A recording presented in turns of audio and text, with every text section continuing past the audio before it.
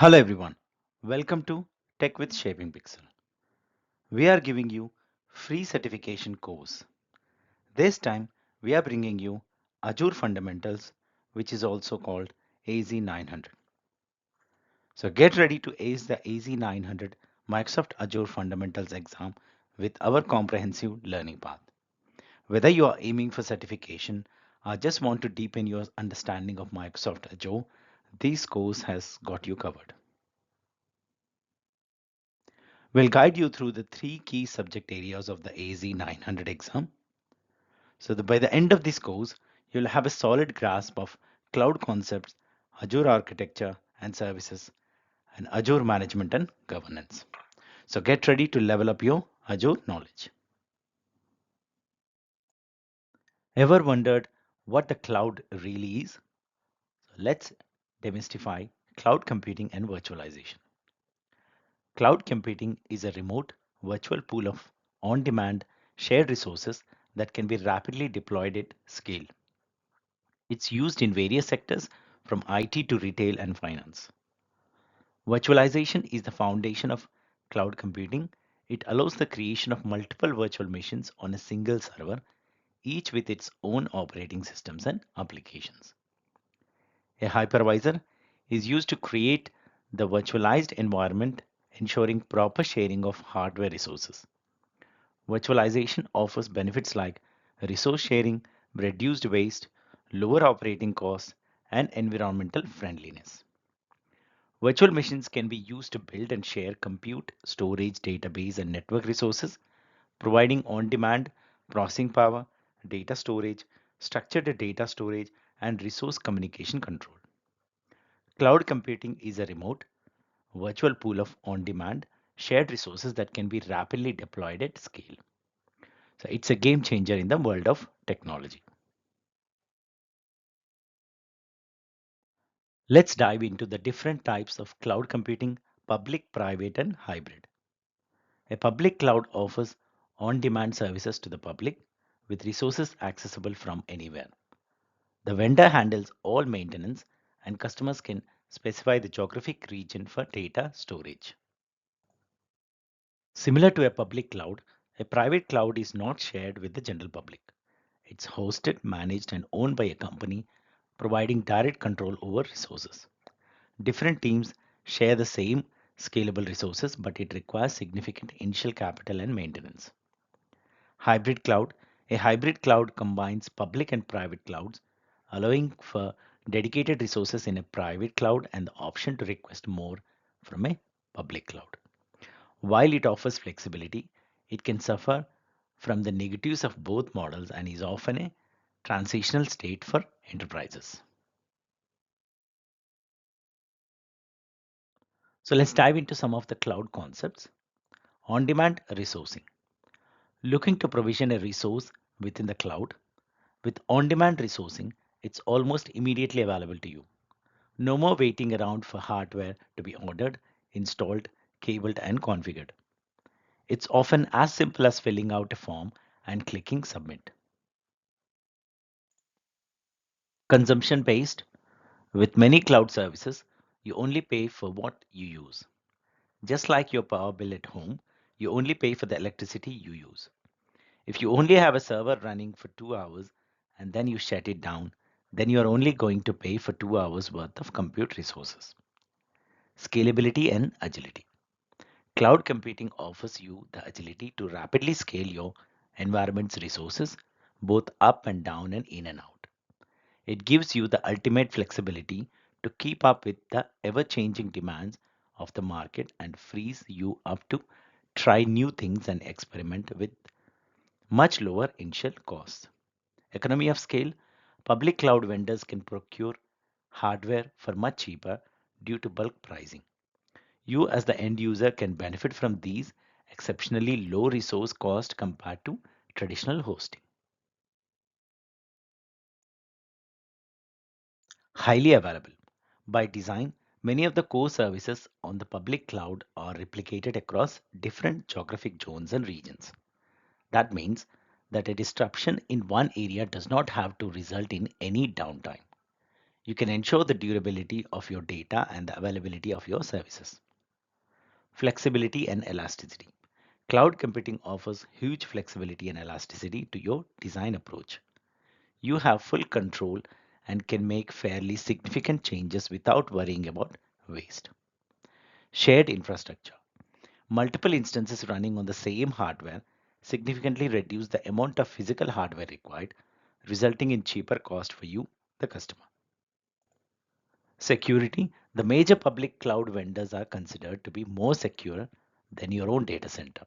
They manage the security of the cloud by securing the data centers, and it's up to you to ensure security in the cloud by correctly leveraging the tools, services, and applications available. So let's try understand the cloud service models: IaaS, PaaS, and SaaS. IaaS, infrastructure as a service, offers the highest level of customization. You can configure your own virtual data center, including the network, virtual machine instances, and more. It feels a lot closer to your traditional on-premises data center. So platform as a service offers a great level of control than SaaS. It provides a simple platform for developers to deploy and run code on without having to worry about maintaining, upgrading, and patching servers.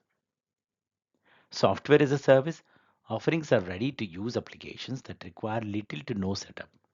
Example including Google Gmail, where users can access the application over the internet without installing anything. These cloud services models cater to different needs, offering varying level of customization and controls. Whether it's IaaS, PaaS, or SaaS, there's a cloud service model for every requirement. So have you ever wondered how cloud computing is used in the real world? So let's dive into some practical use cases that demonstrate the power of the cloud. So for startups, when it comes to startups, the cloud is a perfect fit. It eliminates the need to invest in expensive IT infrastructure and allows for rapid scalability to accommodate sudden growth. For research and development, the cloud offers a cost-effective solution. It enables the creation of prototypes without a hefty initial investments, allowing for better prediction of success or failure. During peak periods, such as the holiday season, the cloud provides on demand resources to handle increased traffic, eliminating the need for ideal hardware. The cloud's resiliency and durability make it an ideal backup solution, offering virtually unlimited storage and quick relocation in the event of a disaster. These are just a few examples of how the cloud is transforming industries. With its scalability, cost effectiveness, and flexibility, the possibilities are endless. What other innovative use cases can you think of? Let's dive into the key differences between public cloud and traditional on-premises data center. So when building and running your own data center, you have a long list of responsibilities. You need to worry about things like picking the right location, ensuring reliable power and internet, and considering physical security, mechanical and electrical infrastructure, and hardware. Now let's look at each of these from the perspective of using the cloud. Public cloud providers have locations all over the globe with stringent security measures and mechanical and electrical infrastructure managed by the vendor. In the public cloud, you no longer have direct access to the network hardware, and all physical networking components have been replaced with virtual components. As you can see, the on-premises data center involves a lot more responsibilities and extra cost. By leveraging the cloud, you can exchange your capital expenditure for operational expenditure, giving your business the agility it needs to stay competitive.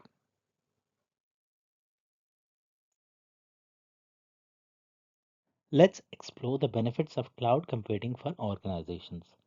On demand resourcing. One of the key advantages of cloud computing is on demand resourcing.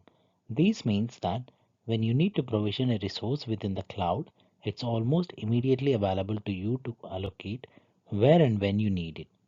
This alleviates the lengthy process of sourcing additional resources for your infrastructure providing almost instant access to a resource that you have selected and configured via a series of options. Scalability. Cloud computing offers the ability to rapidly scale your environment's resources both up and down and in and out depending on your requirements and demand of your applications and services. This is only possible because of the on-demand resourcing of the cloud. Economy of scale. Due to the huge scale of resources public cloud offering provide, you benefit from exceptionally low compute storage and network cost compared to traditional hosting. Public cloud providers can make use of these when buying infrastructure in huge scales, passing on the savings to you. Flexibility and elasticity. Cloud computing offers huge flexibility and elasticity to your design approach, allowing you to deploy different resources and services within minutes or seconds. This flexibility is often coupled with automation, ensuring your infrastructure will always deliver great service to your customers. Utility-based metering. With many cloud services, you only pay for what you use. This means you only pay for resources when you are using them, similar to paying for electricity when you use it. Shared infrastructure. Hosts within the cloud are virtualized, allowing for shared infrastructure, which significantly reduces the amount of physical hardware required, resulting in cheaper cost for you.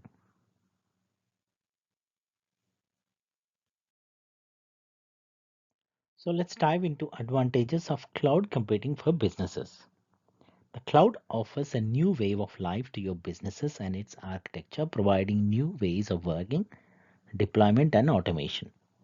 It presents a massive potential within your businesses to innovate and take advantage of new services and technologies.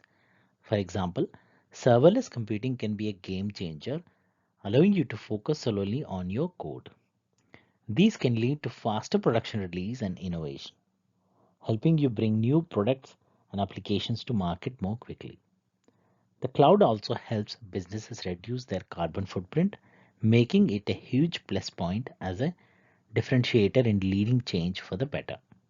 Additionally, it allows for remote working, reducing cost and increasing the scope for talent sourcing. Furthermore, it reduces business risks such as data durability and product risks while making the business more dynamic and efficient. Utilizing the cloud can open up access to data and services for authorized third-party vendors, providing significant benefits and leading to a change in business strategy, making your organization stronger within the market.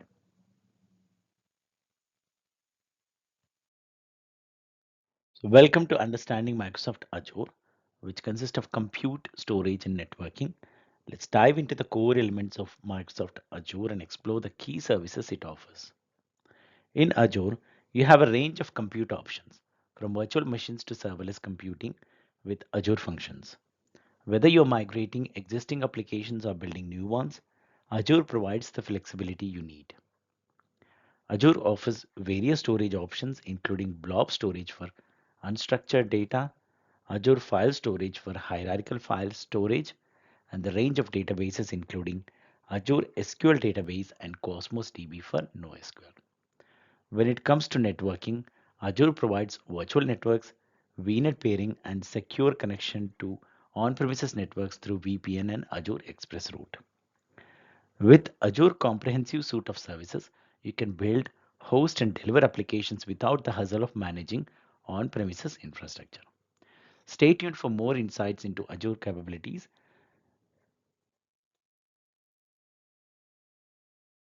Understanding the shared responsibility model is crucial for building and maintaining a highly secure and reliable environment on Azure Cloud.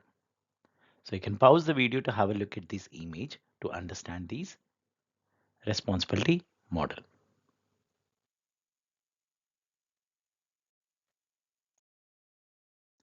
Are you ready to dive into using Azure?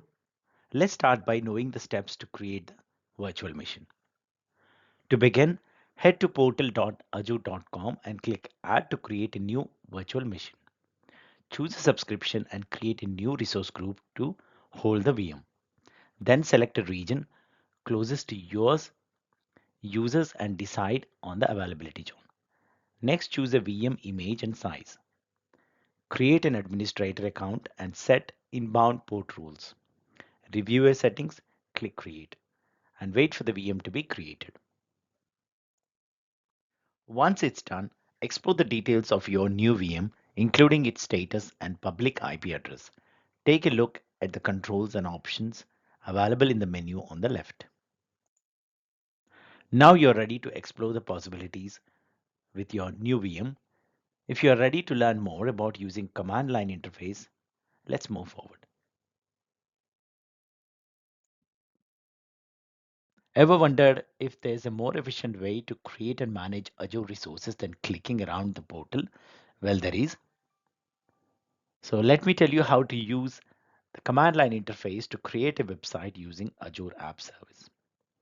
To get started, click on the Cloud Shell icon located on the right of the search bar in the Azure portal. These will open a small virtual machine where you can run Azure commands. Once in the Cloud Shell, switch to the Bash shell for simpler commands. If you're familiar with Linux commands, this will be especially easy for you. Next, download the files for a sample website and create an Azure App Service web app using a single command. It's as simple as that. After deploying the website, ensure it's working by visiting the provided URL. Then to avoid incurring charges, delete the web app using the command provided. And that's it for using the CLI to create and manage Azure resources. Stay tuned for more efficient ways to work with Azure. So let's dive into some of the key concepts in Azure. Virtual machine availability and scalability. Virtual machines have gone from being revolutionary to being a standard part of nearly every organization's infrastructure. Now, containers are the revolutionary technology, but VMs are still very important. Virtual machines give you full control over not only the software that you want to run, but also the operating system. This is especially useful when you are migrating existing servers to the cloud. High availability with availability sets. When you use VMs to run missions, critical applications, you need to architect the solution so that it will keep running even if there's a hardware failure, a system update, or a spike in demand. Microsoft offers a few different services to help with high availability. The first one is called an availability set. An availability set is a group of virtual machines that's designed to handle both planned and unplanned VM downtime. Handling planned and unplanned downtime. To handle planned downtime, an availability set groups its VMs into what are called update domains. Unplanned downtime is handled in a similar way by using fault domains. Each VM is in both an update domain and a fault domain. Azure will distribute your VMs into these domains automatically. Using availability zones. That's where availability zones come in. They're an alternative to availability sets. An availability zone is a physical separate zone within an Azure region. So if one zone goes down, the other zone will likely stay up. Scalability with scale sets. The simplest way to scale is to switch an individual VM to a larger size. There is known as a vertical scaling. Horizontal scaling, on the other hand, is when you scale by adding more VMs. You need to architect your application so it can run across multiple identical machines and create a scale set. Automated scaling and regional scale sets. You can configure a scale set to automatically increase or decrease the number of VMs in it according to rules you define. By default, a scale set is deployed in a single zone. But for the ultimate in availability and scalability, you can deploy a scale set across availability zones.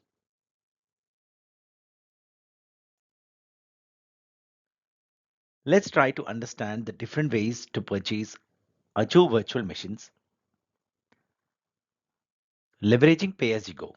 With pay as you go, you pay for your compute capacity by the second, with no long-term commitments or upfront payments. These option provides the flexibility to increase or decrease compute capacity as needed, paying only for what you use. It's recommended for customers who prefer the low cost and flexibility of Azure VMs. Reserved VM instances offer savings of up to 72% compared to pay-as-you-go pricing, making it ideal for applications with steady state usage or for those seeking budget predictability. However, it requires a commitment of at least a year. Spot pricing for unused compute capacity.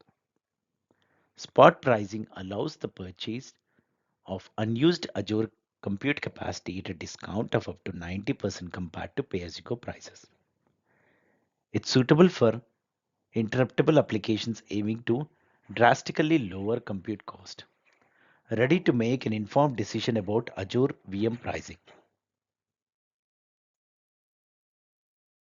Let's explore the world of Microsoft Azure services. From migration tools to identity management, development, IoT, analytics, artificial intelligence, and integration, Microsoft Azure offers a wide range of services to meet your organization needs.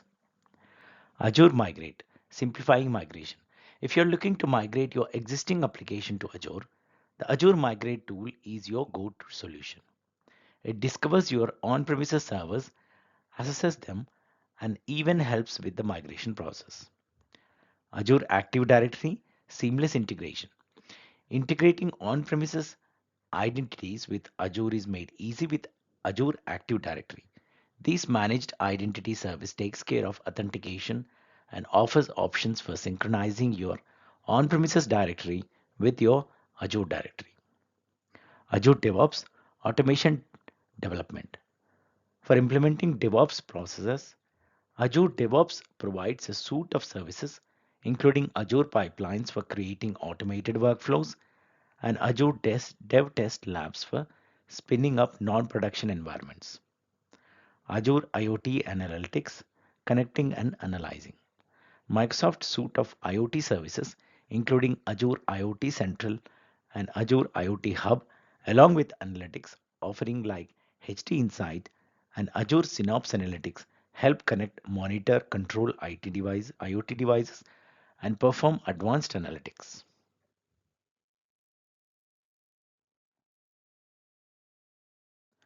Azure AI, harnessing artificial intelligence. Explore the world of artificial intelligence with Azure Cognitive Services, Azure Bot Service, Azure Machine Learning Studio, and Azure Machine Learning Services, offering pre-built AI tools and custom machine learning capabilities.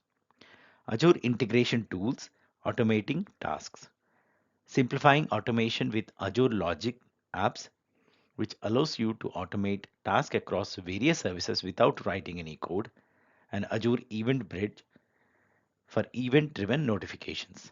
This is just a glimpse of the extension range of Microsoft Azure services. Ready to explore more? Visit the Azure products page on the Azure Marketplace for additional options.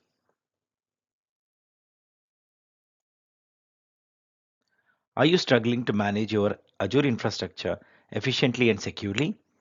Microsoft offers a range of services to help you with these tasks. Let's explore some of the key tools available to you. Azure Monitor. Azure Monitor is one-stop shop for keeping track of what's happening with your Azure resources. It includes a variety of monitoring tools such as application insights and log analytics to help you run complex queries on multiple logs collected from your Azure resources. Service health and backups. Microsoft provides a dashboard called Service Health where you can find out about problems with the Azure platform itself as well as upcoming maintenance events. Additionally, most Azure services have their own built-in backup capabilities, and Azure VMs can be backed up using Azure Backup. Azure Advisor and Security. Azure Advisor suggests ways to improve the performance, availability, and cost efficiency of your applications. It also provides security recommendations sourced from Microsoft Defender for Cloud, formerly known as Azure Security Center. Azure Policy and Automation. You can customize regulatory compliance policies using Azure Policy and automate the deployment of resources using ARM templates and Azure blueprints. With these powerful tools at your disposal, you can effectively manage your Azure infrastructure with confidence.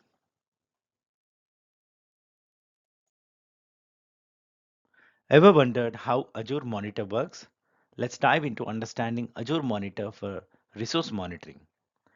Azure Monitor Basics.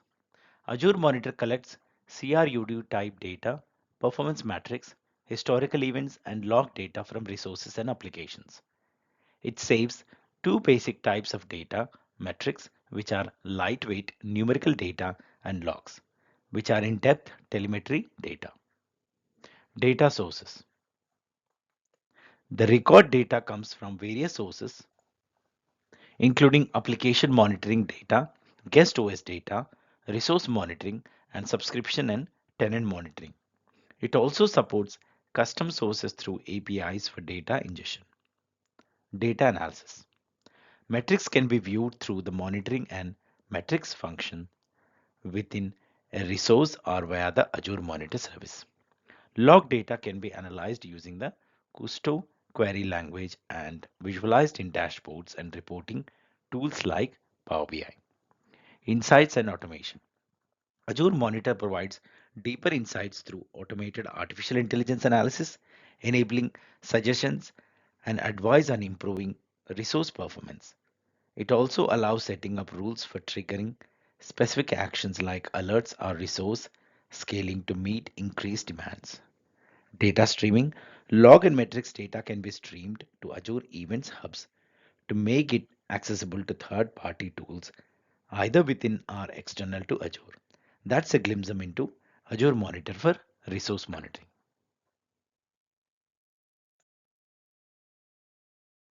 Let's dive into some valuable recommendations from Azure Advisor that can help you save money and maximize your resources. Cost optimization recommendations. Azure Advisor provides essential cost saving measures for virtual machines.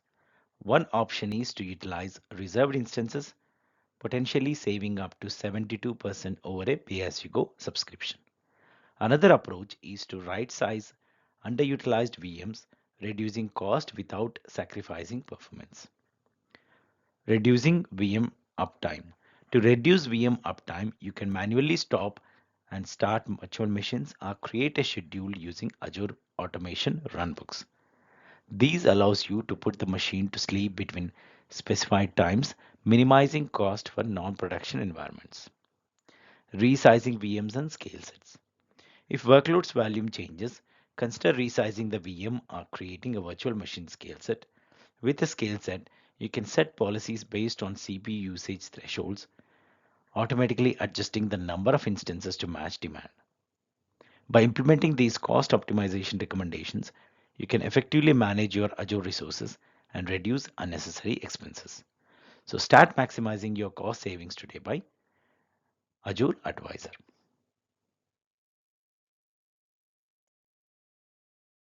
Thinking about hosting a website on Azure? Let's explore the best options available for you. Azure App Service. The most popular way to host a website on Azure is by using Azure App Service.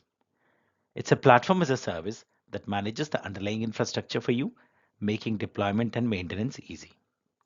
Azure App Service supports a wide variety of programming languages and frameworks, including ASP.NET, ASP.NET Core, Java, Ruby, Node.js, PHP, and Python.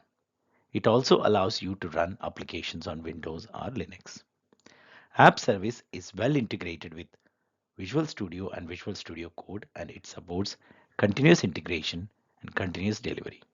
Tools like Azure DevOps, GitHub, and Gitbucket.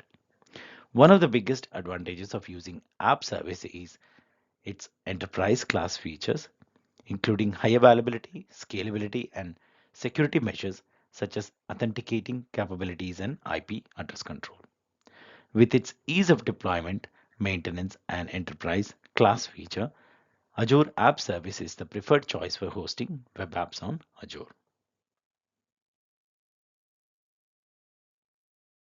Microsoft App Service Plans. Let's dive into understanding Microsoft App Service Plans and Azure Cloud Services. Microsoft offers 6 tiers of app service plans: free, standard, shared, basic, premium, and isolated. Each tier provides different features and capabilities, catering to various development and production needs. Cost saving and best practices. To save cost, consider purchasing separate plans for development and production environments. Utilize the auto scale feature for automating scaling based on workload metrics. Also take advantage of discounted Azure pricing for Visual Studio subscribers. Azure Cloud Services. Azure Cloud Services offers more control over virtual machines and the ability to deploy web and worker roles. Like app service plans, cloud service plans are available in different tiers, allowing you to choose the best plan for your application's demand.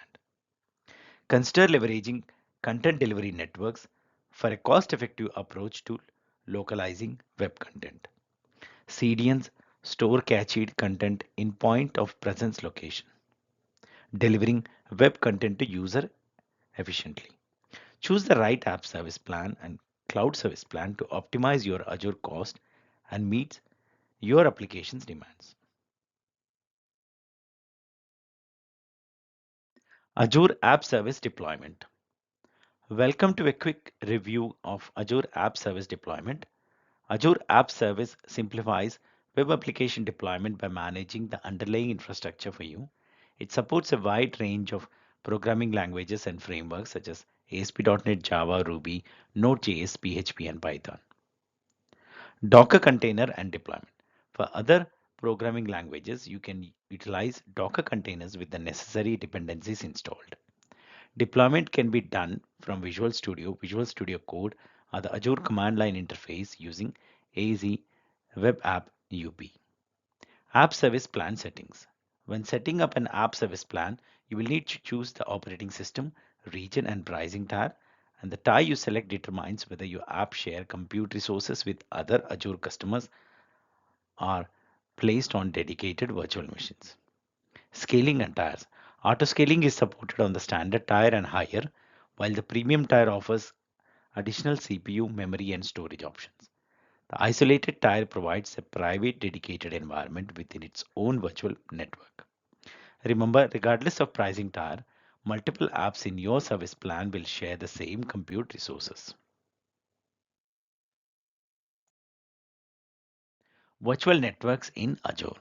Ever wonder how virtual networks work in Azure? Let's dive in. Azure's equivalent of a local area network is called a Azure Virtual Network, a VNet.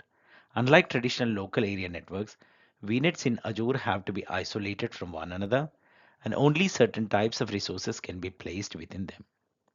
When creating a VNet, you will need to specify its IP addresses space, subnets, name, subscription, and region. The IP address space determines the pool of addresses available for resources within the VNet, and subnets are used to logically group resources and apply different security rules. Resources within different subnets can still communicate with each other. The Azure provides default routes for internal communication and internet access. Additionally, there are options for custom routes and name resolution services, including Azure Provide Name Resolution, Azure DNS Private Zones, and using your own DNS server. And that's a quick overview of Azure Virtual Networks. Ready to explore more? Stay tuned. Are you looking to connect your Azure Virtual Network to a resource outside of it? Let's explore the best ways to do that. To connect your Azure Virtual Network to another one, consider using VNet pairing. These allows resources to communicate as if they were on the same network, and it's faster and more secure than setting up an internet connection between the two. If you want to connect your VNet to an on-premises network, you can use a VPN or Azure Express route. A VPN traverses the internet, while Express route is a direct connection between your on-premises network and Azure. For VPN connections, you can choose between site to site and point to site connections depending on your needs. Side-to-side connections are ideal for multiple devices in the same location, while point-to-side connections are suitable for individual devices like mobile phones. When setting up a VPN connection, it's important to choose the right routing. Based route-based routing is the recommended option, especially for point-to-side connections. If you need more bandwidth on a connection that doesn't go over the internet, consider setting up a direct connection using Azure Express Route. There are different options based on your IT infrastructure location, and that's how you can efficiently connect your Azure virtual network to other networks. Welcome to Understanding Site to Site VPNs. We are diving into the world of site to site VPNs, exploring what they are, why they are used, and how to deploy one. A site to site VPN gateway is used to connect an on premises network to an Azure virtual network, establishing an IPsec or IKE VPN tunnel between the two. This type of connection requires a VPN device deployed on premises with a public IP address assigned to it. To deploy a site to site VPN connection, you start by creating the Azure virtual network, followed by creation of a gateway subnet and a VPN gateway. After creating the VPN gateway, you proceed to create the local network gateway representing the on-prem endpoint of the VPN connection.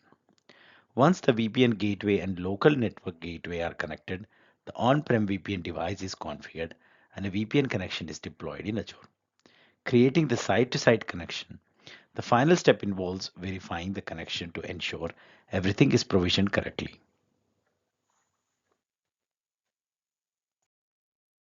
Welcome to an introduction to point-to-site VPN.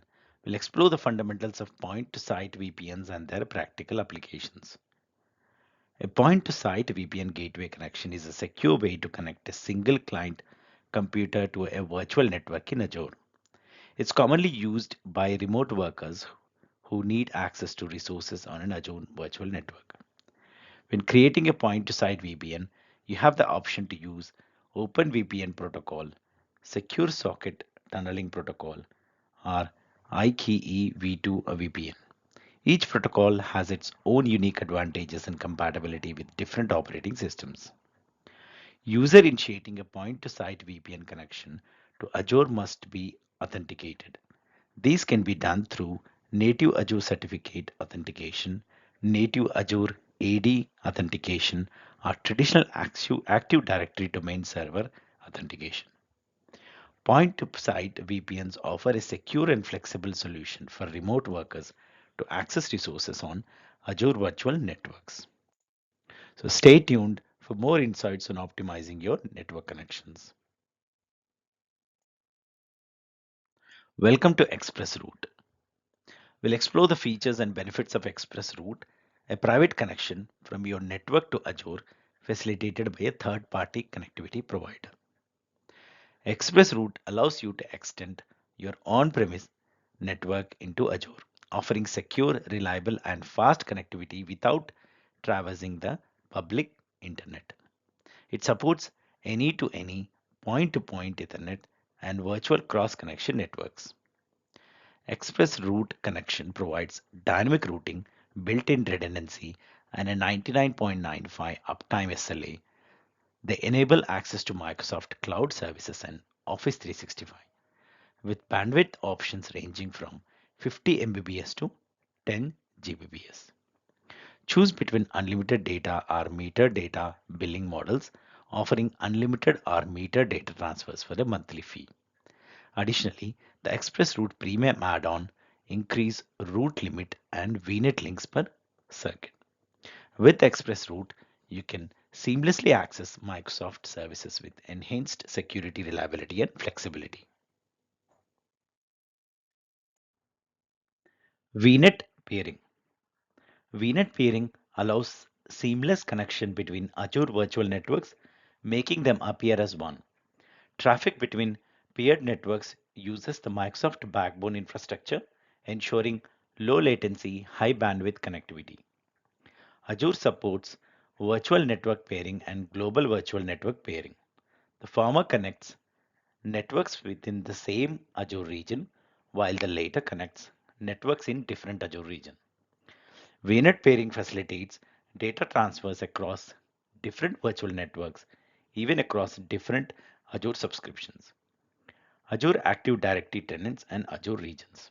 It also allows connection between networks created through different deployment models. Pairing ensures private traffic between networks without the need for public internet gateways or encryption. It also maintains low network latency and allows the application of network security groups for added control. Introducing private endpoints in Azure. Private endpoints provide a secure way to connect Azure resources like SQL database instances and storage containers to a virtual network. They offer a private IP address within the VNet connecting to resources outside of it. By using private endpoints, you can avoid the security risk of public endpoints as they are exposed to the internet. This solution allows you to disable public access and access resources only through the Microsoft Backbone network from your VNet. To set up a private endpoint, you configure it within a specific subnet in your VNet and then configure its target resource. For example, you can create a private endpoint for a SQL database instance and configure its connectivity method to private endpoint. Private endpoints are not limited to just one VNet. They can also be used when connecting other networks to a VNet, such as peered VNets or on-premises environments. And that's the power of private endpoints in Azure networking. Let's dive into the world of Azure load balancers. Let's explore what they are and how they can benefit your applications. Azure load balancers distribute incoming network traffic across multiple backend resources, such as virtual machines in a backend pool or instances in a virtual machine scale set. They operate at the transport layer, serving as the single point of access for applications running on VMs or scale sets. There are two types of Azure load balancers, public and internal. Public load balancers handle incoming internet traffic, while internal load balancers are used for traffic within an Azure virtual network or from a connected on-prem network. When deploying a load balancer, you have the choice of two SKUs, basic and standard. The standard load balancer offers more scalability and security features compared to the basic load balancer. Load balancers are commonly used to increase application availability and provide outbound connectivity for VMs. The standard load balancer, built upon the zero trust model, is inherently secure and recommended by Microsoft for its advanced security features. So, whether it's enhancing availability or strengthening security, Azure load balancers have got you covered. So, let's dive into the world of load balancer components. Let's explore the key elements that make up an Azure load balancer. The front-end IP is the point of contact for clients, whether it's a private or public IP address. It's the entry point for accessing load balanced applications and can even have multiple IP addresses assigned to it. The backend pool is a collection of VMs or VM instance configured to handle incoming requests. The load balancer automatically adjusts to changes in the backend pool, ensuring efficient traffic distribution. Health probes determine the status of instances in the backend pool, ensuring that only healthy instances receive traffic. They play a crucial role in maintaining the load balancer's performance. Load balancing rules dictate how inbound traffic is distributed across backend pool instances. They are essential for optimizing the distribution of traffic, such as routing HTTP traffic to the appropriate backend instances. High availability ports, inbound NAT rules, and outbound rules. These components play a vital role in ensuring seamless and efficient traffic management, from high availability port configurations to forwarding inbound traffic and providing outbound communication to the internet for instances within the backend pool. Introducing Azure Application Gateway. Azure Application Gateway uses HTTP attributes for routing decisions, such as URI path and host headers. These allow for precise traffic routing based on specific criteria. At layer 7 of the OSI model, the gateway can route traffic to the correct server pool based on URL paths such as images or videos. The gateway offers SSL termination, autoscaling, web application firewall, and zone redundancy for efficient traffic management and security. Azure Application Gateway provides advanced routing capabilities and essential features for load balancing web traffic to web applications.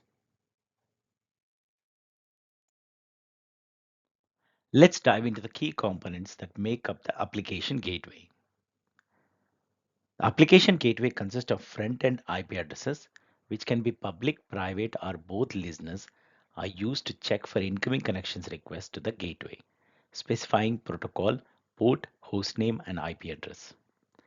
Request routing rules determine how to route traffic on the listeners, forwarding requests to the backend.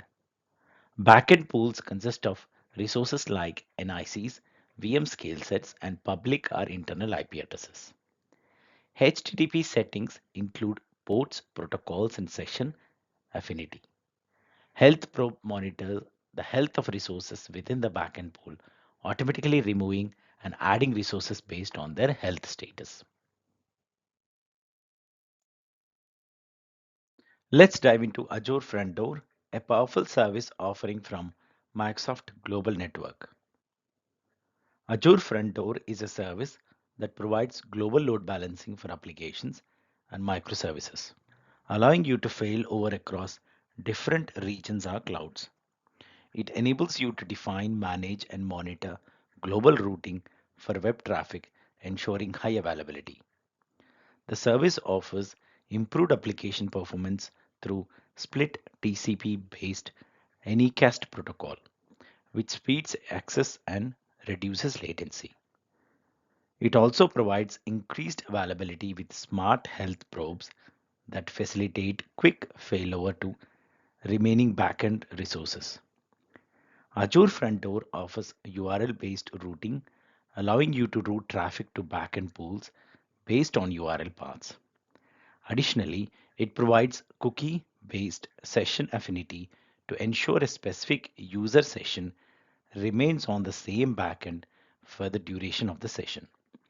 With features like TLS termination, custom domain support, and URL redirection, Azure Front Door offers a comprehensive solution for global load balancing and routing.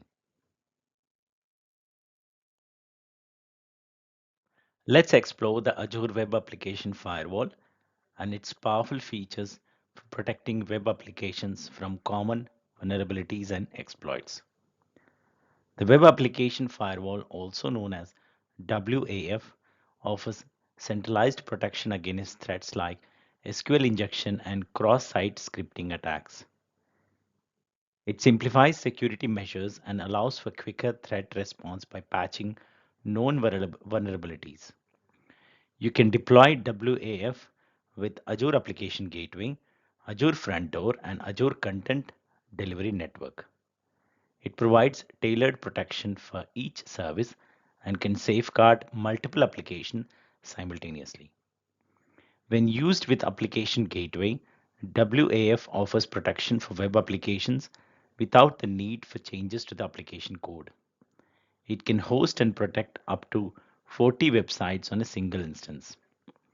WAF, when used with Azure Front Door, provides centralized protection against web threats at edge locations around the world, preventing attacks before they enter your virtual network. With Azure Content Delivery Network, WAF can protect web content itself, mitigating malicious attacks closer to their sources. So, WAF is a versatile solution designed to protect against various web threats, and it can be seamlessly integrated with different Azure services. Azure Traffic Manager. Let's explore the key features and benefits of Azure Traffic Manager. Azure Traffic Manager is a unique load balancer that uses DNS to distribute traffic.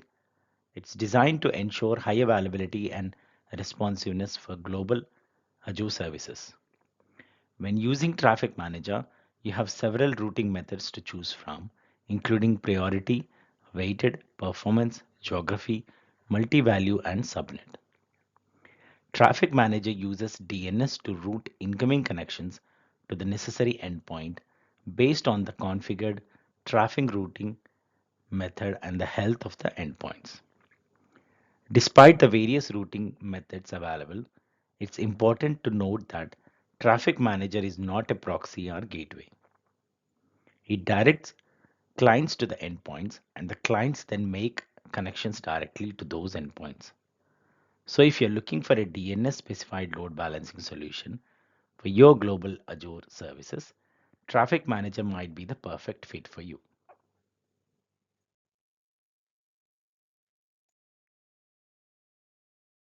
Welcome to an overview of Azure Data Services, where we will explore a range of tools designed to help you work with data in innovative ways. First up is Microsoft Purview, a powerful tool that acts as an index to all your data sources, making it easier to discover and understand your data. By registering data services in the catalog, users can search for and find the information they need using the Purview governance portal. Next, let's talk about Azure Data Lake Storage and Data Warehouses. Data warehouses are ideal for business reporting, while data lakes are perfect for data analytics and exploration. Azure Data Lake Storage, built on Azure Blob Storage, is compatible with Hadoop and Spark, making it a modern data lake solution. Azure Synapse Analytics offers a unique mix of data warehouses and data lake capabilities. Whether you need a data warehouse or a data lake, Synapse Analytics has you covered. Plus, with services like Azure Databricks and Azure HD Insights, you can harness the power of Spark for data analytics. To automate data movement and transformation, Azure Data Factory is the go-to tool. It can even automate machine learning jobs. And for creating data models and browsing large amounts of data faster, there's Azure Analysis Services. Let's understand the difference between data warehouses, data lakes, and Azure Synapse Analytics. Data warehouses are designed for reporting and use SQL for querying structured relational tables. On the other hand, data lakes are for big data analytics using Apache Spark to process structured and unstructured data. Azure Synapse Analytics is a new service that combines data warehouses and data lakes. It offers dedicated SQL pools for data warehouses and Spark pools for data lakes. You can build pipelines in Synapse Analytics using code or a no-code approach. The code method involves creating a workspace, linked services, and notebooks, while the no-code method uses data flows for graphical representation of activities. Be cautious with Spark and SQL pools to avoid unnecessary cost. Consider enabling auto scale and auto pause for Spark pools and understand the differences between dedicated and serverless SQL pools for cost effective usage.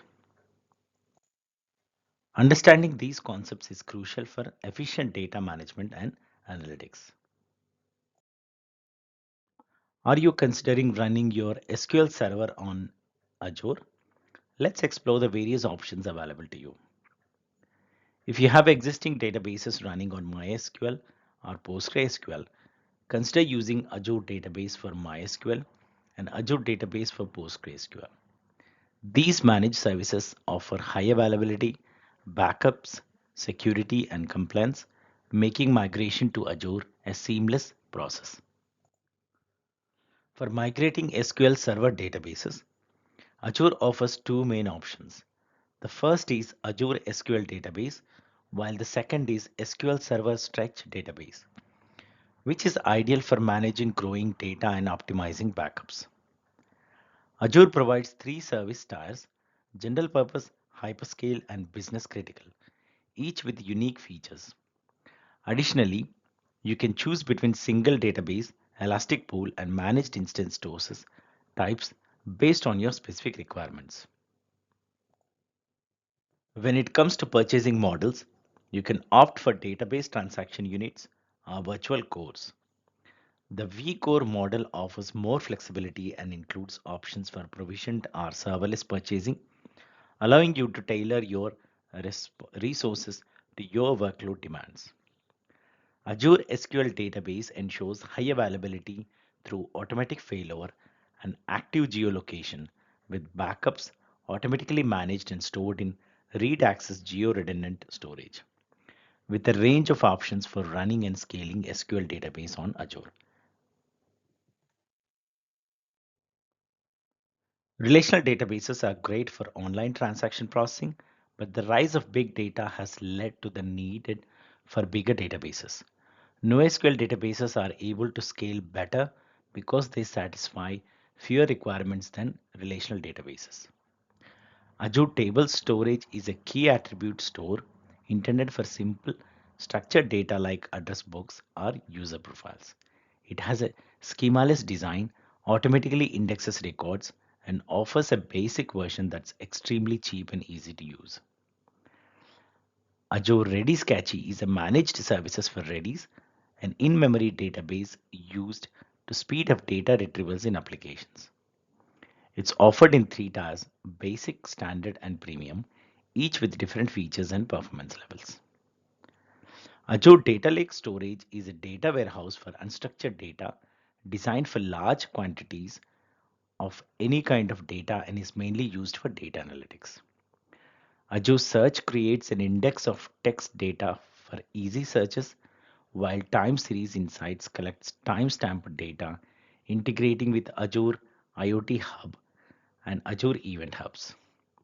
Azure offers a variety of NoSQL data stores, each with unique features and purpose, catering to different data storage and retrieval needs.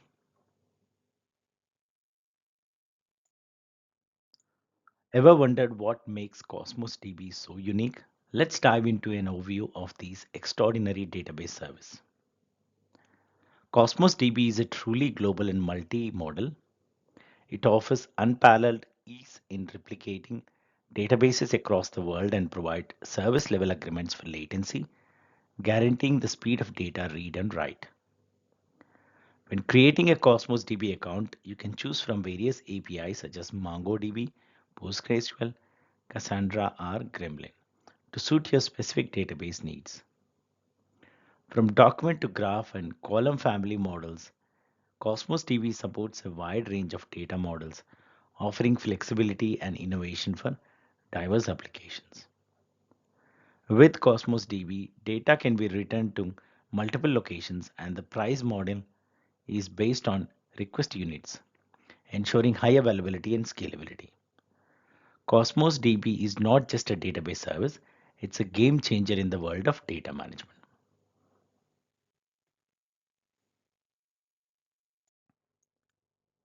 Overview of Azure HT Insight. Azure HT Insight is a fully managed open source analytics service designed for big data analysis.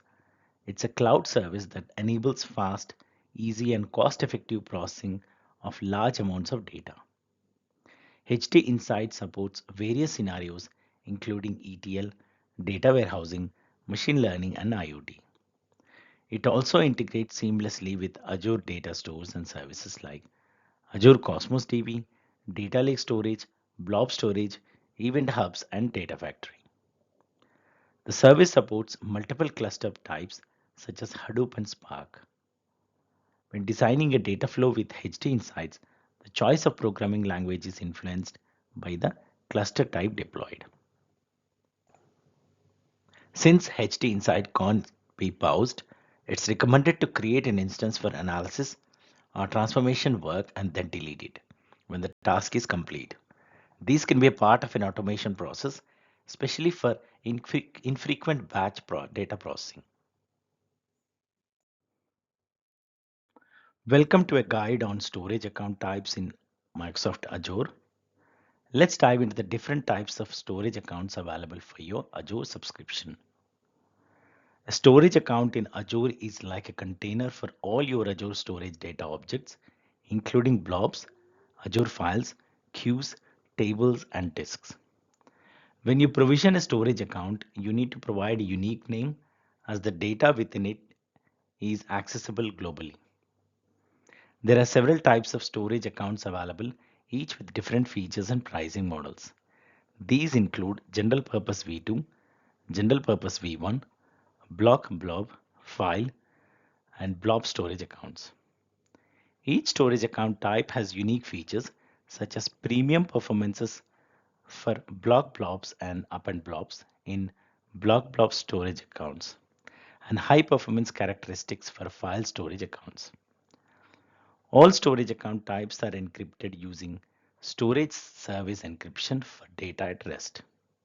Additionally, zone redundant storage and geo zone redundant storage are available for specific storage account types in certain regions.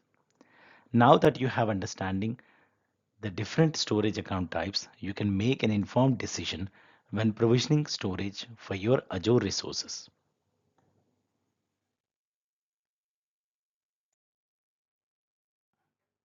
Let's dive into the world of Azure Blob Storage. This object storage solution in Azure is perfect for hosting massive amounts of unstructured data, including images, documents, video, audio, log files, backup data, and more. Why use blob storage? Blob storage is ideal for serving up images and documents on a website, streaming video or audio, storing log files, backup data, archive data, and data for analysis. It's a versatile solution for a wide range of data storage needs. Accessing objects in blob storage is easy. You can use HTTP or HTTPS, the Azure Storage REST API, Azure PowerShell, Azure CLI, or an Azure Storage Client library like Java, PHP, or .NET. When discussing blob storage, familiarize yourself with storage accounts, containers, and blobs. Storage accounts create a unique namespace. Containers organize blobs. And there are three types of blobs: block blobs, append blobs, and page blobs.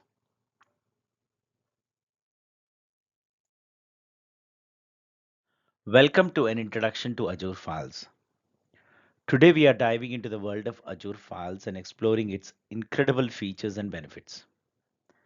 Azure Files is a fully managed solution that provides cloud-based file shares accessible via the industry standard Server Message Block Protocol or SMB.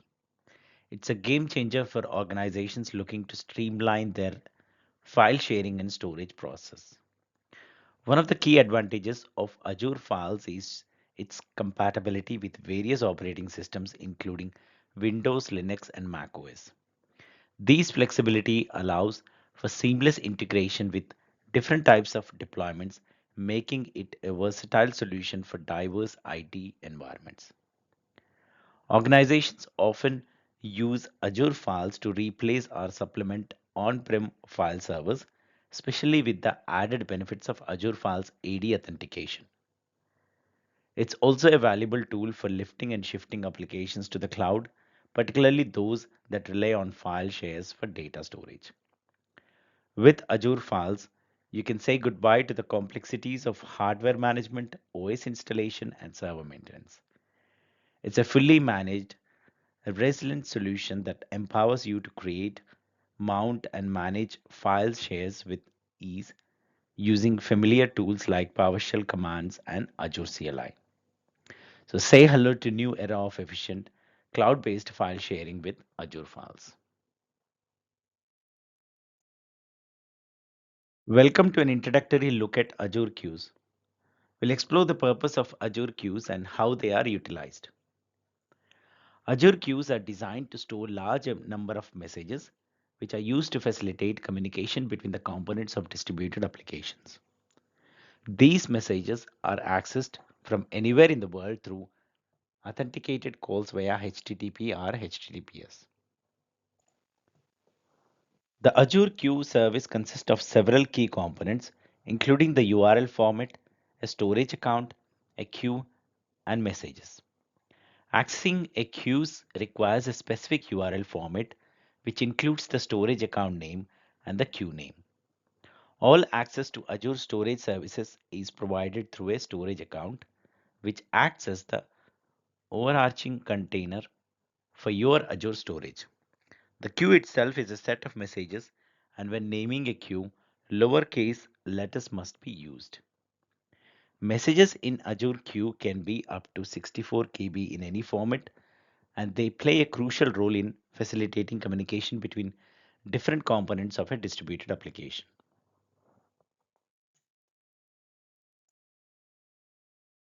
Welcome to an introduction to Azure Table Storage. We'll explore what Azure Table Storage is and its practical applications. Azure Table Storage is a service by Microsoft for storing structured NoSQL data in the cloud. It offers a schema-less design, allowing for flexible data storage without rigid schema constraints. Organizations use table storage for storing user data for web applications, address books, or device information. It's ideal for scenarios requiring the storage of large amounts of structured, non relational data, such as terabytes of data for web scale applications. Azure Table Storage consists of storage accounts, tables, entities, and properties. Each entity can be up to 1 MB in size and can include up to 252 properties. The URL format for accessing Azure Table Storage is displayed on your screen. Leverage Azure's table storage to store and query massive sets of structured non-relational data. It's a powerful tool for organizations needing flexible and scalable data storage solutions.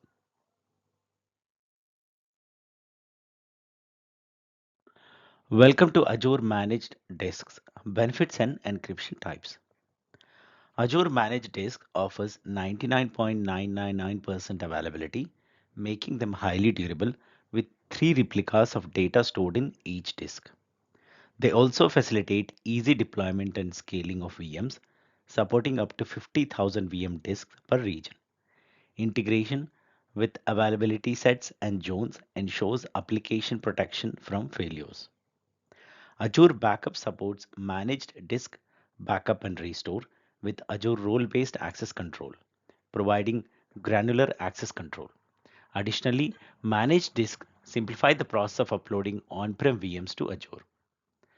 There are two encryption options, server-side encryption and Azure Disk Encryption. SSE provides encryption at rest by default, while ADE encryption OS and data disk using BitLocker for Windows VMs and dmcrypt for Linux VMs. In Azure, there are three disk rules, data disk, OS disk, and temporary disks. Data disk stores applications and have a max capacity of 32 terabytes, while OS disk hosts the VM's operating system with a max capacity of 4 terabytes. Temporary disks are not intended for important data storage and are often lost during maintenance events. Azure Managed Disk offers unparalleled benefits and encryption options, making them a robust choice for your virtual machine storage needs.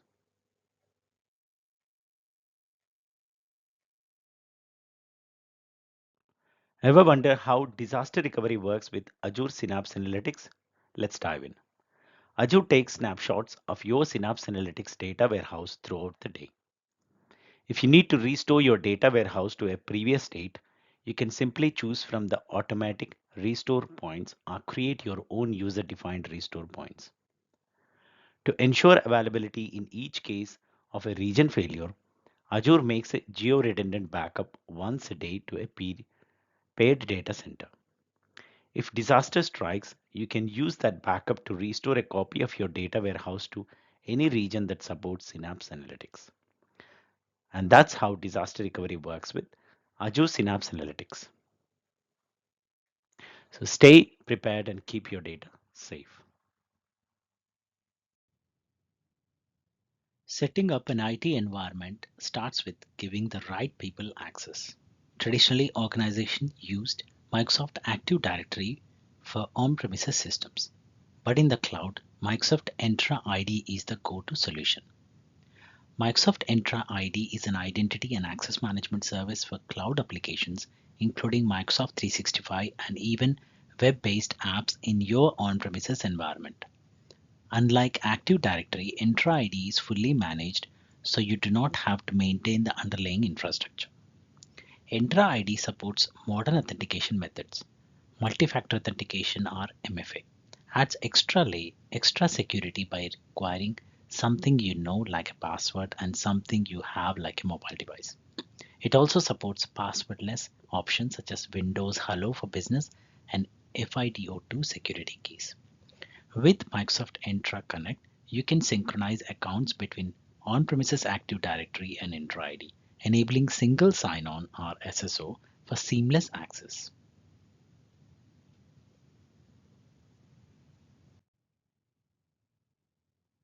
Each Azure subscription gets its own Entra ID tenant, keeping users, groups, and apps organized. Dynamic membership rules helps keep groups up to date automatically as users join or leave. Upgrading to Entra ID Premium unlocks conditional access, letting you set rules based on device location or app and enforce security standards across your organization. Let's dive into key features of Entra ID. Microsoft Entra ID is a powerful, feature rich service designed to help organizations protect their digital identities and resources. Let's explore some of its most important features. With cyber threats constantly evolving, Microsoft Entra ID offers identity protection. This feature uses automated risk detection to spot suspicious activities like logins from anonymous IP addresses or unexpected locations and attacks such as password spray. When risky logins are detected, identity protection can automatically require multi-factor authentication or block access. Alternatively, organizations can investigate risky risks manually or export data to their own security information and event management system, often called a SIEM. Protecting administrator accounts is crucial.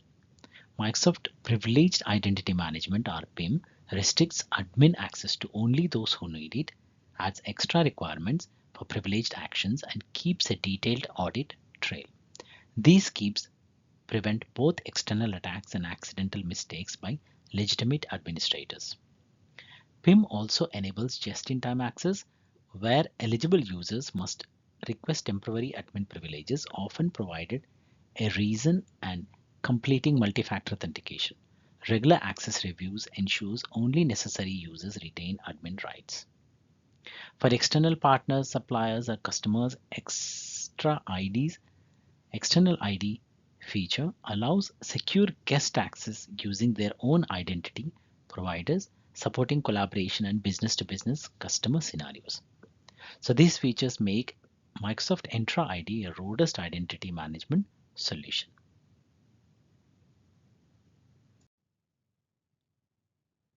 So migrating on-premises applications to Azure can be a game changer for organizations, but it comes with its own set of challenges, especially when dealing with legacy authentication protocols like NTLM and Kerberos. Many existing applications rely on older authentication methods, which can complicate a move to the cloud. One option is to have Azure users authenticate directly to your own on-premises Active Directory, but this approach can undermine the benefits of migrating to Azure. Another solution is to run Active Directory domain controllers in Azure and replicate them. Microsoft Entra Domain Services supports legacy authentication protocols as well as applications that use LDAP or Lightweight Directory Access Protocol. It also allows organizations to join Windows 10 computers to domains and apply group policies, ensuring consistent security setting across devices. If you're planning to migrate applications or domain controllers to Azure, Microsoft Entra Domain Service is a strong option to consider.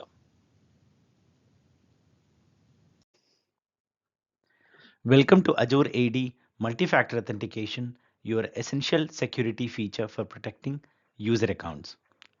Azure AD MFA requires users to provide additional forms of identification during the sign-in process, beyond just a password. This significantly enhances the security of user accounts, making it much more difficult for attackers to gain unauthorized access. Users can choose from several available verification methods, including biometrics like a fingerprint or face scan, a trusted device like a phone or a hardware key, or something you know like a password. The system is flexible, allowing users to select from options like Microsoft Authenticator, Windows Hello for Business, FIDO2 security key, OAuth tokens, SMS, and voice calls. By leveraging Azure AD organizations can significantly enhance their security posture and protect their resources from unauthorized access.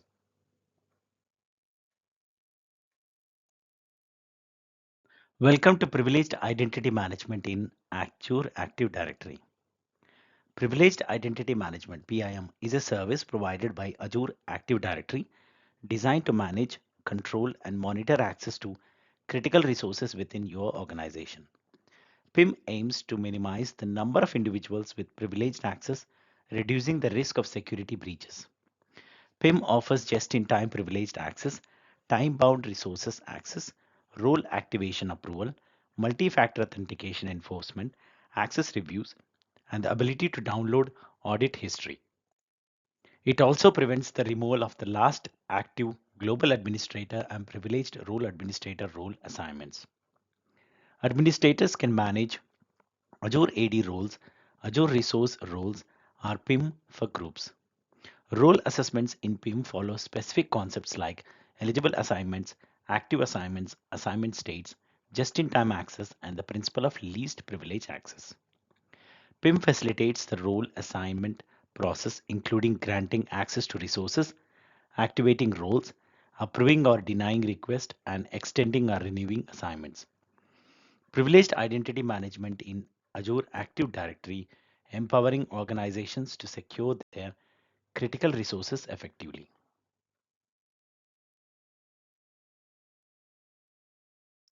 Welcome to Azure Identity Protection. We'll dive into what it is and what it does. Azure Identity Protection automatically detects identity-based risk and help automate remediation. It can identify various identity-centric risks and forward signals to other Azure services like conditional access. When a risk is detected, automatic remediation action can be triggered, such as multi-factor authentication or password resets. Additionally, three reports, risky user, risky sign-ins, and risk detections, assist in investigating detections. Risks are categorized into low, medium, and high tiers, each representing a different confidence level. High risk categorization demands immediate action due to the high confidence level. To access Azure Identity Protection, specific roles like security reader, operator, or administrators are required. Additionally, meaningful use of Azure Identity Protection necessitates an Azure AD Premium P2 license. Welcome to Zero Trust and Defense in Depth on Azure. Zero Trust means not trusting anyone, regardless of their location. Microsoft uses three principles for Zero Trust architecture. Verify explicitly. Verify user identity and access permissions based on all relevant data points, including device location and behavior. Used least privilege access. Only grant the minimum level of access needed for a specific task, limiting the risk of overexposure. Assume breach. Design your architecture to limit the damage caused by an attack, controlling access for each element of your infrastructure. By implementing these principles, you can enhance your organization's security and minimize the risk of potential breaches. Protecting your Azure infrastructure with a zero trust philosophy and defense in depth is crucial for safeguarding your data. Let's explore the layers of protection and how they can be secured in Azure. First, there's the physical security maintained by Microsoft at its data centers. Then, identity and access provided by Azure Active Directory and role based access control. Next, perimeter security, including Azure DDoS defense against denial of service attacks.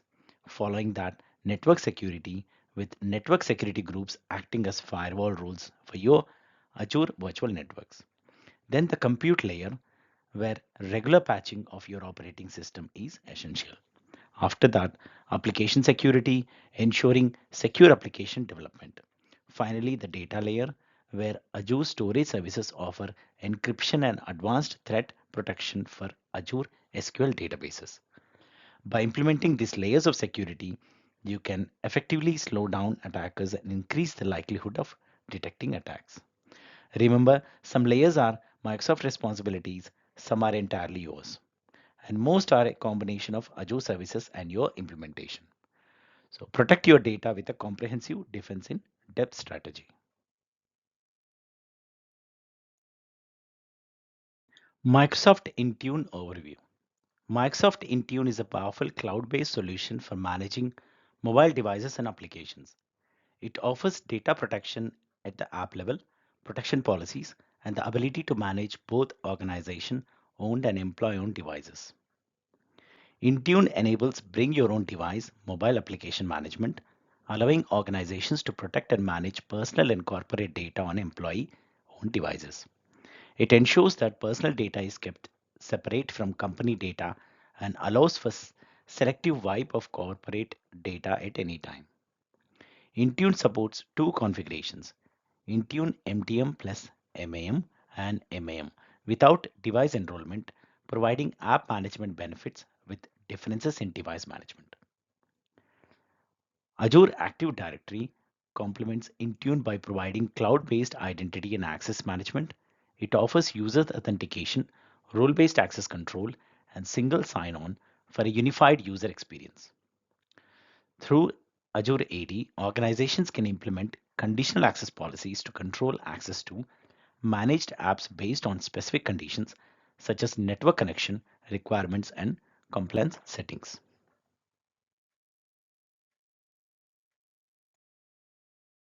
Total cost of ownership calculator and pricing calculator. Are you considering migrating to Azure and want to understand the potential cost savings? The total cost of ownership calculator can help with that.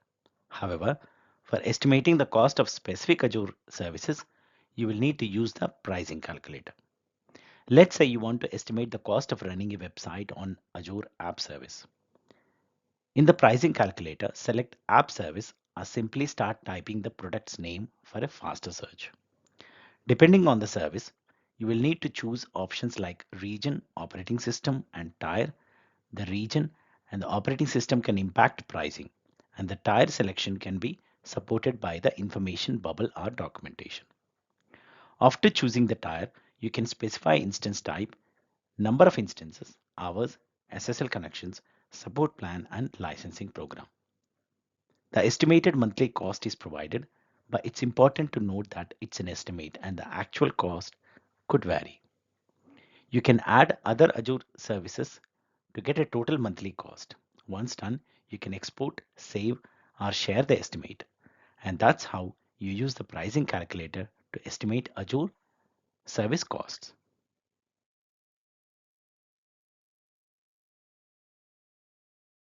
Are you looking to optimize your Azure costs? Let's explore some key factors that can affect your Azure expenses. The region where your Azure resources are hosted can significantly impact costs. For instance, using a region closer to you may be more cost effective, but some services can be twice as expensive in certain regions. Consider the cost of transferring data to and from Azure resources. Ingress traffic is free, but egress traffic, especially to other regions or outside the Azure network, may incur costs. Purchasing reserved capacity for long-term use or leveraging the Azure hybrid benefit with existing license can lead to substantial cost savings.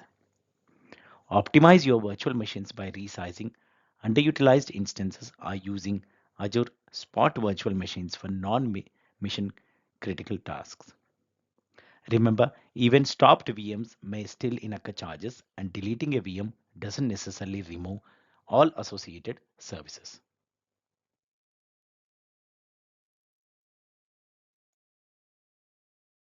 So looking to take control of your costs on Azure, Azure Cost Management is the place to do. It offers four key features: cost analysis, budget, alerts, and recommendations. The cost analysis module allows you to delve into your costs, breaking them down by service, region, and subscription. It provides visual representation of your data in charts and tables, making analysis easier. Plus, it forecasts your future spending based on your current usage. Create a budget and set alarms to keep your cost in check. Easily specify your expected monthly spendings and receive alerts as you approach your budgeted amount. You can even set alarms based on forecasted spending. For larger organizations, Azure offers management groups, subscriptions, and resource groups to help track costs separately. These allows you to apply cost analysis, budgets, and alerts at different levels of the hierarchy. Don't forget about tags. By applying the same tag to multiple Azure resources, you can track the total cost of those resources in Azure Cost Management. And that's a wrap for this lesson on controlling your cost with Azure Cost Management.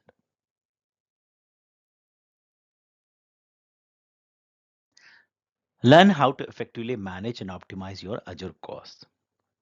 Compare your current workloads cost with Azure using a wide range of factors, including real estate, electricity, and IT labor costs. Understand the different types of subscriptions: free, pay as you go, and member offers, and how to link them to a billing account. Explore the three options for purchasing Azure subscriptions: Web Direct, Enterprise Agreement, and Cloud Solution Provider.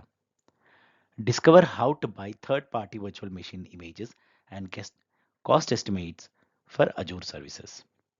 Learn about cost-saving strategies such as reducing cost by running applications in less expensive regions, purchasing reserved instances, and utilizing the Azure hybrid benefits.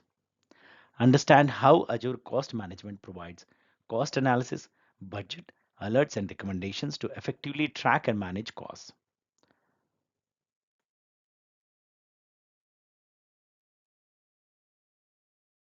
AWS support plans.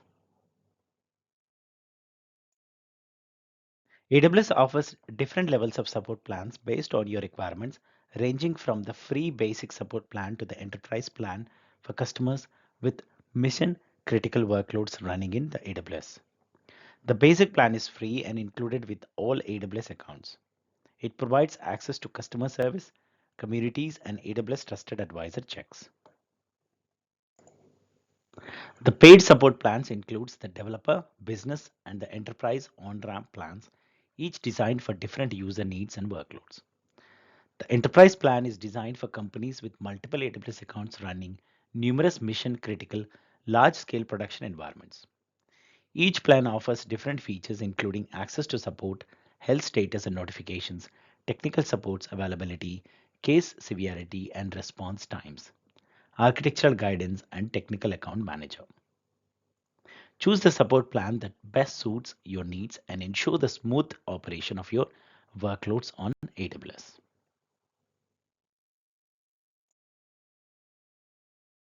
You can pause the video to look at the different support plans and their offerings. AWS Knowledge Center. Access a consolidated set of support resources, including frequently asked questions, videos, and prospective guidance for AWS services. Leverage a global team of experts and solution architects for deep technical knowledge and assistance with AWS cloud projects.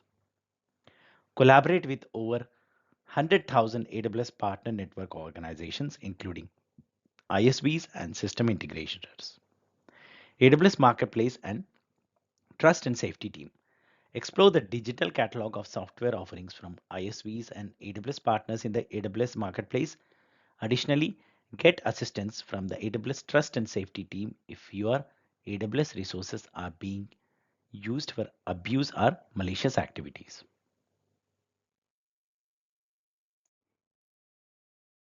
Azure API Management, provided by Microsoft, is the ultimate solution for creating, publishing, managing, and securing APIs.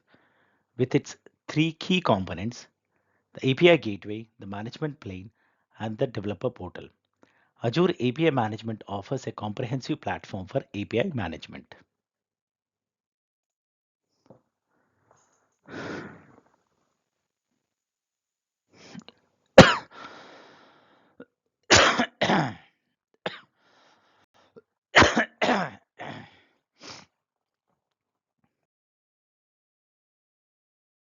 Let's dive into Azure DevOps and Dev Test Labs, two powerful tools from Microsoft that can revolutionize the way you build, test, and release application updates.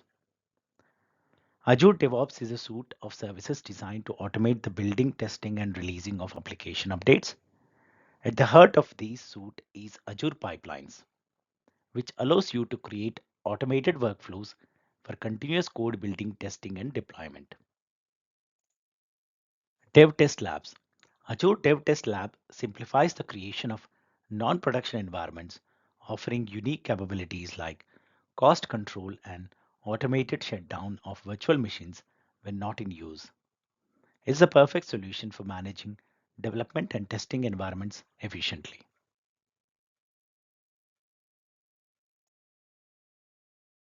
Looking to boost your application's responsiveness? Meet Azure Content Delivery Network (CDN). Azure CDN catches your most frequently accessed content in locations around the world, ensuring that end users retrieve it from the closest point on the network. This means your web applications will feel more like local applications. By leveraging Microsoft's extensive global network, Azure CDN is a game changer for optimizing application performance.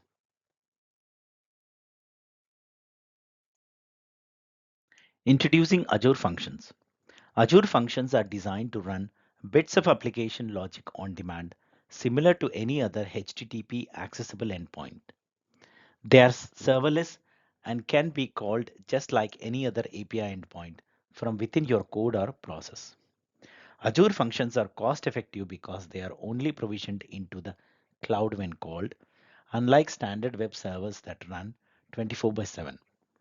These on demand model results in lower operational costs. Azure functions are especially useful for responding to events such as data operations, timers, and HTTP requests. They connect to data stores and resources through bindings, which provide input data and receive results. Azure functions are typically stateless, meaning they are provisioned into the cloud when needed and deprovisioned immediately afterwards. However, there is an extension called durable functions that allow for state management and coordination. Introducing Microsoft Sentinel. Microsoft Sentinel is a cloud-based SIEM solution providing advanced intelligent tools to secure cloud and on-premises resources. It collects data at scale, detects threats in real time using artificial intelligence, and offers a threat response solution for security teams.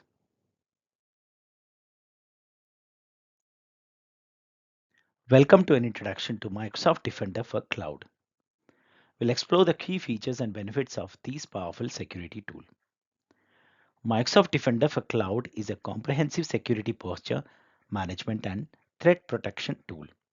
It's designed to safeguard workloads from threats, track security posture, and streamline security management across Azure, hybrid, and multi-cloud environments.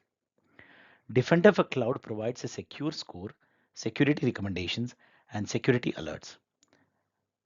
The secure score offers on at a glance view of your security posture, while the security recommendation guide you in a hardening your resources. Security alerts notify you of any identified threats and can be streamed to SIEM and SOAR solutions. Explore the various workload protection features, including Microsoft Defender for servers, storage, SQL, containers, app service, key vault, resource manager, DNS, and open source relational databases. With its robust security features and comprehensive protection, Microsoft Defender for Cloud is an essential tool for securing your cloud workloads. Congratulations on reaching this point in your learning journey. As you prepare for the Microsoft AZ900 exam, there are some additional topics to keep in mind that weren't covered till now. Let's dive into these briefly. Azure region and geographies. Microsoft Azure regions are grouped into geographies, each meeting specific data residency and compliance requirements. For example, the UK geography contains two regions, UK South and UK West, which are paired for recovery during outages. Resource groups and tags. Resource groups organize related resources and tags are labels for management purposes. Remember, resources don't need to be in the same region as the resource group they are in, and tags applied to a resource group don't get inherited by the resources in it. Resource locks and Azure policy. Resource locks prevent accidental modification or deletions, while Azure policy helps enforce governance policies. You can even group policies into initiatives for easier management. Trust Center and Service Trust Portal. Microsoft provides extensive resources on security, privacy, compliance, and trust through the Trust Center and Service Trust Portal. These are essential for understanding how Microsoft handles its side of the arrangement.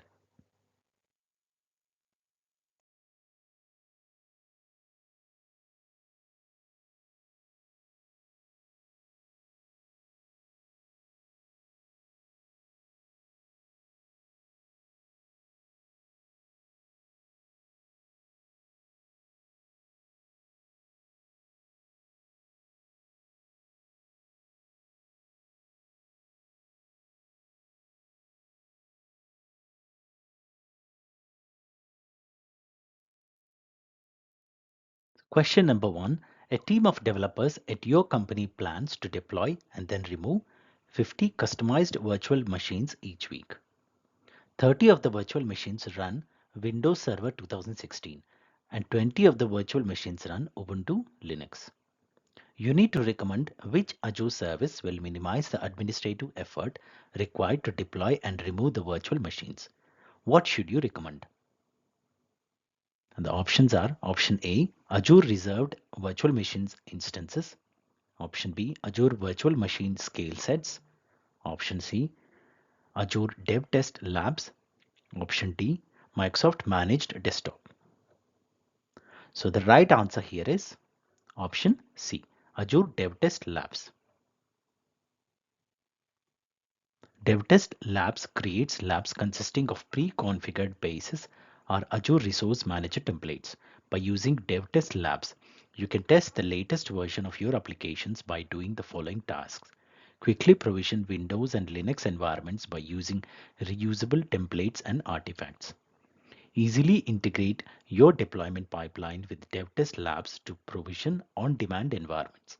Scale up your load testing by provisioning multi-test agents and create pre-provisioned environments for training and demos.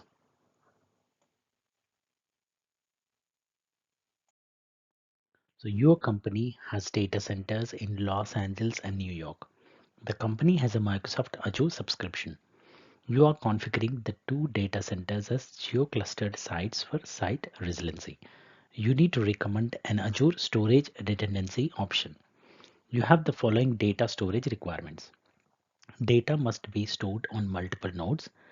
Data must be stored on nodes in separate geographic locations. Data can be read from the secondary location as well as from the primary location. Which of the following Azure stored redundancy options should you recommend? And you have four options. Option A, geo-redundant storage. Option B, read-only geo-redundant storage. Option C, zone redundant storage. And option D, locally redundant storage. So the right answer is option B, read-only geo-redundant storage. So RAGRS allows you to have higher read availability for your storage account by providing read-only access to the data replicated to the secondary location.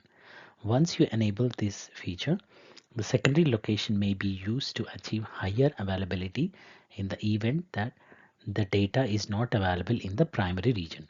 This is an opt-in feature which requires the storage account B. Geo-replicated.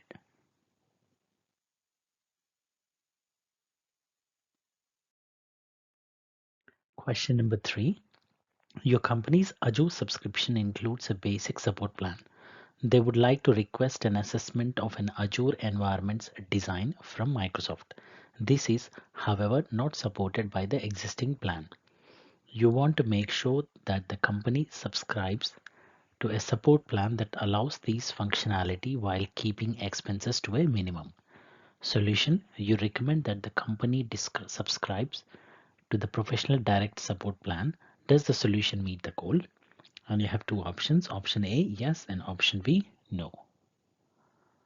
So the right answer is option B, no, it does not meet the required goal.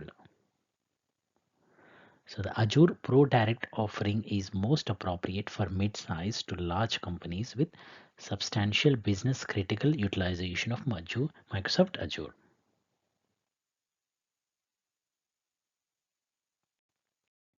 Question number 4. You are tasked with deploying Azure virtual machines for your company. You need to make use of the appropriate cloud deployment solution. Solution: you should make use of software as a service. Does the solution meet the goal? And you have two options: option A, yes, or option B, no. So the right answer is option B, no, it does not meet the required goal. So Azure virtual machines are computing resources that comes under infrastructure as a service category in Azure.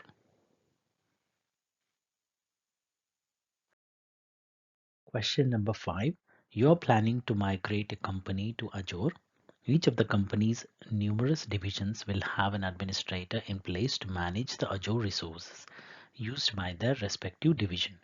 You want to make sure that the Azure deployment you employ allows for Azure to be segmented for the divisions while keeping administrative effort to a minimum. Solution: you plan to make use of several Azure Active directories. Does the solution meet the goal? So the right answer is no, it does not meet the required goal. So Azure Active Directory is a closed based identity and access management service.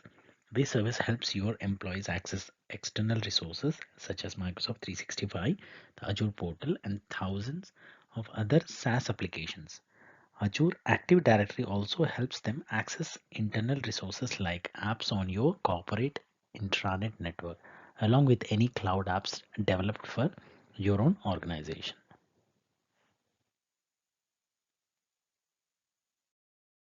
Question number 6. Your developers have created a portal web app for users in the Miami branch office. The web app will be publicly accessible and used by the Miami users to retrieve customers and product information.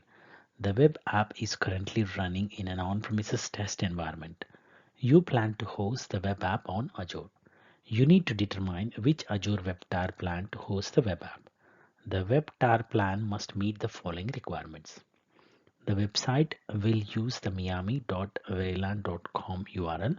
The website will be deployed to two instances. SSL support must be included. The website requires 12 GB of storage. Cost must be minimized. So which web tier plan should you use? And you have four options. Option A, standard. Option B, basic. Option C, free. Or option D, shared. So the right answer is option A, standard. So basic only has 10 GB. So our requirement is 12 GB. So standard is correct and all other options will be costly.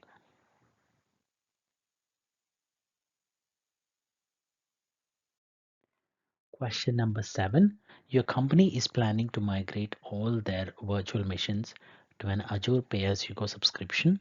The virtual machines are currently hosted on the Hyper-V host in a data center. You are required make sure that the intended Azure solution uses the correct expenditure model. Solution: you should recommend the use of the elastic expenditure model. Does the solution meet the goal? And you have two options: yes or no. So the right answer is no, it does not meet the required goal. So elasticity is not an expenditure model, rather than is one of the characteristics of cloud computing. Question number 8. Your company has virtual machines VMs hosted in Microsoft Azure. The VMs are located in a single Azure virtual network named VNet1. The company has users that work remotely. The remote workers require access to the VMs on VNet1. So you need to provide access for the remote workers. What should you do? And you have 5 options. Option A, configure a site-to-site VPN. Option B, configure a VNet to VNet VPN. Option C, configure a point-to-site VPN. And option D, configure direct access on a Windows Server 2012 server VM. Option E, configure a multi-site VPN. So the right answer is option C, configure a site point-to-site VPN. So a point-to-site VPN gateway connection lets you create a secure connection to your virtual network from an individual client computer.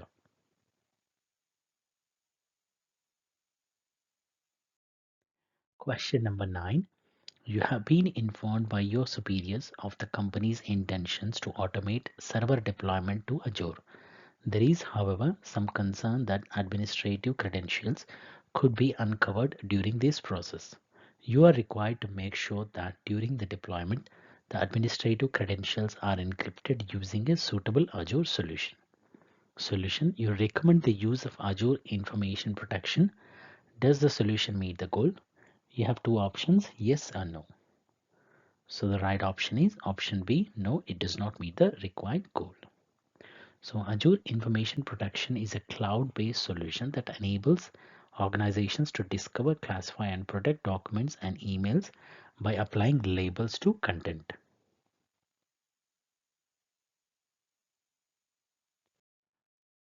Question number 10. The company would like to develop a cloud solution by making use of Azure Government. Azure Government can only be used by certain types of clients to develop cloud solutions. Which of the following are the types of customers that can make use of Azure Government in this situation? Answer by dragging the correct option from the list to the answer area. So we have the following options. So let's see the right options here. So the right options are a United States government contractor and a United States government entity. So Azure Government is a mission critical cloud delivering breakthrough innovation to US government customers and their partners. Only US federal, state, local and tribal governments and their partners have access to this dedicated instance.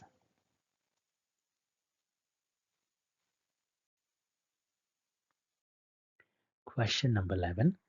Your company has an Azure Active Directory environment.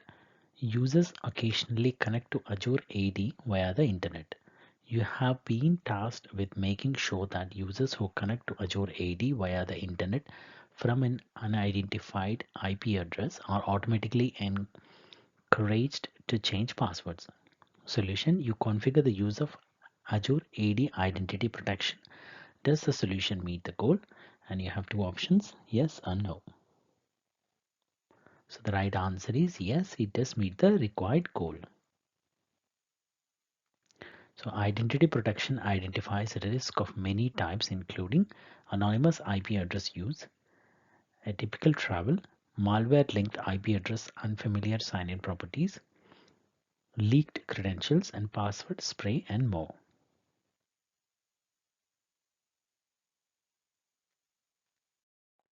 Question number 12.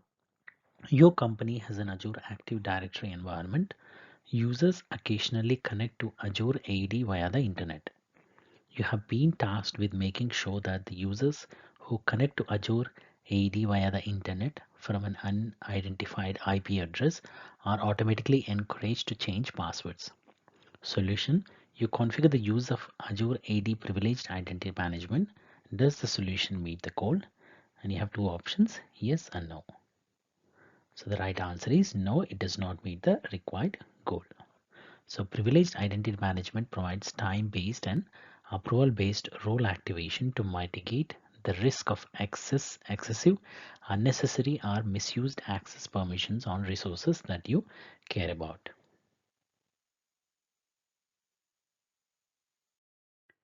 Question number 13. You are required to deploy an artificial intelligence solution in Azure. You want to make sure that you are able to build, test, and deploy predictive analytics for the solution. So, solution you should make use of Azure Cosmos DB. Does the solution meet the goal? And you have two options, yes and no. So the right answer is no, it does not meet the required goal. So Azure Cosmos DB is a fully managed NoSQL database for modern app development, single digit milliseconds response times, and automatic and instant scalability, guarantee speed at any scale.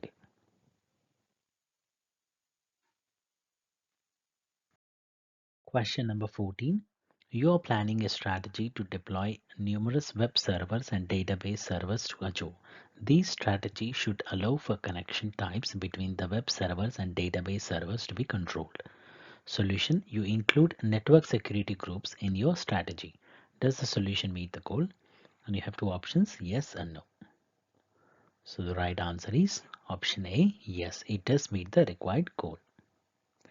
So you can use an Azure network security group to filter network traffic to and from Azure resources in an Azure virtual network. A network security group contains security rules that allow or deny inbound network traffic to or outbound network traffic from several types of Azure resources. For each rule, you can specify resource and destination port and protocol.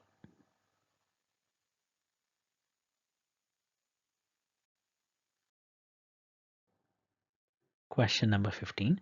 For each of the following statements, select yes if the statement is true, otherwise select no. So we have the following three statements. So let's see which statements are true and false. So the statement one, a platform as a service solution that hosts web apps in Azure provides full control of the operating systems that host applications. So it's false. A PaaS solution does not provide access to the operating system. The Azure Web App Service provides an environment for you to host your web applications behind the scenes. The web apps are hosted on virtual machines running IIS. However, you have no direct access to the virtual machine. The operating systems are IIS. So the second statement, a platform as a service solution that hosts web apps in Azure provides the ability to scale the platform automatically. This statement is true. A PaaS solution that hosts web apps in Azure does provide the ability to scale the platform automatically. This is known as auto scaling. Behind the scenes, the web apps are hosted on virtual machines running IIS. Auto scaling means adding more load balanced virtual machines to host the web apps. The third statement, a platform as a service solution that hosts web apps in Azure provides professional development services to continuously add features to custom applications. And this statement is also true.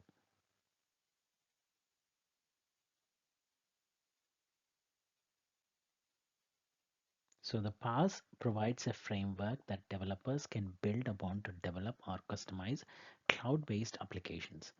PaaS development tools can cut the time to takes to code new apps with pre-coded applications components built into the platform, such as workflow, directory services, security features, search, and so on. Question number 16. For each of the following statements, select yes if the statement is true, otherwise select no. So let's see the following statements are true or false. So the first statement is Azure provides flexibility between capital expenditure and operational expenditure, and this statement is true. So traditionally IT expenses have been considered a capital expenditure. Today, with the move to the cloud and the pay-as-you-go model, organizations have the ability to stretch their budgets and are shifting their IT capital expenditure cost to operating expenditure instead. This flexibility in accounting terms is now an option due to as a service model of purchasing software, cloud storage and other IT related resources. So the second statement, if you create two Azure virtual machines that use the B2 size, each virtual machine will always generate the same monthly cost. And this is not true. Two virtual machines using the same size could have different disk configuration. Therefore, the monthly cost could be different. So the third statement, when an Azure virtual machine is stopped, you continue to pay storage cost associated to the virtual machine.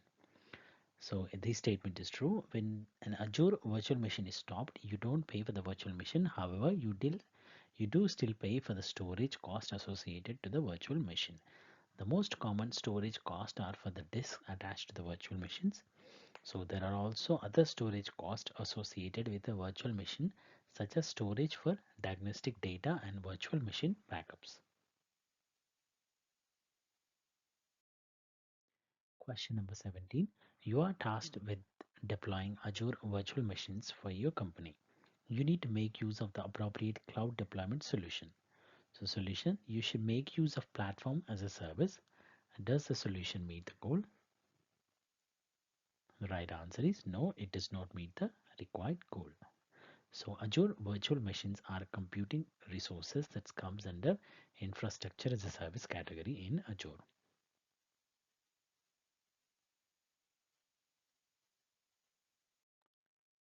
Question number 18. To complete the sentence, select the appropriate option in the answer area. So when you are implementing a software as a service solution, you are responsible for, and you have four options. So let's see the right answer here. So the right answer is configuring the SaaS solution. So when you are implementing a software as a service solution, you are responsible for configuring the SaaS solution. Everything else is managed by cloud provider. So SaaS requires the least amount of management. The cloud provider is responsible for managing everything and the end user just uses the software. So software as a service allows users to connect to and use cloud-based apps over the internet.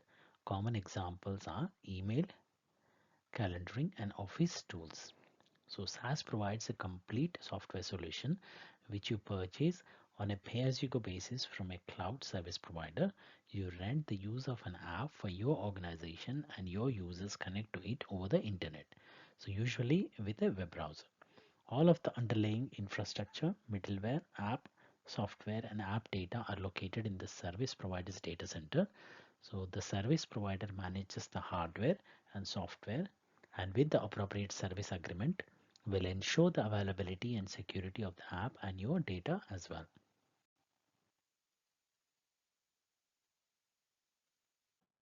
Question number 19. You have an on-premises network that contains several servers. You plan to migrate all the servers to Azure. You need to recommend a solution to ensure that some of the servers are available if a single Azure data center goes offline for an extended period. What should you include in the recommendation? And you have four options. Option A, fault tolerance. Option B, elasticity. Option C, scalability. And option D, low latency. So the right answer is option A, fault tolerance. So fault tolerance is the ability of a system to continue to function in the event of a failure of some of its components. So in this question, you could have servers that are replicated across data centers. Availability zones expand the level of control you have to maintain the availability of the application and the data of your VMs. Availability zones are unique physical locations within an Azure region. Each zone is made up of one or more data centers equipped with independent power, cooling, and networking.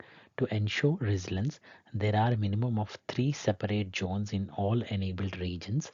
The physical separation of availability zones within a region protects application and data from data center failures. With availability zones, Azure offers industry best 99.99% VM uptime SLA by architecting your solution to use replicated VMs in zones. You can protect your application and data from the loss of the data center. If one zone is compromised, then replicated apps and data are instantly available in another zone.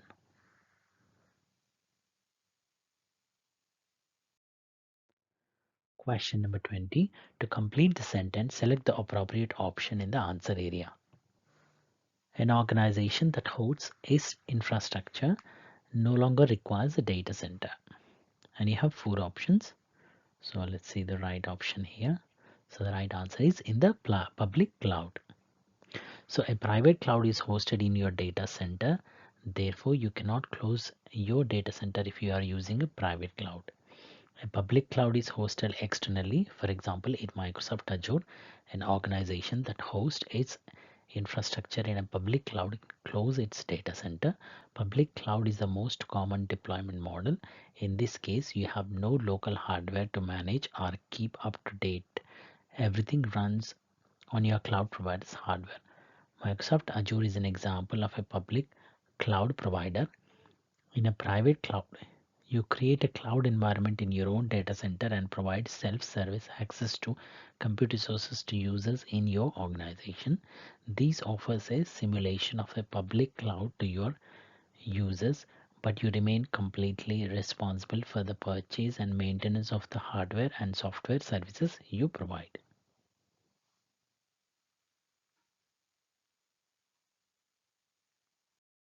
Question number 21. What are two characteristics of the public cloud? Each correct answer represents a complete solution. Each correct selection is worth 1 point. We have five options. Option A, dedicated hardware. Option B, unsecured connections. Option C, limited storage. Option D, metered pricing. And option E, self-service management.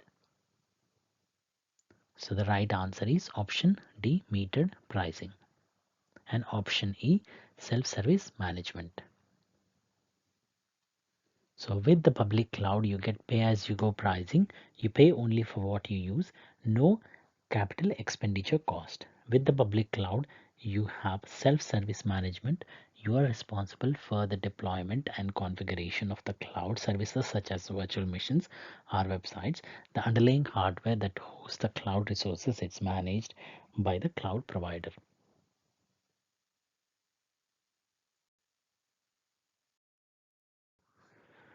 Question number 22. Your company's developers intend to deploy a large number of custom virtual machines on a weekly basis. They will also be removing these virtual machines during the same week it was deployed. 60% of the virtual machines have Windows Server 2016 installed, while the other 40% has Ubuntu Linux installed. You are required to make sure that the administrative effort needed for this process is reduced by employing a suitable Azure service. Solution. You recommend the use of Azure reserved virtual machines instances. Does the solution meet the goal? So let's see the right answer here. No. So the right answer is no, it does not meet the required goal. So Azure Dev Test Labs enable you to quickly create environments using reusable templates and artifacts.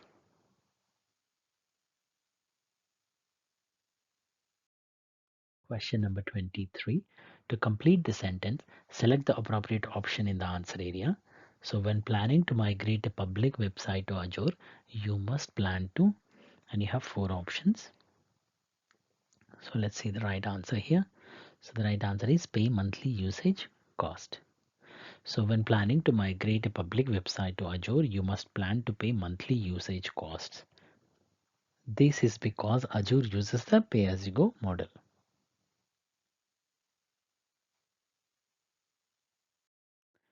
Question number 24. Your company plans to migrate all its data and resources to Azure. The company's migration plan states that only platform as a service solution must be used in Azure. You need to deploy an Azure environment that meets the company migration plan. So solution, you create an Azure app service and Azure SQL databases. Does this meet the goal? And we have two options. So the right answer is yes, it does meet the required goal. So Azure App Service and Azure SQL databases are example of Azure PaaS solution. Therefore, the solution does meet the goal.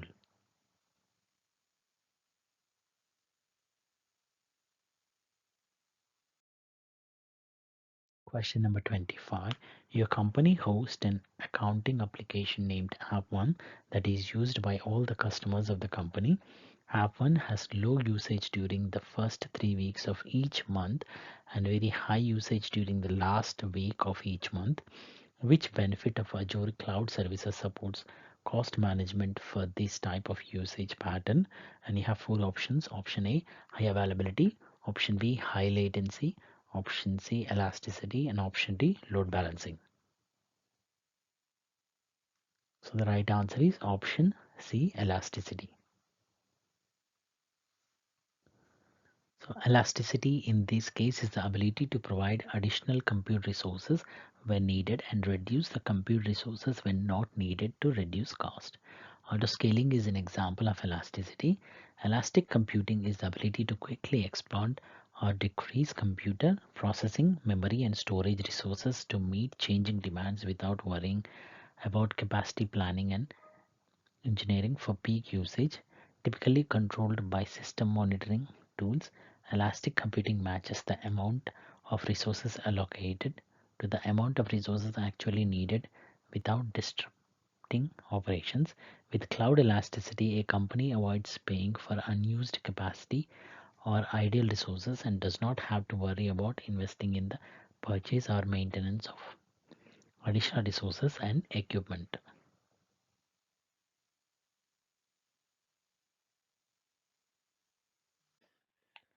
Question number 26. You plan to migrate a web application to Azure. The web application is accessed by external users. You need to recommend a cloud deployment solution to minimize the amount of administrative effort used to manage the web application. What should you include in the recommendation? And you have four options. Option A, software as a service. Option B, platform as a service. Option C, infrastructure as a service. And option D, database as a service. So the right answer is option B, platform as a service. Azure App Service is a platform as a service offering that lets you create web and mobile apps for any platform or device and connect to data anywhere, in the cloud or on premises. App Service includes the web and mobile capabilities that were previously delivered separately as Azure websites and Azure mobile services.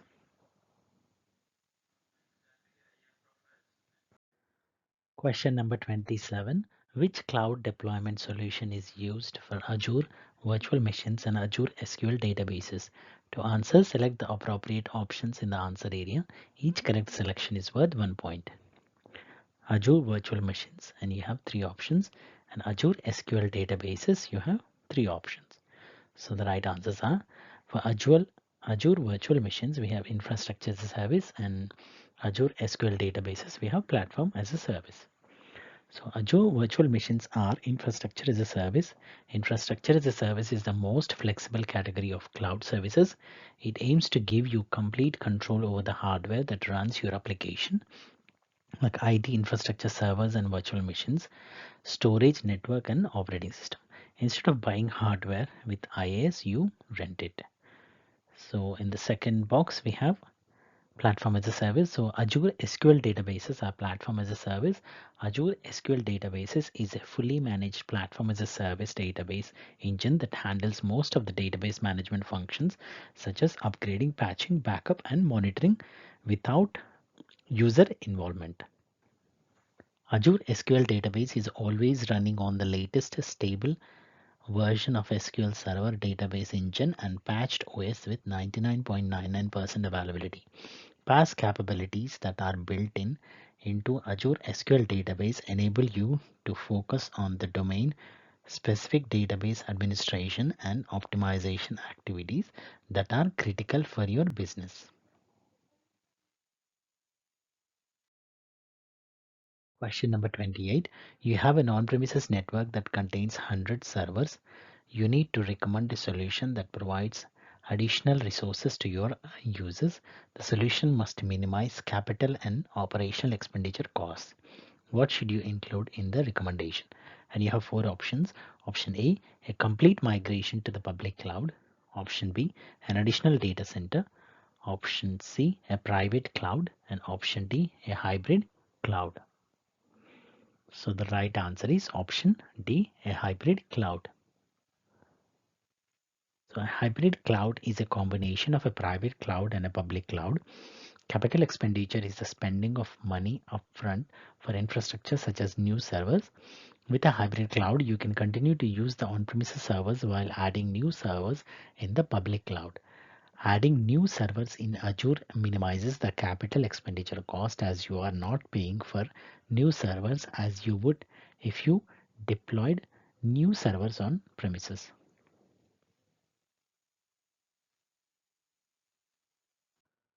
Question number 29. For each of the following statements, select yes if the statement is true, otherwise select no. So the statements are: to achieve a hybrid cloud model, a company must always migrate from a private cloud model.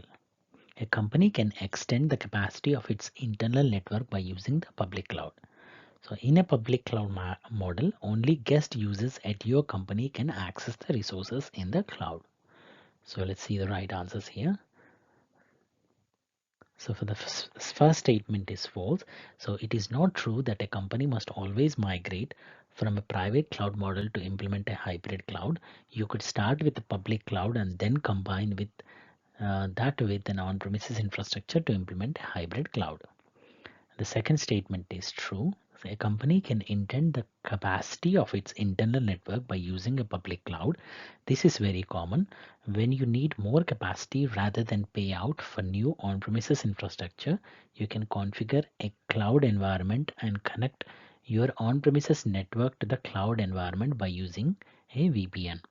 The third statement is false. So it is not true that only guest users can access cloud resources. You can give anyone with an account in Azure Active Directory access to the cloud resources. So there are many authentication scenarios, but a common one is to replicate your on-premises Active Directory accounts to Azure Active Directory and provide access to the Azure Active Directory accounts. Another commonly used authentication method is federation, where authentication for access to cloud resources is passed to another authentication provider such as on-premises Active Directory.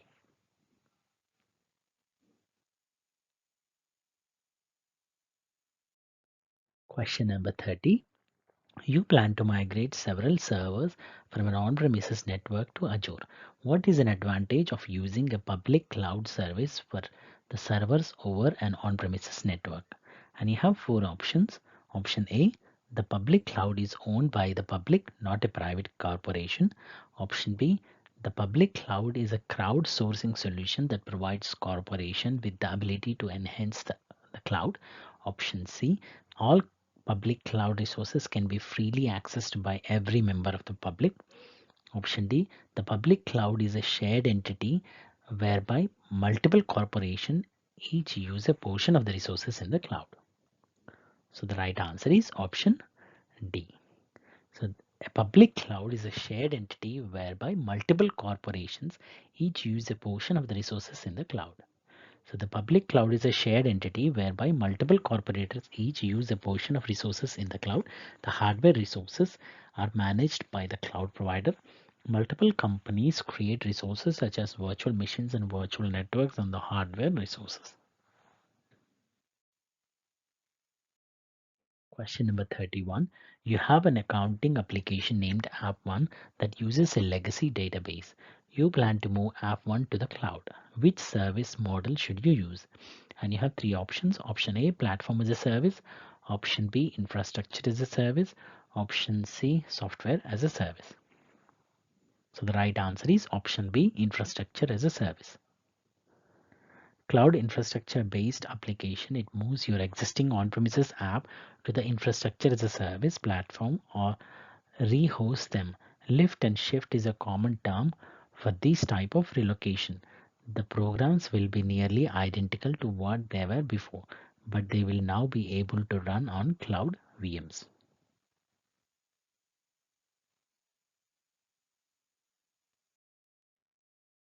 Question number 32. In which type of cloud model are all the hardware resources owned by a third party and shared between multiple tenants?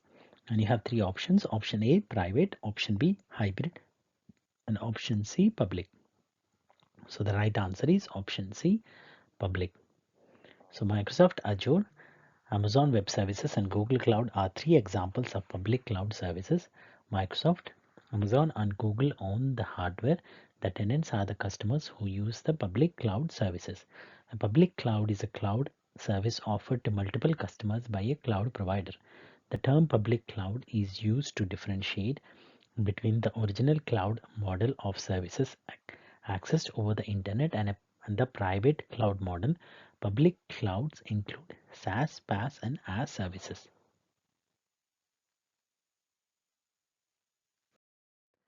Question number 33. To complete the sentence, select the appropriate option in the answer area. An Azure web app that queries an on-premises Microsoft SQL server is an example of a dash cloud. And you have four options. So the right answer is option A, hybrid.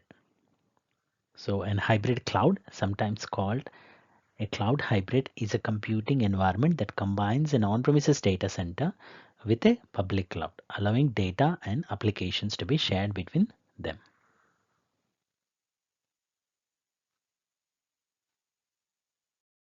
Question number 34. So you have 1000 virtual machines hosted on the Hyper-V host in a data center. You plan to migrate all the virtual machines to an Azure pay-as-you-go subscription.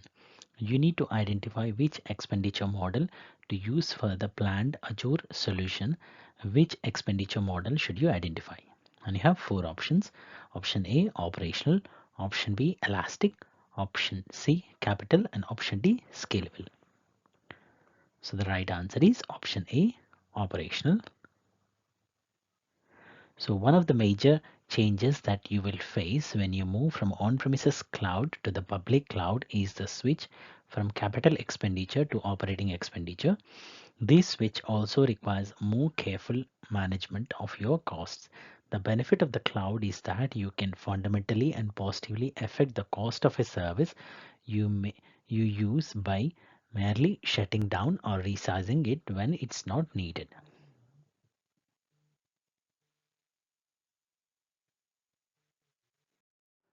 Question number 35.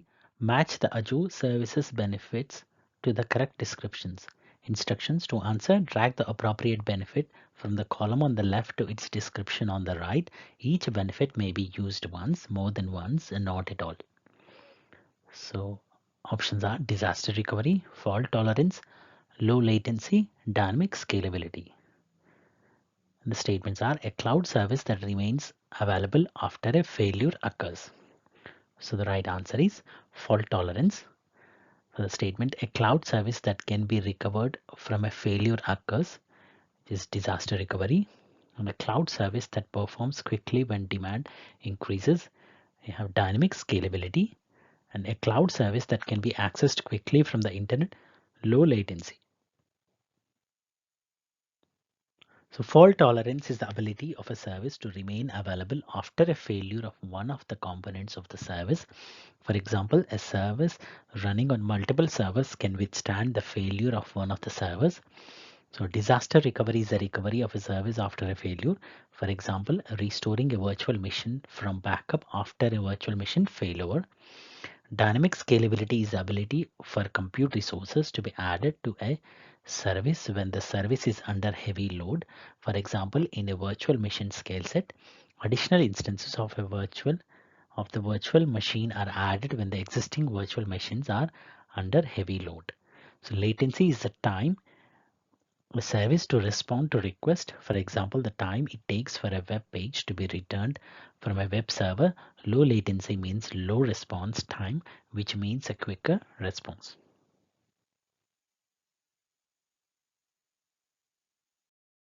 Question number 36. For each of the following statements, select yes if the statement is true, otherwise select no.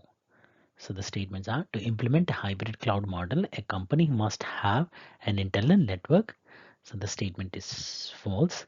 A company can extend the compute resources of its internal network by using a hybrid cloud. The statement is true. In a public cloud model, only guest users at your company can access the resources in the cloud, and this statement is false. So it is not true that a company must always migrate from an internal network to implement hybrid cloud. You could start with a public cloud and then combine that with an on-premises infrastructure to implement a hybrid cloud. So a company can extend the computing resources of its internal network by using the public cloud. This is very common. So when you need more resources, rather than pay out for a new on-premises infrastructure, you can configure a cloud environment and connect your on-premises network to the cloud environment by using a VPN. So it is not true that only guest users can access cloud resources. You can give anyone with an account in Azure Active Directory access to the cloud resources. So there are many authentication scenarios, but a common one is to replicate your on-premises Active Directory accounts to Azure Active Directory and provide access to the Active Directory accounts. Another commonly used authentication method is federation, which authentication for access to cloud resources is passed with another authentication provider such as an on-premises Active Directory. Question number 37. For each of the following statement, select yes if the statement is true, otherwise select no. So the statements are: a platform as a service solution provides full control of operating system that host applications.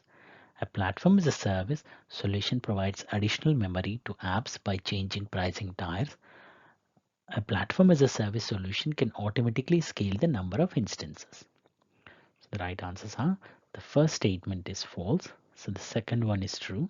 The third one is false. So APAs provide option to change the pricing tier, and each tier has different processing capacity to offer. So you can create an Azure database for Postgres SQL server in one of three different pricing tiers: basic, general purpose, and memory optimized. The pricing tiers are differentiated by the amount of compute in vCores, and that can be provisioned memory per vCore and the storage technology used to store the data. Scalability is one of the most important characteristics of platform as a service that enables you to dynamically add more resources to your services when needed.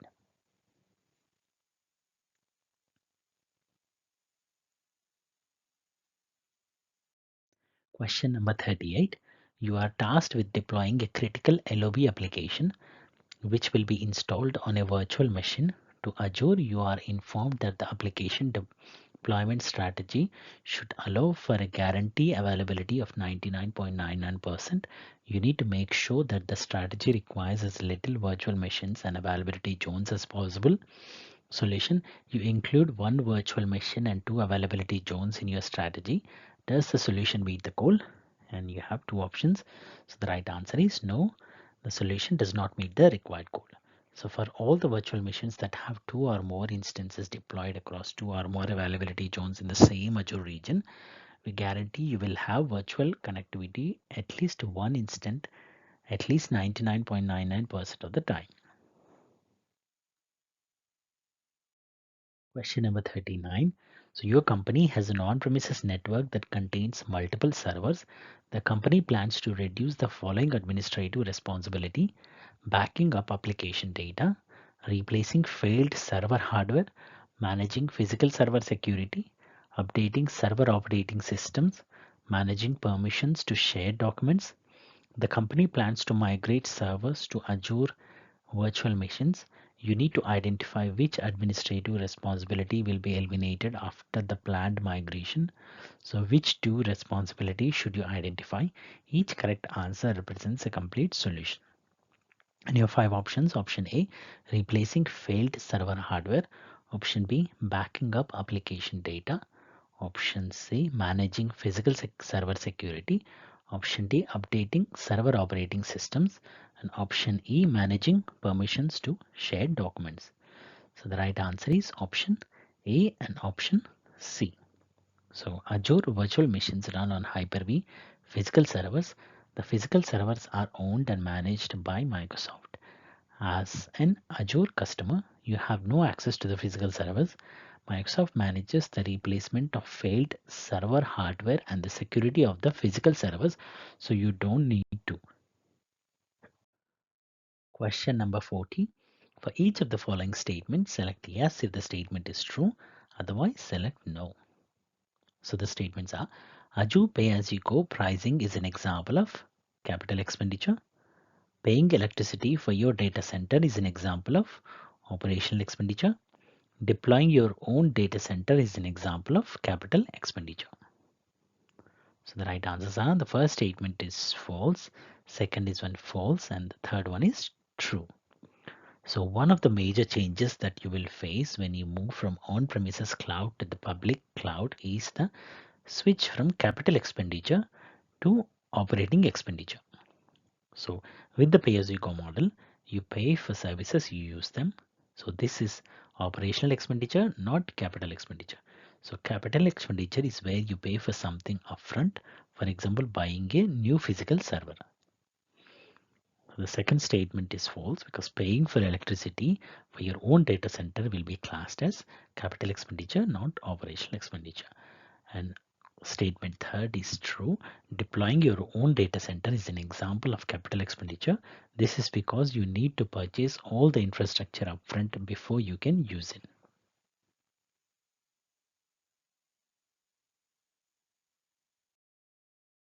Question number 41. You plan to provision infrastructure as a service resources in Azure. Which resource is an example of infrastructure as a service? And you have four options. Option A, an Azure web app. Option B, an Azure virtual machine. Option C, an Azure logic app. And option D, an Azure SQL database. So the right answer is option B, an Azure virtual machine. So an Azure virtual machine is an example of infrastructure as a service. Azure web app, Azure logic app, and Azure SQL databases are all examples of platform as a service.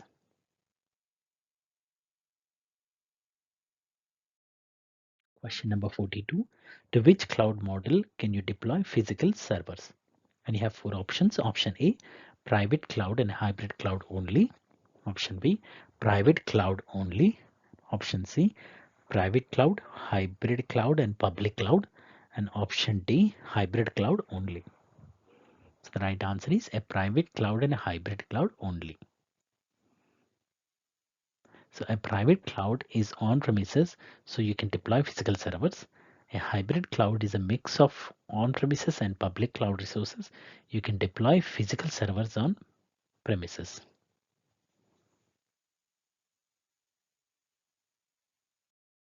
Question number 43. You have 50 virtual machines hosted on premises and 50 virtual machines hosted in Azure.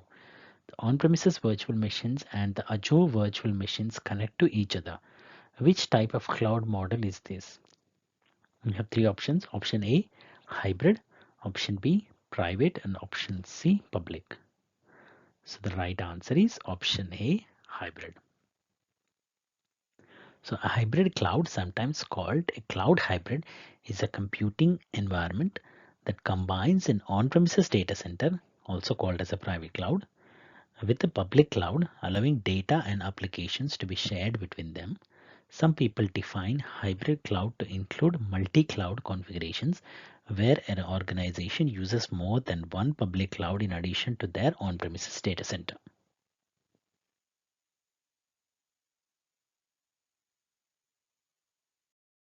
Question number 44.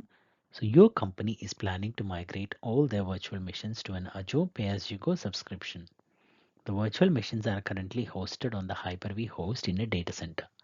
You are required make sure that the intended Azure solution uses the correct expenditure model solution. You should recommend the use of the operational expenditure model. Does the solution meet the goal? The right answer is option A. Yes, it does meet the required goal. So operating expenditures are ongoing cost of doing business. Consuming cloud services in a pay-as-you-go model could qualify as an operating expenditure. Question number 45. For each of the following statements, select yes if the statement is true, otherwise select no. So the statements are: a company can extend a private cloud by adding its own physical servers to the public cloud. Second statement, to build a hybrid cloud, you must deploy resources to the public cloud. And a private cloud must be disconnected from the internet. So first statement is true, the second one is false, and the third statement is false. So you cannot add physical servers to the public cloud. You can only deploy virtual machines in the public cloud. You can extend a private cloud by deploying a virtual servers in the public cloud. This would create a hybrid cloud. A hybrid cloud is a combination of the private cloud and a public cloud. Therefore, to create a hybrid cloud, you must deploy resources to a public cloud. And it is not true that a private cloud must be disconnected from the internet. Private clouds can be and most commonly are connected to the internet. Private cloud means the physical servers are managed by you. It does not mean that it is disconnected from the internet.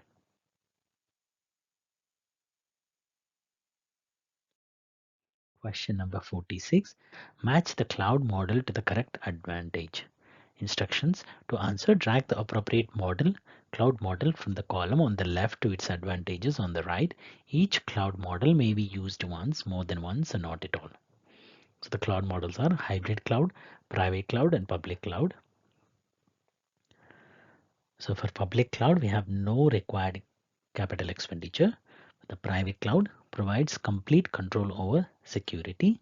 Hybrid cloud provides a choice to use on-premises or cloud-based services. So the public cloud, with the public cloud, there is no capital expenditure on server hardware, etc. You only pay for cloud resources that you use as you use them. And private cloud exists on premises, so you have complete control over security. The hybrid cloud is a mix of public cloud resources and on-premises resources. Therefore, you have a choice to use either.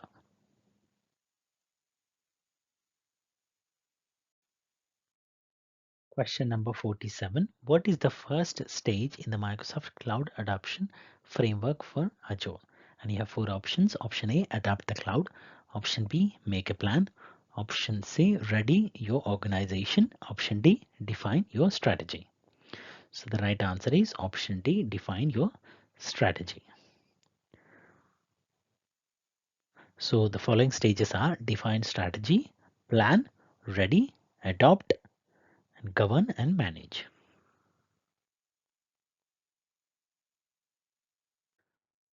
Question number 48.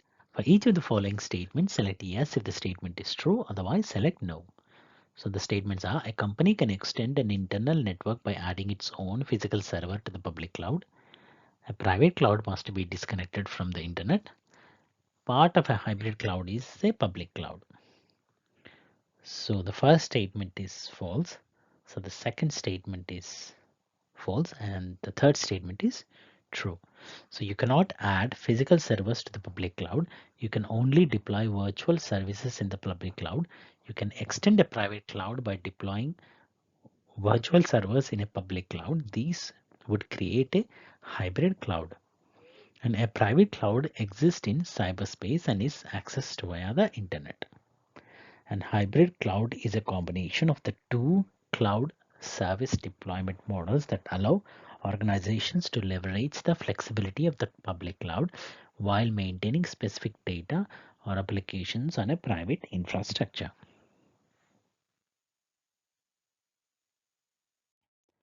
Question number 49. For each of the following statements, select yes if the statement is true, otherwise select no.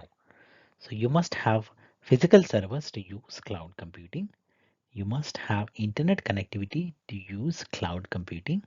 The cost to increase cloud computing capacity are less than the cost to increase the computing capacity of an on-premises data center. So the first statement is true and the second and third statements are false. So we don't need physical servers to use cloud computing. So we do need an internet connection to connect to the cloud services. So with cloud computing, many of the costs associated with an on-premises data center become the responsibility of the service provider.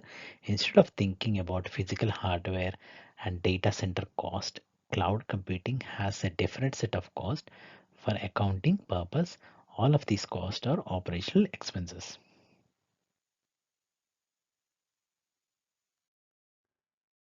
Question number 50.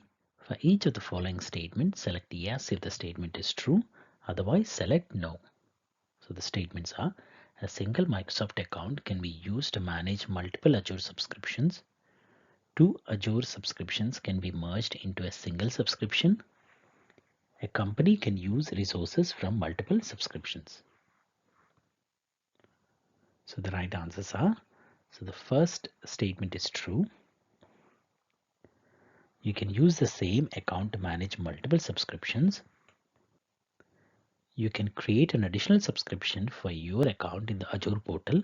You may want an additional subscription to avoid hitting subscription limits, to create separate environments for security, or to isolate data for compliance reasons. The second statement is false. You cannot merge two subscriptions into a single subscription. However, you can move some Azure resources from one subscription to another. You can also transfer ownership of a subscription and change the billing type for a subscription. And third statement is true. A company can have multiple subscriptions and store resources in the different subscriptions. However, a resource instance can exist in only one subscription.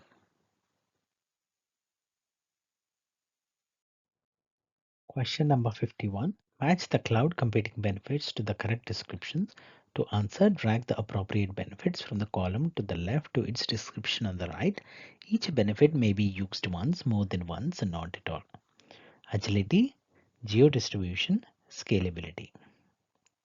So the right answers are, for scalability, resources can be provisioned dynamically to meet changing demands.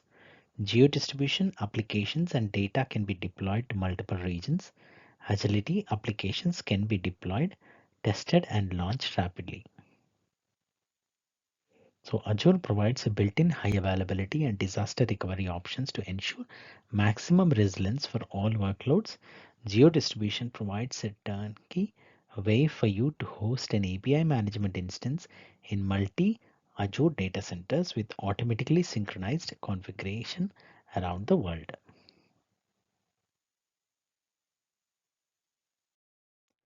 Question number 52. Select the answers that correctly completes the sentence.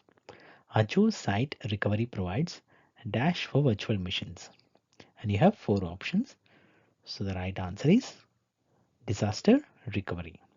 So you set up disaster recovery for Azure VMs using Azure Site Recovery. Question number 53. Select the answer that correctly completes the sentence. When you are implementing a software as a service solution, you are responsible for, and you have four options. So the right answer is configuring the SaaS solution. So configuring the SaaS solution, software as a service, is a way of delivering applications over the internet as a service.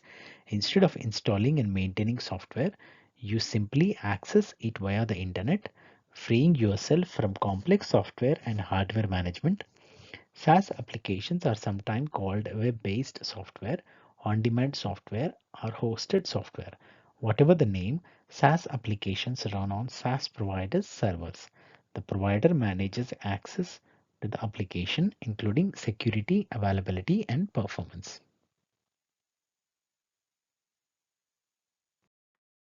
Question number 54. Select the answer that correctly completes the sentence. An Azure web app that queries on on-premises Microsoft SQL Server is an example of Dash Cloud. And you have four options. The right answer is hybrid cloud. So you can deploy a hybrid app with on-premises data that scales across cloud.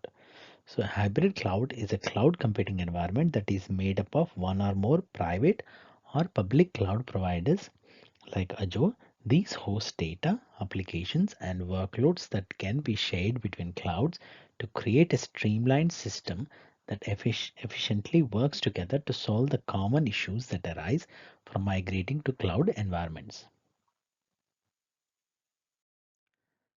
Question number 55. Select the answer that correctly completes the sentence. A Microsoft SQL Server database that is hosted in the cloud and has software updates managed by Azure is an example of, and you have four options. So the right option is platform as a service.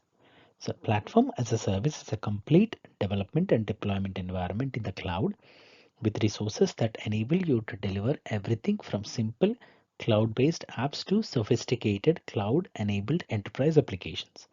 You purchase the resources you need from a cloud service provider on a pay-as-you-go basis and access them over a secure internet connection. So, like infrastructure as a service, PaaS includes infrastructure, server, storage, and networking, but also middleware, development tools, intelligent business intelligence services, database management systems, and more.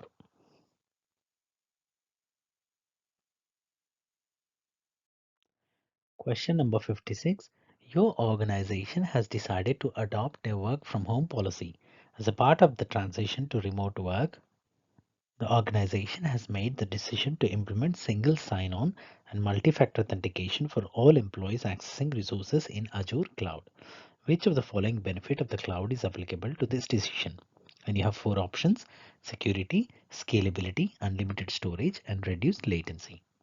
So the right option is security. So the primary benefit of the cloud in this use case is security because the company has adopted single sign-on and multi-factor authentication as part of its remote employees login process. It has considered security as a beneficial feature of working in the cloud. Azure Cloud helps protect the your users' accounts and company data with a wide variety of multi-factor authentication verification methods such as push notifications, Microsoft Authenticator, phishing resistant Titan security keys, and using your Android or iOS device as a security key.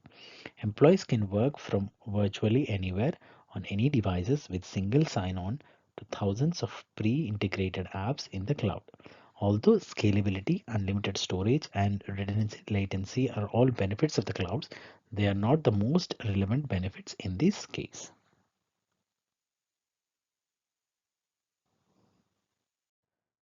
Question number 57. To complete the sentence, select the appropriate option in the answer area. You plan to deploy 20 virtual machines to an Azure environment. To ensure that a virtual machine named VM1 cannot connect to the other virtual machines VM1 must, you have four options. So the right answer is be deployed to a separate virtual network. So Azure automatically routes traffic between subnets in a virtual network. Therefore, all virtual machines in a virtual network can connect to the other virtual machines in the same virtual network, even if the virtual machines are on separate subnets with the virtual network. They can still communicate with each other. To ensure that a virtual machine cannot connect to other virtual machines, the virtual machine must be deployed to a separate virtual network.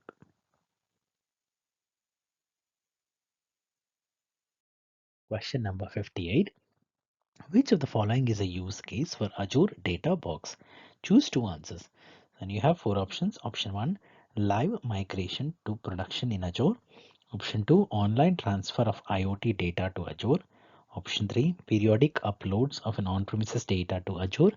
Option 4, one-time migration of on-premises data to Azure. So the right answer is option 3, periodic uploads of on-premises data to Azure. And option 4, on-time migration of an on-premises data to Azure. So data box is an external device that can be used to transfer terabytes of data into and out of Azure. Data box periodic can be used for periodic uploads. For example, in energy exploration, where video content is generated and oil rings and windmill farms, Databox can be used for one-time migration of a large amount of on-premises data to Azure. Migration with the data box might include moving a media library from offline tapes into Azure to create an online media library, migrating your VM farm, SQL Server, and application to Azure, moving historical data to Azure for in-depth analysis and reporting using HT Insights, initial bulk transfer, when an initial bulk transfer is done using data box followed by incremental transfers over the network.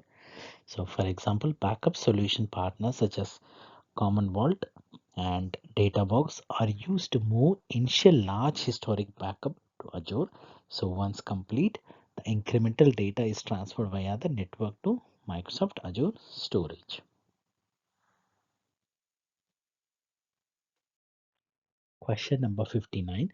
Match the Azure service to the appropriate description. To answer, drag the appropriate service from the column on the left to its description on the right. Each service may be used once, more than once, and not at all. So the services are Azure Cosmos DB, Azure HD Insight, Azure Synapse Analytics. So the right options are for Azure Synapse Analytics, a fully managed data warehouse that has integral security at every level of scale at no extra cost. Azure Cosmos DB, a global distributed database that supports NoSQL. Azure HD Insights, managed Apache Hadoop cluster in the cloud that enables you to process massive amounts of data. So Azure Synapse Analytics is a limitless analytics service that brings together data integration, enterprise data warehousing, and big data analytics. It gives you the freedom to query data on your terms using either serverless or dedicated options at scale.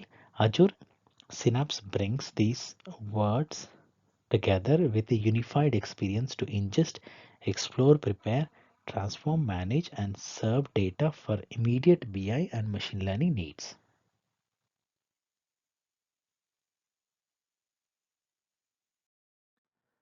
Question number 60. Dash in Azure allows you to deploy apps with confidence, knowing that they can be fully recovered in an emergency. And you have four options. Option 1, high availability. Option 2, scalability. Option 3, disaster recovery. And option 4, geo distribution. So the right answer is option 3, disaster recovery. So disaster recovery is the ability to take advantage of cloud-based backup services, data replication, and geo distribution. You can deploy your apps with the confidence that comes from knowing that your data is safe in the event of a disaster. High availability differs from disaster recovery because it depends on the service level agreement that you choose. If you have an SLA in place, cloud-based apps can provide a continuous user experience with no apparent downtime, even when things go wrong. Scalability refers to the ability of apps in the cloud to scale vertically and horizontally, not to the ability to take advantage of cloud-based backup services in case of a total loss of application data. Geo distribution refers to the ability to deploy apps and data to regional data center around the globe, thereby ensuring that your customers always have the best performance in their region.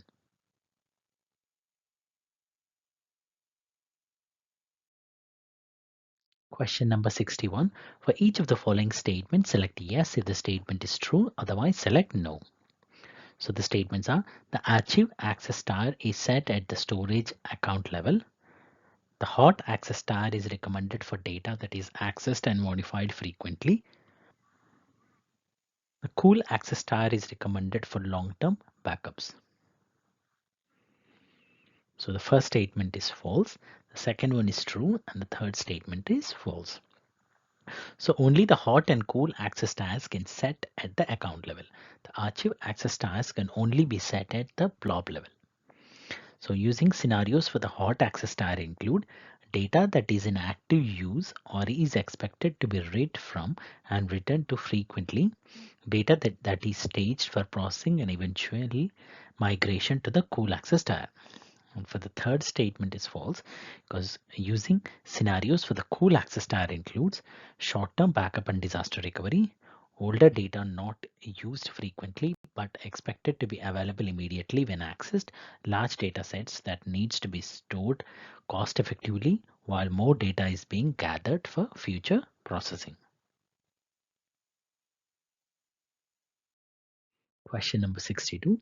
Which Azure product helps you compare how much your current workloads cost in your on-premises environment and how much they would cost in Azure? And you have four options. Option 1, Azure. Option 2, total cost of ownership calculator. Option 3, pricing calculator. And option 4, cost management. So the right answer is option 2, total cost of ownership calculator.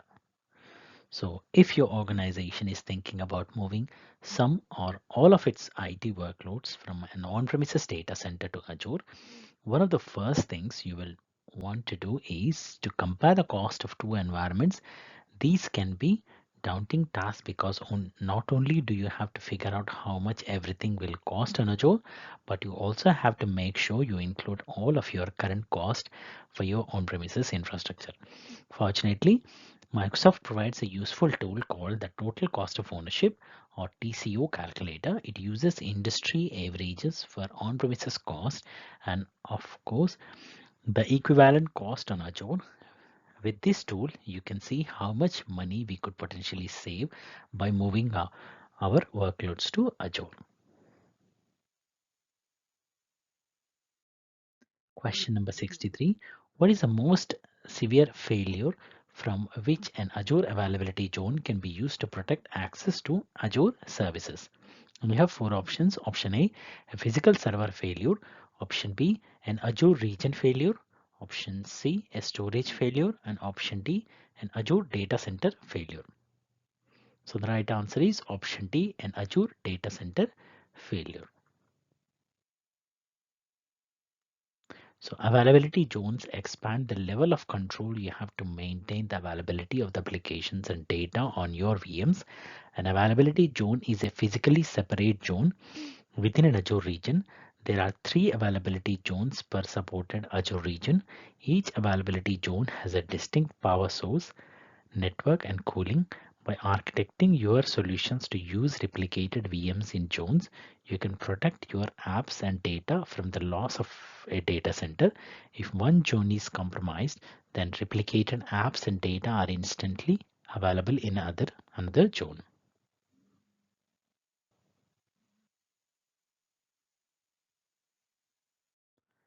Question number 64.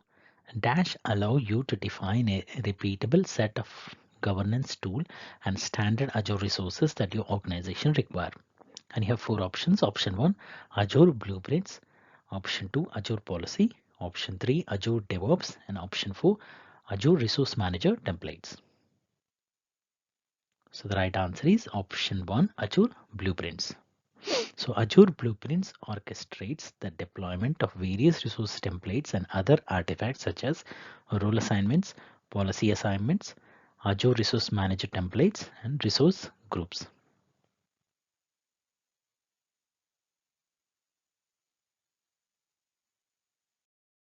Question number 65. You have an Azure environment that contains multiple Azure virtual machines. You plan to implement a solution that enables the client computers on your on-premises network to communicate to the Azure virtual machines. You need to recommend which Azure resources must be created for the planned solution. Which two Azure resources should you include in the recommendation? Each correct answer represents part of the solution. And you have five options. Option a virtual network gateway. Option B, a load balancer. Option C, an application gateway. Option D, a virtual network. And option E, a gateway subnet. So the right answer is option a virtual network gateway, and option E, a gateway subnet. To implement a solution that enables the client computers on your on-premises network to communicate to the Azure virtual machines, you need to configure a VPN connection to connect to on-premises network to the Azure virtual network. The Azure VPN device is known as Virtual Network Gateway.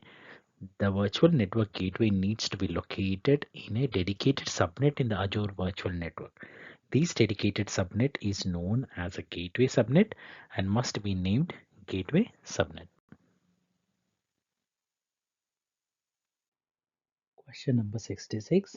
Dash refers to the ability of your application to meet the commitments you make to your customers. And you have four options. Option 1, security. Option 2, reliability. Option 3, operational excellence. And option 4, performance efficiency. So the right answer is option 2, reliability. So reliability is the ability of a system to recover from failures and continue to function. Reliability encompasses the concepts of resiliency and availability. A reliable workload is one that is both resilient and available. The goal of resiliency is to return the application to a fully functioning state after a failure occurs. Availability is whether your Users can access your workload when they need to.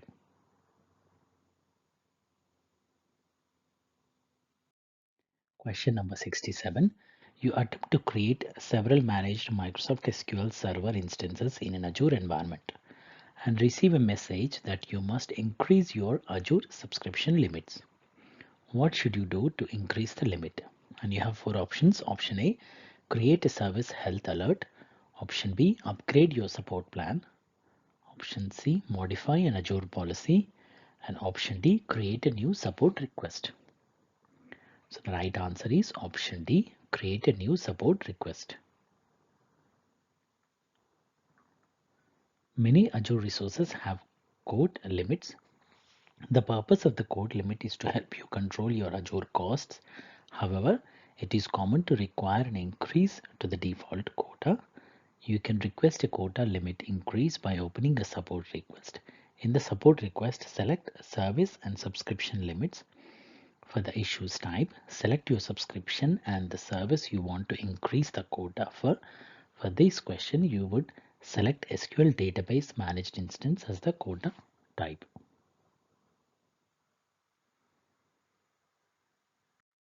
Question number 68. Your organization has moved its operations to the Azure cloud and wants to ensure that it enforces zero trust security principles.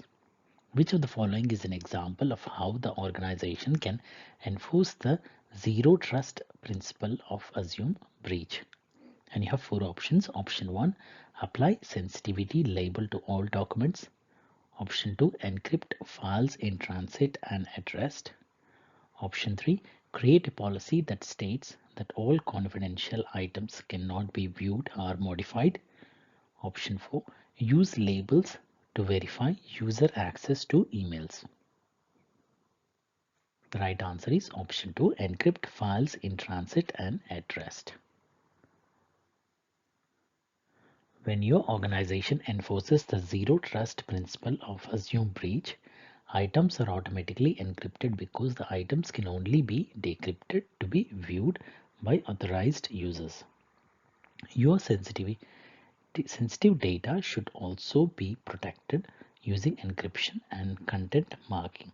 Encryption is a process by which data is converted into an unrecognizable format that can't be accessed unless decrypted by an authorized user or entity. When an item like an email or a file is encrypted, it is encrypted both in transit and at rest, stays encrypted even if it is taken outside of the organization.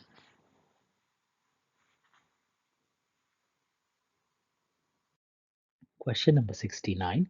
For each of the following statement, select yes if the statement is true, otherwise select no. So the statements are: cloud computing provides elastic scalability. Customers can minimize capital expenditure by using a public cloud. So cloud computing leverages virtualizations to provide services to multiple customers simultaneously. So the right options are, so all the statements are true. In cloud computing, elasticity is defined as the degree to which a system is able to adapt to workload changes by provisioning and deprovisioning resources in an automatic manner, such that at each point in time the available resources match the current demand as closely as possible. In cloud computing, multi-tenancy means that multiple customers of a cloud vendor are using the same computing resources. Despite the fact that they share resources, cloud customers are not aware of each other and their data is kept totally separate.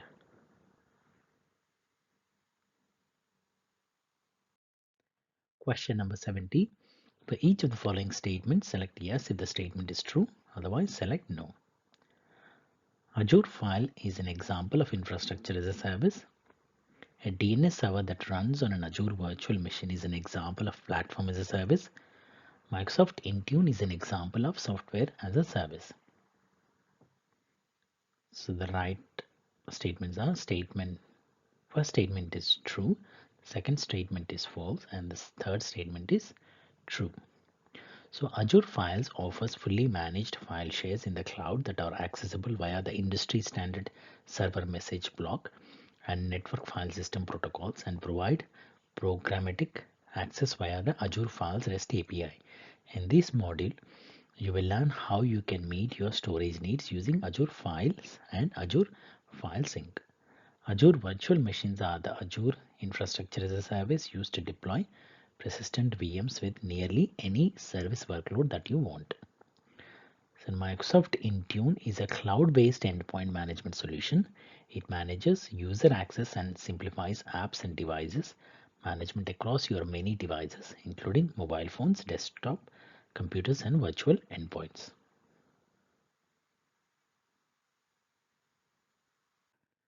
Question number 71. You are leading a team of developers on a project whose goal is to improve customer experience on a credit card company's website. The solution requires custom code without the overhead of managing operating systems or infrastructure. Which of the following code offerings would you suggest to your client? And you have four options. Option 1, infrastructure as a service. Option 2, platform as a service. Option 3, on-premises infrastructure. And option 4, software as a service. So the right answer is option 2, platform as a service. Platform as a service allows the development, testing, and hosting of apps in the same environment but provides no user control over the infrastructure. It is the best choice for creating customized apps.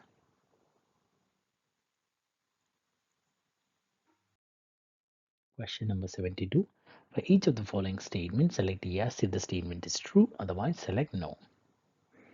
Statements are: each Azure subscription can contain multiple account administrators. Each Azure subscription can be managed by using a Microsoft account only.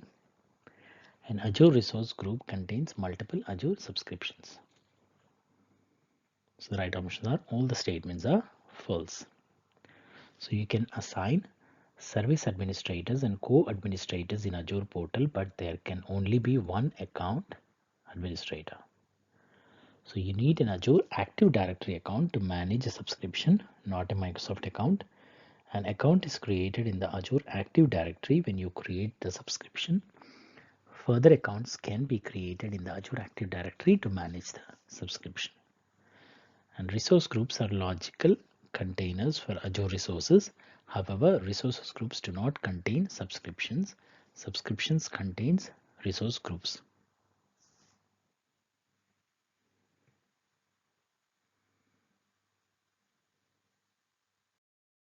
Question number 73. Which Azure networking service offers an encrypted public connection between Azure networks and on-premises networks? And you have four options. Option 1, Azure Private Networks. Option 2, Virtual Private Networks VPNs. Option 3, Azure Express Route. Option 4, Virtual Network Pairing. The right answer is option 2, Virtual Private Networks. If you want to create a secure connection between a VNet and an on-premises network, then you can use either a VPN, which stands for Virtual Private Network, or Azure Express Route. A VPN sends encrypted traffic over the public internet, whereas Express Route communicates over a private, dedicated connection between your site and Microsoft Azure network. Express Route is much more expensive than a VPN, but it provides higher speed and reliability since it's a dedicated connection.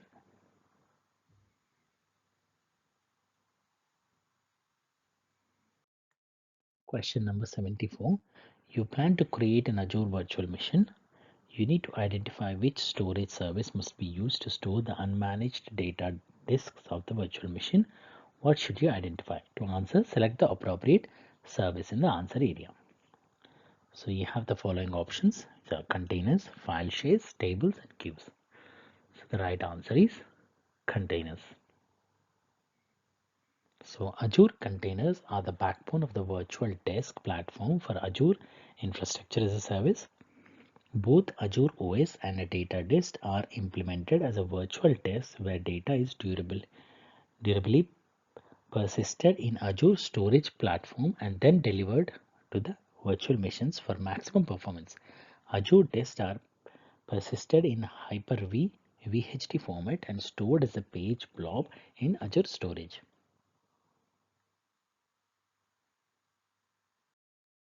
Question number 75. What Azure feature replicates resources across regions that are at least 300 miles away from each other? And you have four options. Option 1, region pairs. Option 2, availability zones. Option 3, single region. And option 4, several regions. So the right answer is option 1, region pairs. So each Azure region is paired with another region within the same geography, such as US, Europe, or Asia. This approach allows for the replication of resources such as VM storage across geography, which should reduce the likelihood of natural disaster, civil unrest, power outages, or physical network outages affecting both regions at once. Additional advantages of region pairs include in the event of a wider Azure outage, one region is prioritized over out of every pair to help reduce the time to restore applications. Planned Azure updates are rolled out to paired regions one at a time to minimize downtime and the risk of application outage. Data continues to reside within the same geography as it pairs for tax and law enforcement jurisdiction purposes.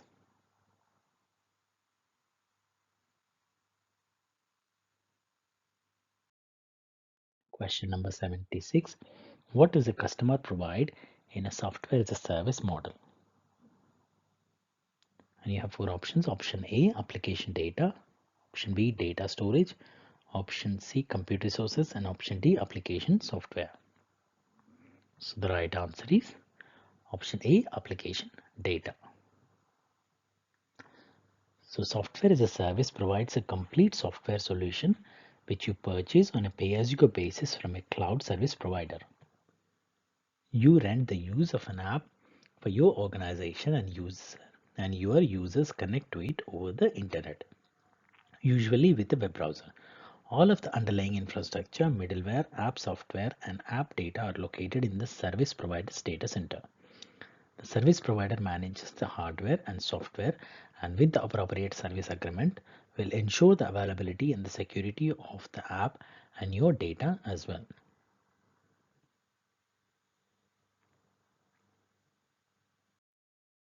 Question number 77.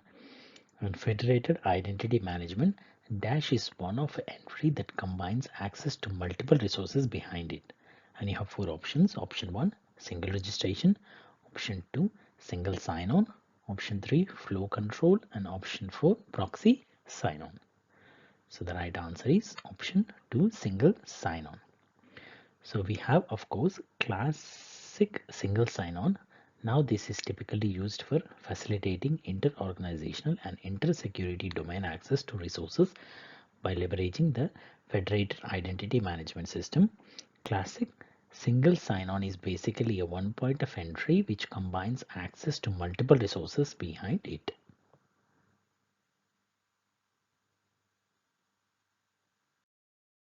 Question number 78. You plan to deploy several Azure virtual machines. You need to ensure that the services running on the virtual machines are available if a single data center fails. Solution: you deploy the virtual machine to a scale set. Does this meet the goal? Right answer is option B. No, it does not meet the required goal.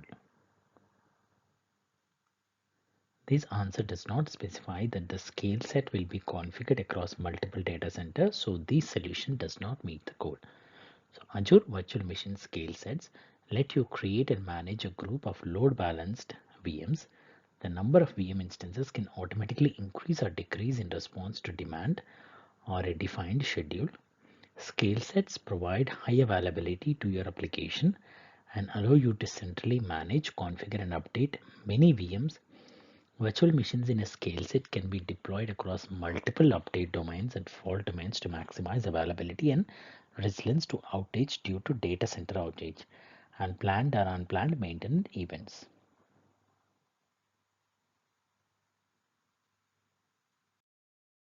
Question number 79.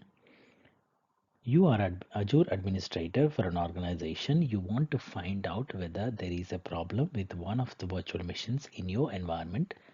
Which monitoring feature should you use? And you have four options. Option 1, email alerts. Option 2, metrics. Option 3, application insights. And option 4, resource health. So the right answer is option 4, resource health. A resource is a specific instance of an Azure service such as virtual machine, web app, or SQL database. Resource health relies on signals from different Azure services to access whether a resource is healthy. If a resource is unhealthy, resource health analyzes additional information to determine the source of the problem. It also reports an action that Microsoft is taking to fix the problem and identify things that you can do to address it.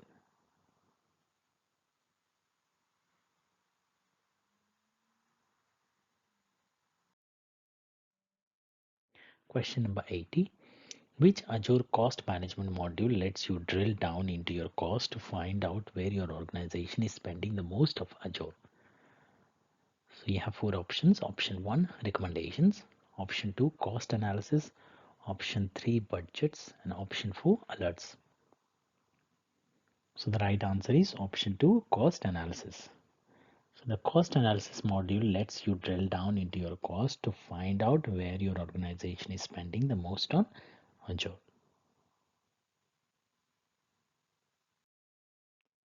Question number 81. Your company plans to migrate all its data and resources to Azure. The company's migration plan states that only platform as a service solution must be used in Azure. You need to deploy an Azure environment that meets the company's migration plan. What should you create? And you have four options. Option A, Azure virtual machines, Azure SQL databases, and Azure storage accounts. Option B, an Azure app service and Azure virtual machines that have Microsoft SQL Server installed. Option C, an Azure app service and Azure SQL databases. And option D, Azure storage accounts and web servers in Azure virtual machines. So the right answer is option C, an Azure app service and Azure SQL databases. Azure App Service and Azure SQL databases are examples of Azure PaaS solution. Therefore, this solution does meet the goal. Question number 82. When you transfer data to an Azure resource, it's known as dash traffic. And you have four options. Option 1, external. Option 2, internal. Option 3, ingress. And option 4, egress. So the right answer is option 3, ingress.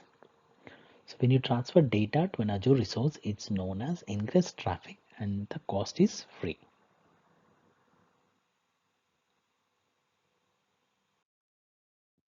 Question number 83.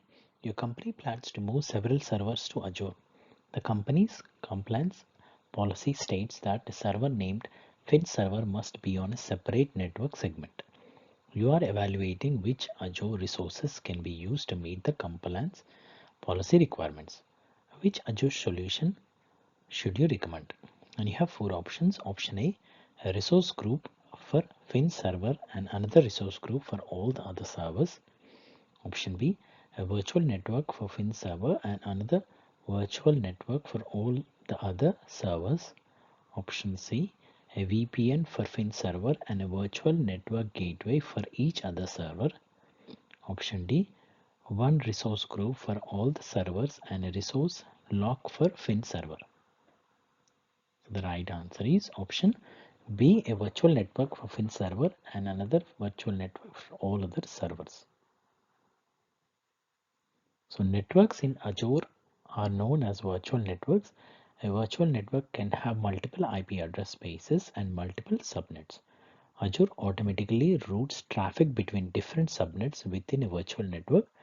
The question states that FinServer must be on a separate network segment. The only way to separate FinServer from other servers in networking terms is to place the server in a different virtual network to the other servers.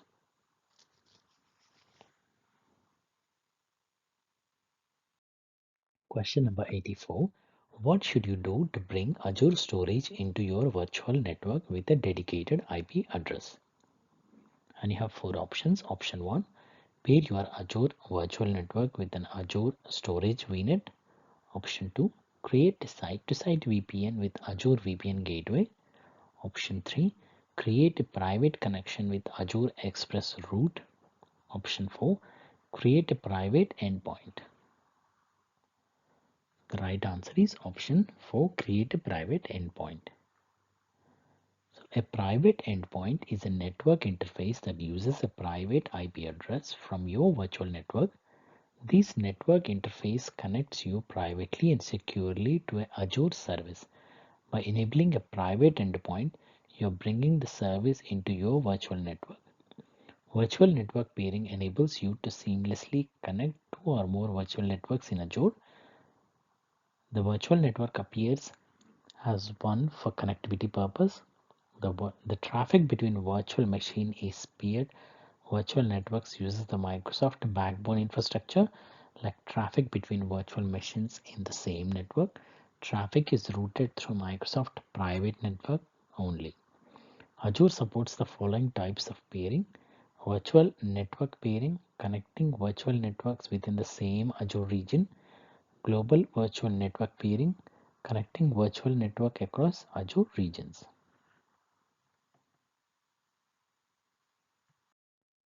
Question number 85. To complete the sentence, select the appropriate option in the answer area. A Microsoft SQL Server database that is hosted in the cloud and has software updates managed by Azure is an example of, and we have four options. So the right answer is platform as a service. So Azure SQL database is a fully managed platform as a service database engine that handles most of the database management functions such as upgrading, patching, backups, and monitoring without user involvement.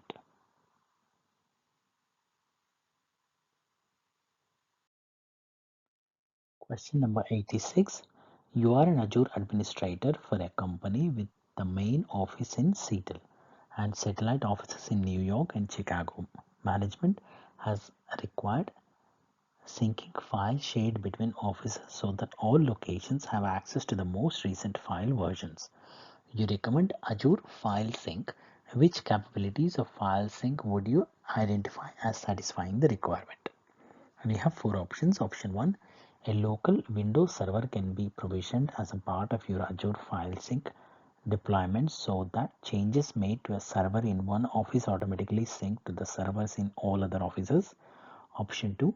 The ability to use Azure Backup to backup on-premises data so that file metadata can be restored immediately and data recalled as needed for rapid disaster recovery. Option 3. The ability to move application that requires access between Azure and on-premises systems and provide write access to the same data across Windows Server and Azure files. And option 4. Only recently accessed data located on local servers will be accessed and non-used data moves to Azure through cloud tiering. So the right answer is option 1. Azure File Sync is ideal for distributed access scenarios. For each of your offices, you can provision a local Windows server as a part of your Azure File Sync deployment. Changes made to the server in one office automatically sync to the servers in all other offices.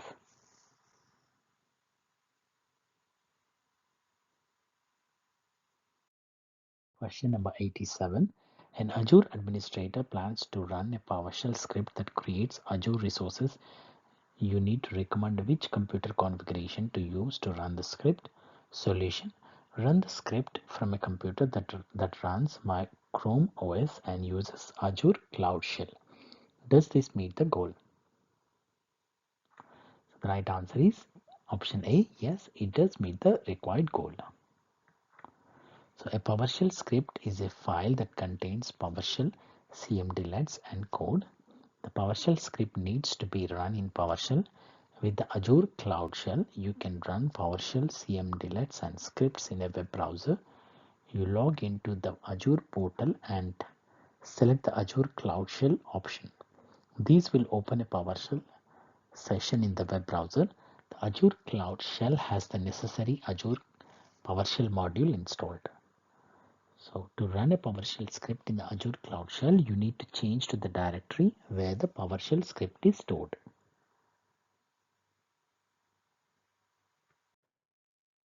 Question number 88. For each of the following statements, select yes if the statement is true, otherwise select no. So the statements are: an Azure subscription can be associated to multiple Azure Active Directory tenants. You can change the Azure Active Directory tenants to which an Azure subscription is associated. When an Azure subscription expires, the associated Azure Active Directory tenant is deleted automatically. So let's see the answers. So the first statement is false, the second statement is true, and the third statement is false. An Azure AD tenant can have multiple subscriptions, but an Azure subscription can only be associated to one Azure AD tenant. And you can change the Azure Active Directory tenant to which an Azure subscription is associated. If your subscription expires, you lose access to all the other resources associated with the subscription. However, the Azure AD directory remains in Azure. You can associate and manage the directory using a different Azure subscription.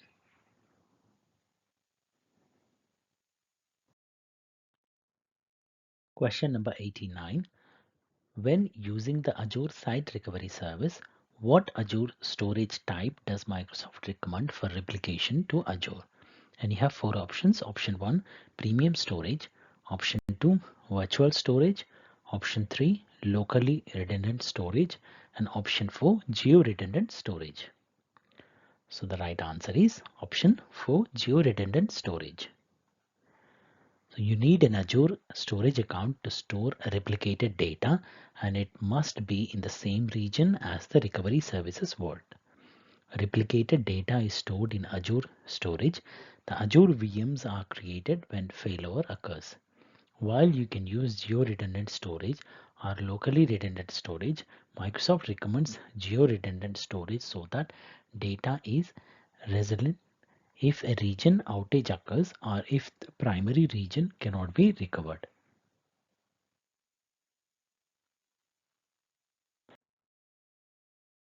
Question number 90. When creating an Azure policy for a parent resource, what statement applies to child resources? And you have four options. Option 1, policies are rejected by all child resources. Option 2, policies are inherited by all child resources. Option 3, policies are merged into all child resources. And option 4, policies apply only to parent resources. So the right answer is option 2, policies are inherited by all child resources. Resource policies enable you to establish conventions for resources in your organization. By defining conventions, you can control costs and more easily manage your resources. Policies are inherited by all child resources. So if a policy is applied to a resource group, it applies to all the resources in that resource group. Question number 91. Your company's infrastructure includes a number of business units that each need a large number of various Azure resources for everyday operation. The resources required by each business units are identical. You are required to sanction a strategy to create Azure resources automatically. Solution: you recommend that the Azure API management service be included in the strategy. Does the solution meet the goal? So the right answer is option B. No, it does not meet the required goal. So Azure API Management Service is a way to create and manage customers' APIs for existing backend services. Question number 92. Session timeout properties in Azure Virtual Desktop. You have four options. Option 1, allow you to configure the ability to end sessions when time limits are reached. Option 2, allow you to log suspicious user activity. Option 3, are configured via the global group policy on a group of session hosts. Option 4, should be configured after golden image creation. So the right answer is option 1. Allow you to configure the ability to end sessions when time limits are reached. So let's start off by looking at exactly what session timeout properties are. The session timeout feature allows you to log off user sessions that have been inactive for a specified amount of time. It is configured via the local group policy on a session host. So it would be recommended to implement these during the golden image creation. This way it is deployed to all session hosts. The session timeout properties configuration includes setting time limits for disconnected sessions, active but idle remote desktop service sessions, and active remote desktop service sessions. And finally, you can configure the ability to end sessions when the time limits are reached.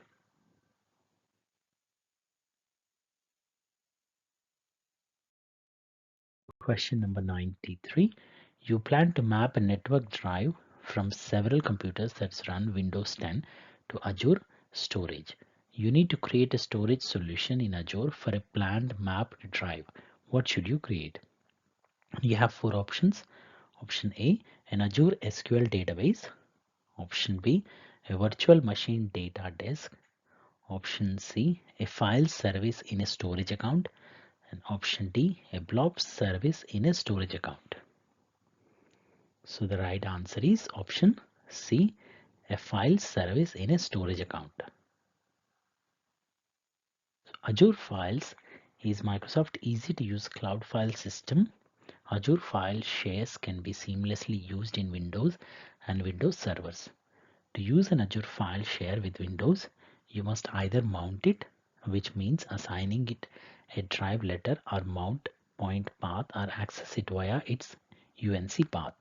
Unlike other SMB shares you may have interacted with, such as those hosted on Windows Server, Linux Samba Server, or NAS device, Azure file shares do not currently support Kerberos authentication with your Active Directory or Azure Active Directory identity, although this is a feature we are working on. Instead, you must access your Azure file share with the storage account key for the storage account containing your Azure file share. The storage account key is an administrator key for a storage account, including administrator permissions to all files and folders with the file share you are accessing. And for all shell files and other storage resources, blobs, queues, tables, etc., contained within your storage account. Question number 94. Using automation to produce consistent and repeatable results is an example of. You have four options. Option 1, reliability. Option 2, security. Option 3, predictability. And option 4, performance efficiency. So the right answer is option 3, predictability. Automation has revolutionized how businesses operate, and this trend continues to evolve. Businesses have moved to automate manual process so that engineers can focus attention on tasks that add business value. Automating business solutions produces predictable results that allow engineers to focus more on creation rather than maintenance.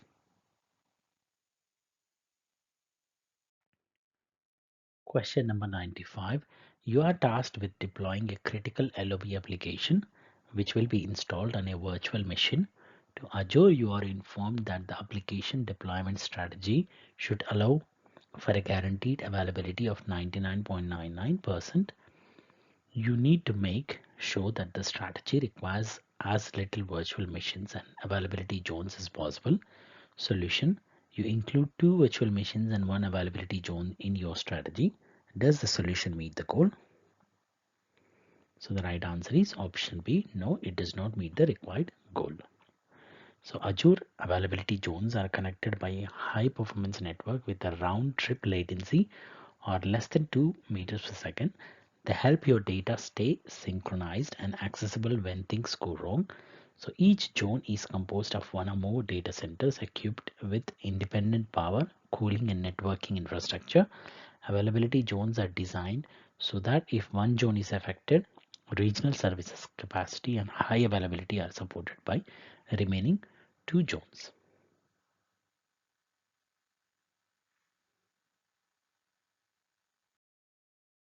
Question number 96. The dash authentication method in Azure removes the password and replaces it with something you have, plus something you are, or something you know. And you have four options. Option 1, multi-factor authentication. Option 2, passwordless. Option 3, security question. And option 4, encrypted. So the right answer is option 2, passwordless. Features like multi-factor authentications are the great way to secure your organization, but users often get frustrated with the additional security layer on top of having to remember their passwords.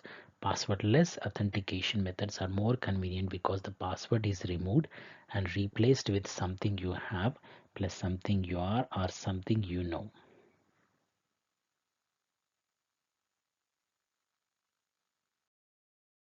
Question number 97. Which of the following statements about resource locks in Microsoft Azure are true? And you have four options. Option 1. If two different administrators add locks to the same resource, then the most restrictive lock is applied. Option 2. A delete lock is more restrictive than a read-only lock. Option 3. A locked resource can only be deleted by an administrator. Option 4. If you want to apply a lock to all the resources in a resource group, you have to apply the lock to each resource individually. So the right answer is option 1. If two different administrators add locks to the same resource, then the most restrictive lock is applied. A read-only lock prevents this resource from being deleted or modified. So it's more restrictive than a delete lock. If two different administrators traders add locks to the same resource, then the most restrictive lock is applied. Even an administrator can't delete a locked resource, so they have to delete the lock before they can delete the resource. If you want to apply a lock to all the resources in a resource group, you only have to apply the lock to the resource group itself, and all the resources in it will inherit the lock. You can also do these at the subscription level for all the resources in a subscription.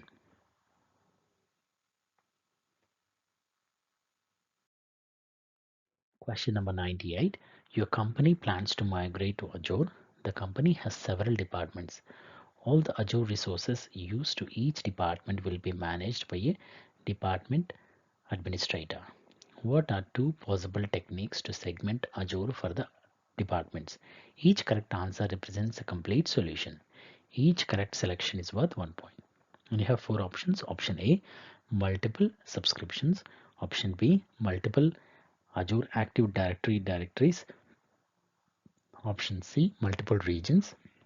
And option D, multiple resource groups. So the right answer is multiple subscriptions and option D, multiple resource groups.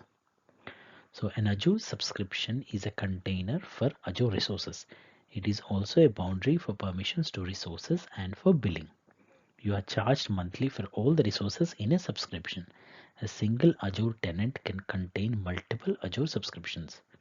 A resource group is a container that holds relevant resources in an Azure solution.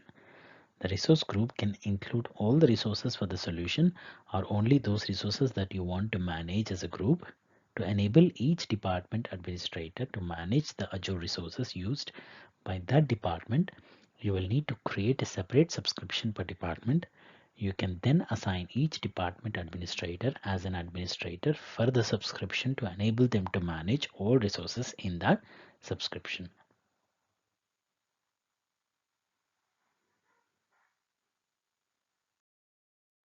Question number 99. Azure Dash is a software solution that can connect existing on-premises servers or servers running on other cloud providers to Azure Resource Manager. And you have four options. Option 1, Stack. Option 2, ARC. Option 3, Outpost. And option 4, Tanzu. So the right answer is option 2, ARC. So Azure Arc is a software solution that can connect existing on-premises servers or servers running on other cloud providers to Azure Resource Manager.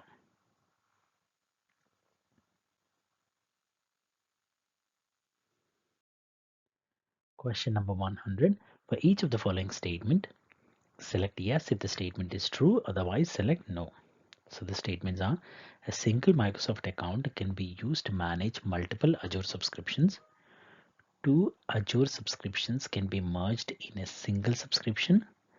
A company can use resources from multiple subscriptions.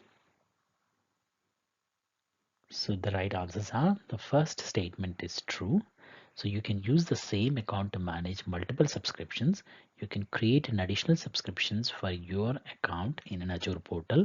You may want an additional subscription to avoid hitting subscription limits, to create separate environments for security, or to isolate data for compliance resources. So the second statement is false. You cannot merge two subscriptions into a single subscription. However, you can move some Azure resources from one subscription to another. You can also transfer ownership of a subscription and change the billing type for a subscription. The third statement is true. A company can have multiple subscriptions and store resources in the different subscriptions. However, a resource instance can exist in only one subscription.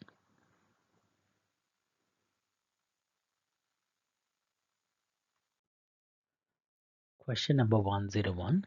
What is the goal of high availability and fault tolerance?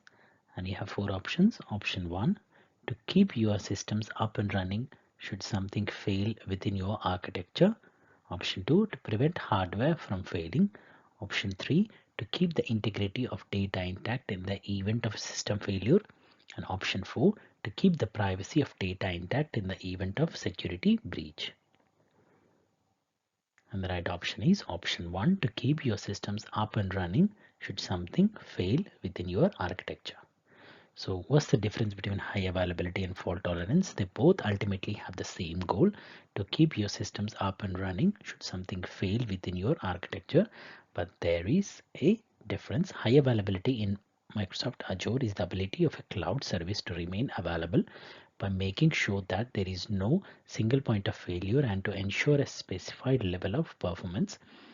Azure fault tolerance, the ability of an operating system to respond to a hardware or software failure, the ability of a system to continue operate despite failures and malfunctions, is referred to as a fault tolerance.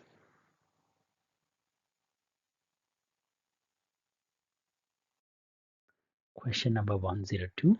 For each of the following statements, select yes if the statement is true, otherwise select no. So the statements are: Microsoft SQL Server 2019 installed on an Azure virtual machine is an example of platform as a service. Azure SQL database is an example of platform as a service. Azure Cosmos DB is an example of software as a service. So the right answers are: the first statement is false.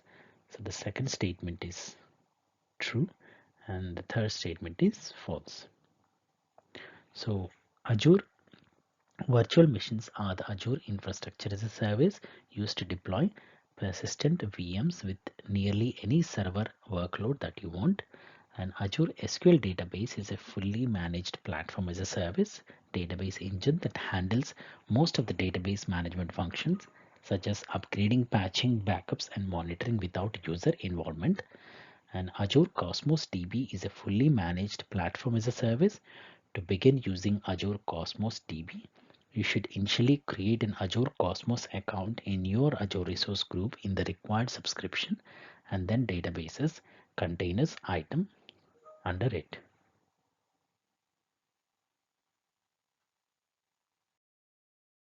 Question number 103. Which of the following is a benefit of cloud computing that keeps resources and services functioning over a long period of time? And you have four options. Option 1, agility. Option 2, elasticity. Option 3, scalability. And option 4, high availability. So the right answer is option 4, high availability. So high availability is the benefit of cloud computing that allows resources and services to continue functioning for a long period of time. Cloud providers usually generate an uptime of almost 100% for systems that are controlled by the cloud provider. This uptime guarantee is captured through a service level agreement. Question number 104. What is a feature of an Azure virtual network? And you have four options. Option A, resource cost analysis. Option B, packet inspection. Option C, geo-redundancy. Option D, isolation and segmentation. So the right answer is option D, isolation and segmentation. Implement network segmentation patterns on Azure. A unified enterprise segmentation strategy guides technical teams to consistently segment access using networking, application, identity, and any other access controls. Create segmentation in your network footprint by defining perimeters. The main reason for segmentation are the ability to group related assets that are a part of workload operations, isolation of resources, governance policies set by the organization.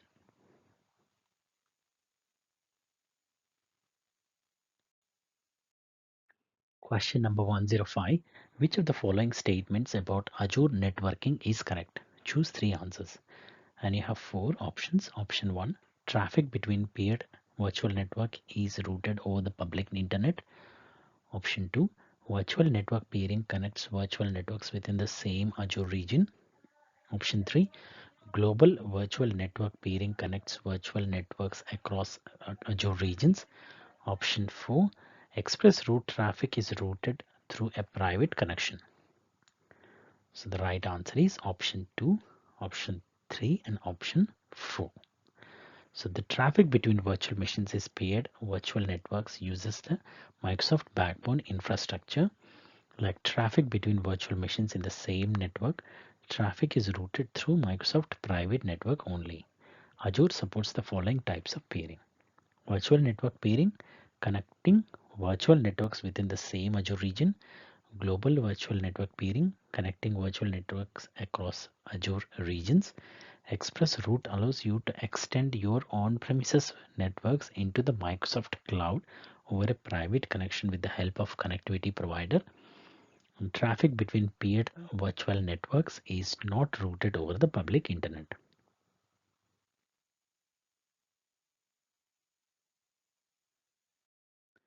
Question number 106. Your organization wants to back up some of its on-premises workloads to the Azure cloud. Which cloud model would you recommend? And you have four options. Option 1, public. Option 2, multi-cloud. Option 3, private. And option 4, hybrid. So the right answer is option 4, hybrid. A hybrid cloud is a computing environment that uses both public and private clouds in an interconnected environment. A hybrid cloud environment can be used to allow a private cloud to surge for increased temporary demand by deploying public cloud resources. A hybrid cloud can be used to provide an extra layer of security.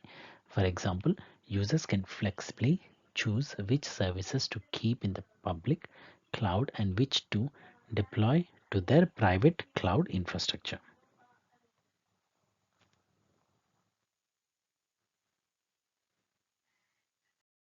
Question number 107. Your company's infrastructure includes a number of business units that each need a large number of various Azure resources for everyday operation. The resources required by each business units are identical. You are required to sanction a strategy to create Azure resource automatically. Solution, you recommend the Azure Resource Manager template be included in the strategy. Does the solution meet the goal? And you have two options, yes and no. So the right answer is option A, yes, it does meet the required goal. So Azure Resource Manager templates are JavaScript object notation JSON files that define the infrastructure and configuration of your project.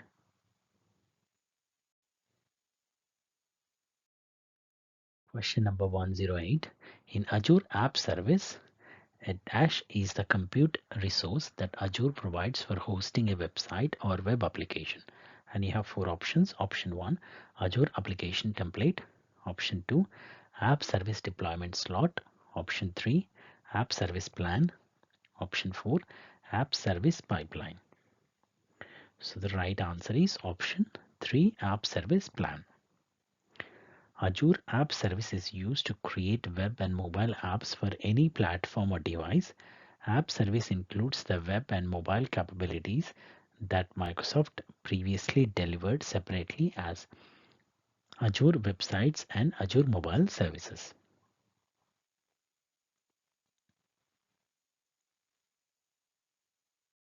Question number 109, Azure's total cost of ownership calculator. And you have four options. Allows you to compare cost over any time period between 6 months and 10 years. Option 2, requires an Azure subscription to use. Option 3, uses industry average for on-premises costs. Option 4, involves only two steps. First, define your workloads. Second, view the report. So the right answer is option 3, uses industry averages for on-premises costs. So fortunately, Microsoft provides a useful tool called the total cost of ownership or TCO calculator. It uses industry averages for on-premises cost and of course the equivalent costs on Azure. So there are three steps to using it. First, define your workloads. Second, adjust the assumptions used by the TCO calculator. Third, view the report. You can choose any time period between 1 and 5 years to compare the cost.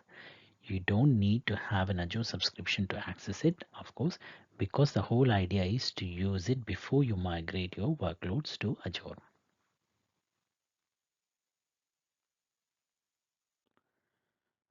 Question number 110. For each of the following statements, select yes if the statement is true, otherwise select no.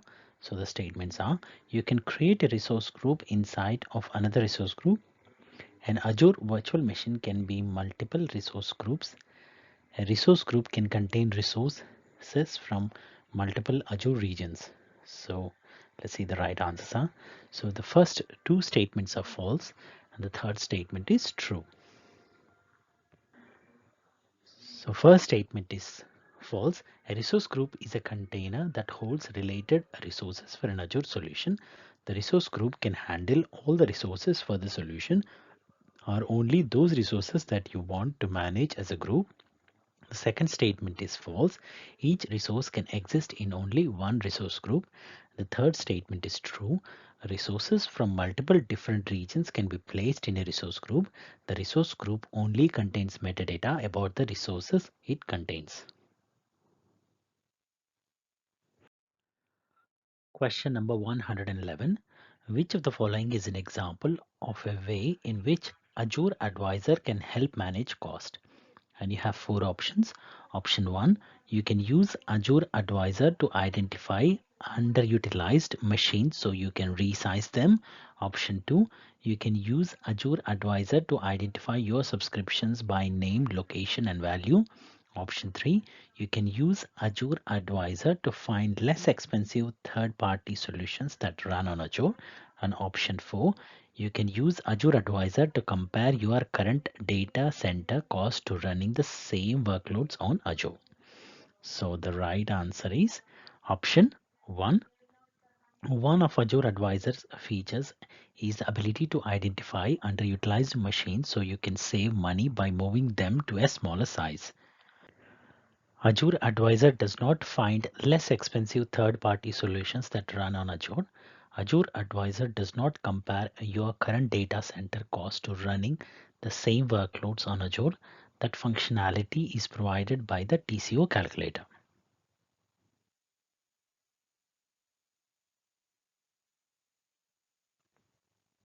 Question number 112.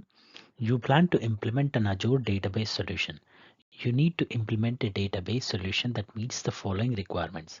Can add data concurrently from multiple regions. Can store JSON documents. Which database service should you deploy? To answer, select the appropriate service in the answer area. So let's see the right answer here is Azure Cosmos DB. So Azure Cosmos DB is Microsoft globally distributed multi-model database service. With a click of a button, Cosmos DB enables you to elastically and independently scale throughput the storage across any number of Azure regions worldwide. Azure Cosmos DB is a great way to store unstructured and JSON data combined with Azure functions. Cosmos DB makes storing data quick and easy with much less code than required for storing data in a relational database. Question number 113. Azure Dash gives you recommendations on how to reduce cost, such as identifying underutilized VMs that could be resized to a cheaper option or shut down entirely. And you have four options. Option 1, budget. Option 2, pricing calculator. Option 3, total cost of ownership calculator. And option 4, advisor. So the right answer is option 4, advisor.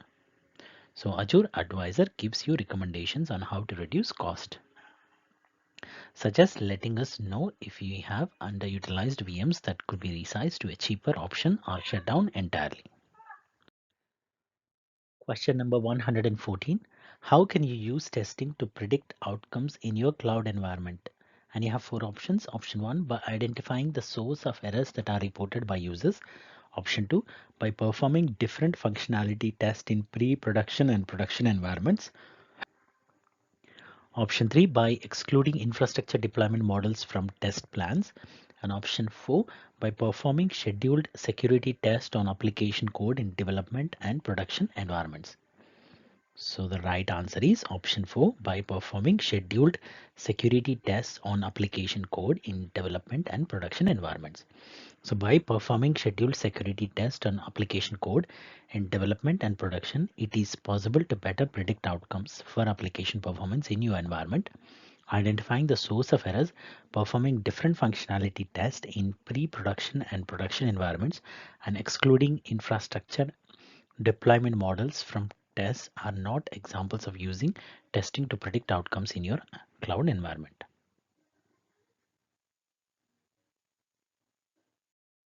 Question number 115. Your company plans to migrate all its data and resources to Azure. The company's migration plan states that only platform as a service solution must be used in Azure. You need to deploy an Azure environment that meets the company's migration plan. Solution: you create an Azure app service and Azure virtual machines that have Microsoft SQL Server installed. Does this meet the goal? And the right answer is option B. No, it does not meet the required goal. So Azure App Service is a PaaS, platform as a service. However, Azure virtual machines are an infrastructure as a service. Therefore, this solution does not meet the required goal. Question number 116.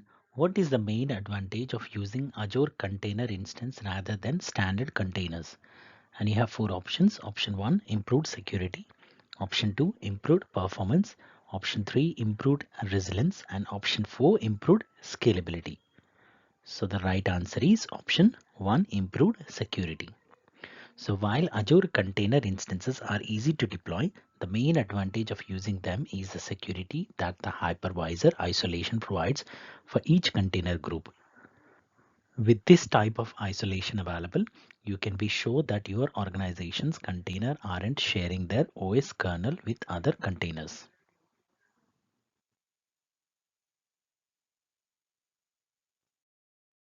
Question number 117. Your company plans to start using Azure and will migrate all its network resources to Azure. You need to start the planning process by exploring Azure. What should you create first? And you have four options. Option A subscription. Option B, a resource group. Option C, a virtual network. And option D, a management group. So the right answer is option A subscription. So the first thing you create in Azure is a subscription. You can think of an Azure subscription as an Azure account. You get billed per subscription. A subscription is an agreement with Microsoft to use one or more Microsoft cloud platforms or services for which charges occur based on either a per user license fee or on cloud-based resource consumption. Microsoft Software as a Service based cloud offerings charge per user license fees. Microsoft Platform as a Service and Infrastructure as a Service cloud offerings charged based on cloud resource consumption. You can also use a trial subscription, but the subscription expires after a specific amount of time or consumption charges. You can convert a trial subscription to a paid subscription. Organizations can have multiple subscriptions for Microsoft Cloud offerings. Question number 118. Your business is transitioning from an entirely on-premises IT environment to one hosted entirely in the private cloud. All on-premises physical servers and resources will migrate to virtual cloud resources on hardware owned by your company and managed by your IT staff. You will need to purchase new hardware to host the virtualized resources. You're forecasting your IT resources cost for required compute, networking, and storage, and analyzing how expenses will change as a result of your cloud migration. How do you forecast the company's business expense will change while it transits to the private cloud? Choose two answers. And you have four options. Option one, your operational expenditure for IT resources will increase. Option two, your capital expenditure for IT resource will increase. Option 3, your operational expenditure for IT resources will decrease. And option 4, your operational expenditure for IT resources will not change. So the right answer is option 1, your operational expenditure for IT resources will increase. And option 2, your capital expenditure for IT resources will increase. So moving from an on-premises environment to a private cloud environment is essentially changing your current physical resources to virtual ones and hosting those virtual resources on potentially new and different on-premises hardware. As a result, you are creating a new set of operational expenditure with your virtualized resources. You're also adding new capital expense because you are purchasing new hardware to host virtualized resources.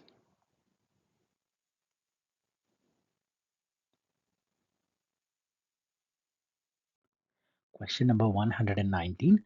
For each of the following statements, select yes if the statement is true, otherwise select no.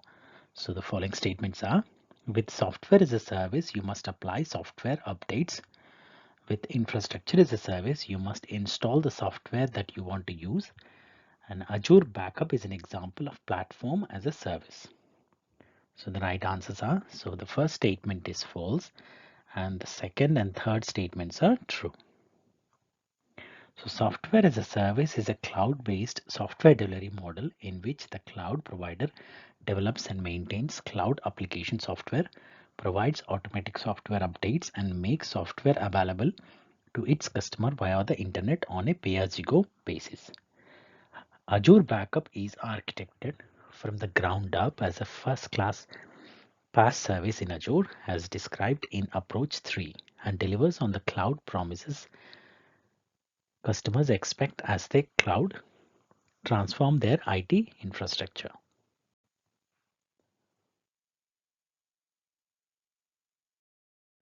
Question number 120. Which Azure storage replication option provides maximum durability within a single region? And you have four options. Option 1, geo-redundant storage.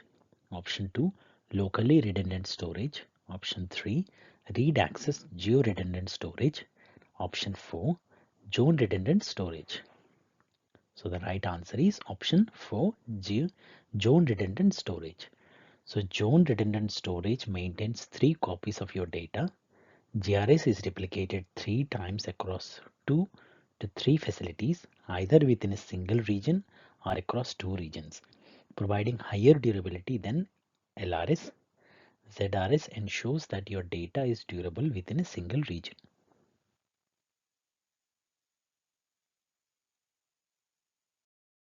Question number 121. Your organization uses Azure as its cloud provider. The organization has deployed a virtual machine and installed a SQL database on it. Who is responsible for the data that gets ingested into the database? And you have four options. Option 1, the cloud service provider. Option 2, the organization using Azure. Option 3, both the cloud server provider and the organization. And option 4, a third party data management company. So the right answer is option 2, the organization using Azure. In a cloud computing environment, some responsibility is shared. However, the responsibility sometimes depends on the situation. If you're using cloud SQL database, the cloud provider would be responsible for maintaining the actual database. However, you are still responsible for the data that gets ingested into the database. If you deployed a virtual machine and installed an SQL database on it, you would be responsible for database patches and updates, as well as maintaining the data and information stored in the database.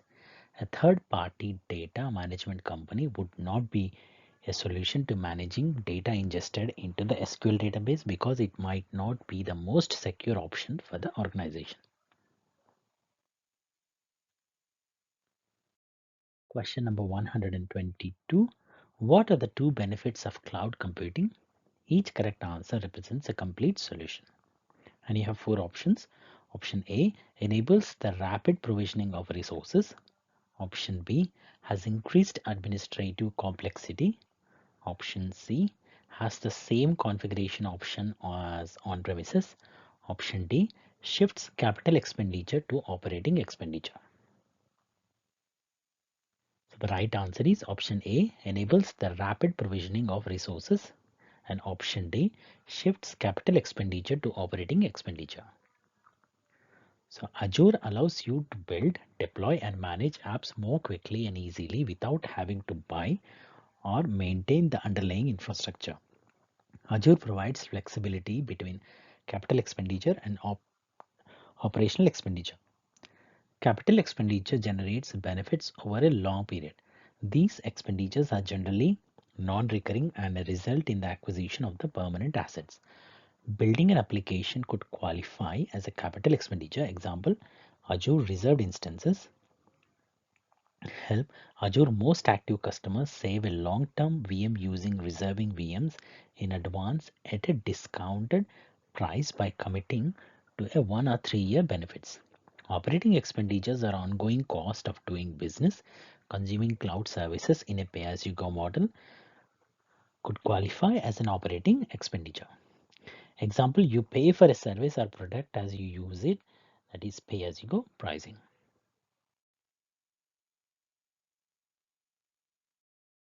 Question number 123.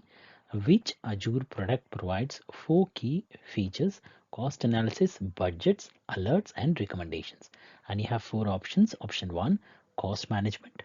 Option 2, pricing calculator. Option 3, total cost of ownership calculator. And option 4, advisor. So the right answer is option 1, cost management. When you want to get serious about controlling your costs, the place to go is Azure Cost Management.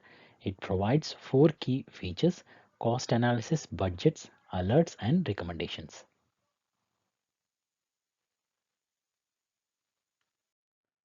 Question number 124. For each of the following statements, select yes if the statement is true, otherwise select no. So the statements are: all the Azure resources deployed to a resource group must use the same Azure region. If you assign a tag to a resource group, all the Azure resources in that resource group are assigned to the same tag. If you assign permissions for a user to manage a resource group, the users can manage all the Azure resources in that resource group. So the right answers are, so the first statement is false.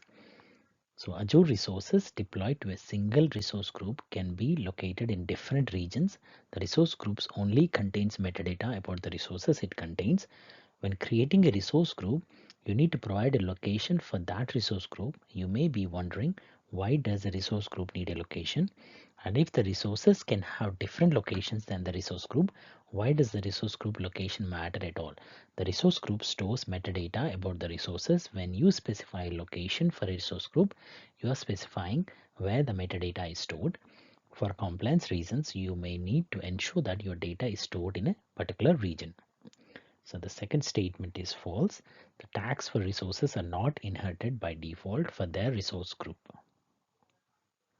And third statement is true. A resource group can be used to scope access control for administrative actions. By default, permissions set at the resource level are inherited by the resources in resource group.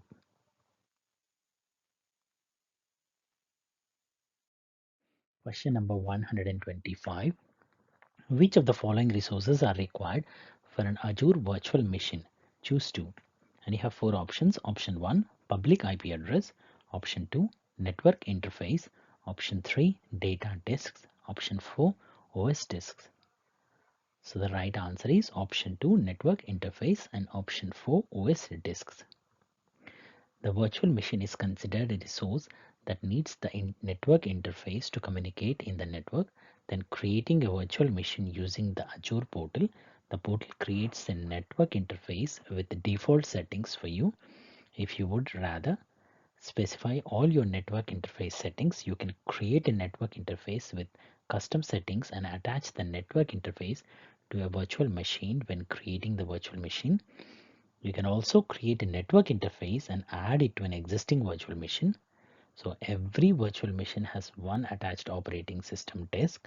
That OS disk has a pre-installed OS which was selected when the VM was created. The disk contains the boot value.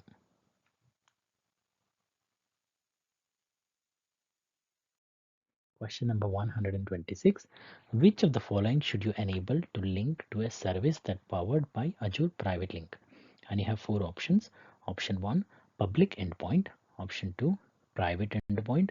And option 3, a virtual private network. And option 4, a public network. So the right answer is option 2, private endpoint. A private endpoint is a network interface that uses a private IP address from your virtual network. This network interface connects you privately and securely to a service that's powered by Azure Private Link. By enabling a private endpoint, you are bringing the service into the virtual network.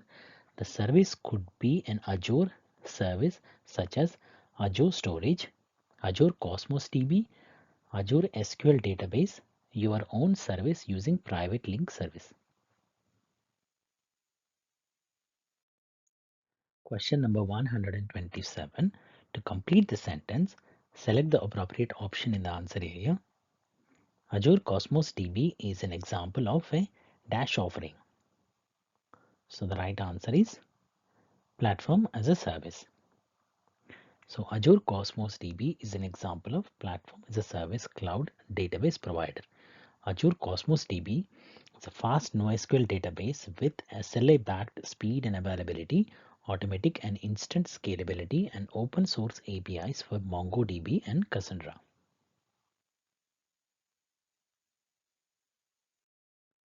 Question number 128. For each of the following statements, select yes if the statement is true, otherwise select no.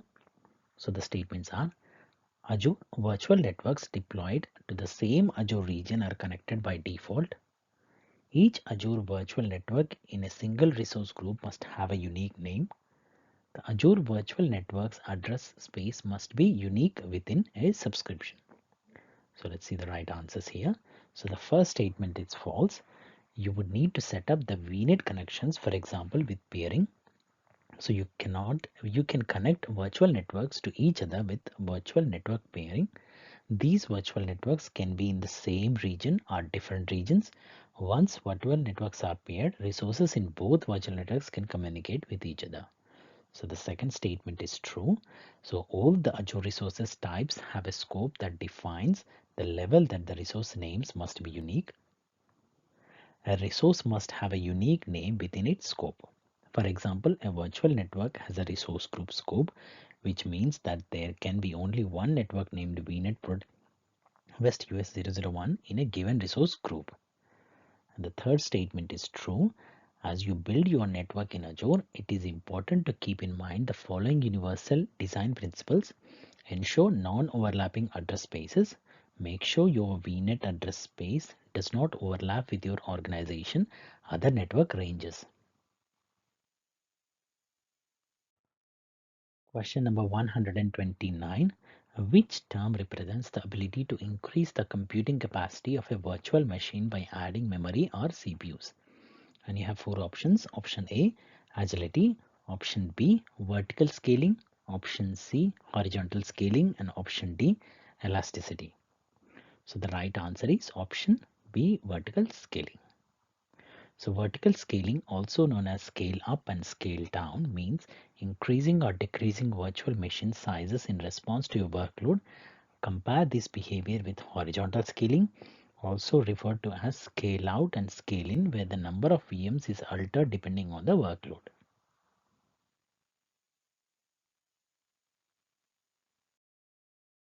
Question number 130. Your company is planning to migrate all their virtual machines to an Azure pay-as-you-go subscription.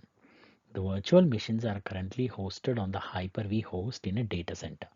You are required to make sure that the intended Azure resolution uses the correct expenditure model solution. You should recommend that use of the scalable expenditure model. Does the solution meet the goal? So the right answer is option B. No, it does not meet the required goal. Question number 131. Select the answers that correctly completes the sentence. Auto scaling is an example of, and you have four options. So the right answer is elasticity. An Azure virtual machine scale set can automatically increase or decrease the number of VM instances that run your application. This automated and elastic behavior reduces the management overhead to monitor and optimize the performance of your application. Azure Elasticity as a Service is referred to a cloud service that enables in automatically scaling Azure hosted resources in par with the demand and configured parameters. It provides Azure administrators with the ability to auto scale Azure infrastructure and resources as and when needed. Question number 132. For each of the following statements, select yes if the statement is true, otherwise select no. So the statements are: building a data center infrastructure is an example of operational expenditure cost.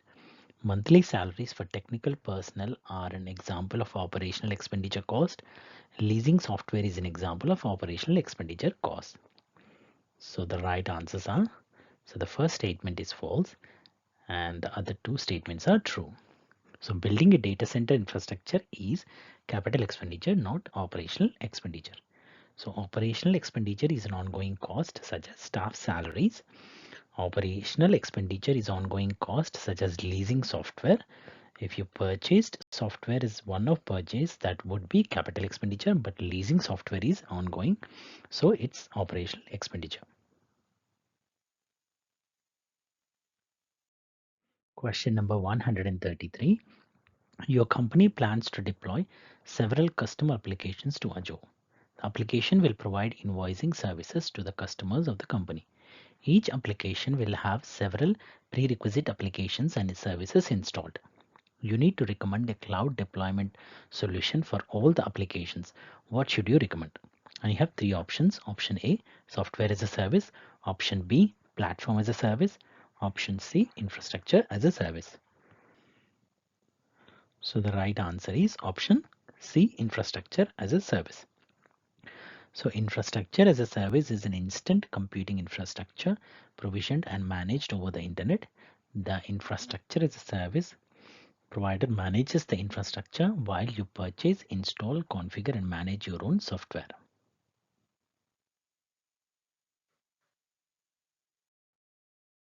Question number 134. A dash is a private connection between your organization on-premises location and the Azure data center. And you have four options. Option 1, Azure VPN connection. Option 2, Azure Active Directory. Option 3, VPN gateway. Option 4, Azure Express route. So the right answer is option 4, Azure Express route.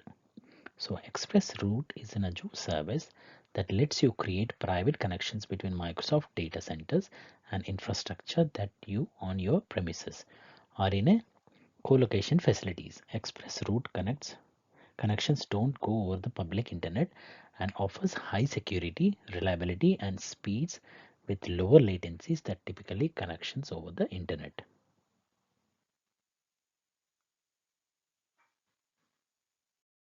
Question number 135. To complete the sentence, select the appropriate options in the answer area. Data that is stored in the archive access tier of an Azure storage account, and you have four options. So let's see the right answer here. must be rehydrated before the data can be accessed. So Azure Storage offers different access tiers: hot, cool, and archive. The archive access tier has the lowest storage cost, but it has higher data retrieval cost compared to the hot and cool tiers. Data in the archive tier can take several hours to retrieve. While a blob is in archive storage, the blob data is offline and can't be read, overwritten, or modified. To read or download a blob in archive, you must first rehydrate it to an online tier. Example, usage scenarios for the archive access tier include long-term backup, secondary backup, and archival datasets, original data that must be preserved even after it has been processed into final usable form, compliance and archival data that needs to be stored for a long time and is hardly ever accessed.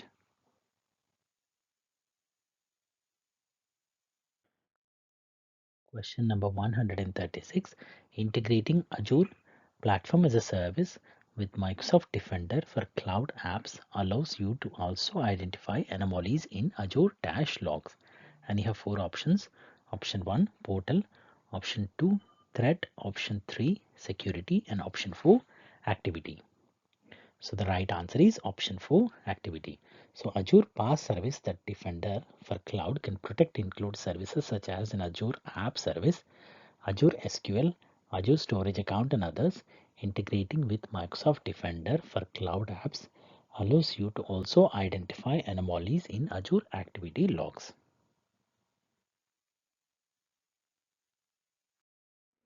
Question number 137. You plan to deploy a critical line of business application to Azure. The application will run on an Azure virtual machine. You need to recommend a deployment solution for the application. The solution must provide a guaranteed availability of 99.99%. What is the minimum number of virtual machines and the minimum number of availability zones you should recommend for the deployment? To answer, select the appropriate options in the answer area. So minimum number of virtual machines and minimum number of availability zones. So let's see if the right answers are. So you need a minimum of 2 virtual machines with each one location in a different availability zone. So availability zones is a higher availability offering that protects your application and data from data center failures. So availability zones are the unique physical locations within an Azure region. So each region is made up of one or more data center equipped with independent power, cooling, and networking. To ensure resiliency, there is a minimum of 3 separate zones in all enabled regions. The physical separation of availability zones within a region protects application and data from data center failure. So zone redundant services replicates your applications and data across availability zones to protect from single point of failure. With availability zones, Azure offers industry best 99.99% virtual machine uptime SLA.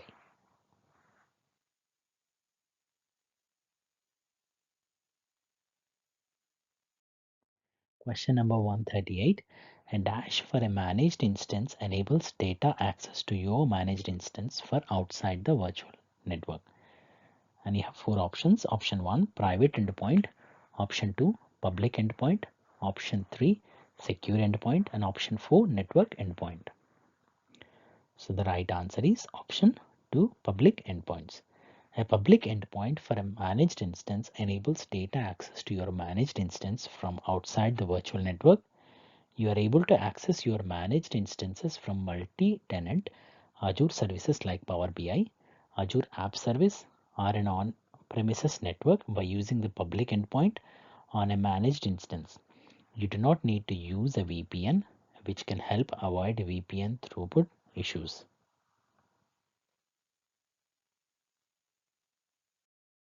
Question number 139. Which cloud computing model includes on-premises and cloud-based resources? And you have three options. Option A, hybrid. Option B, public. And option C, private. So the right answer is option A, hybrid. A hybrid cloud, sometimes called a cloud hybrid, is a computing environment that combines an on-premises data center with a public cloud, allowing data and applications to be shared between them. Some people define hybrid cloud to include multi-cloud configurations where an organization uses more than one public cloud in addition to their on-premises data center.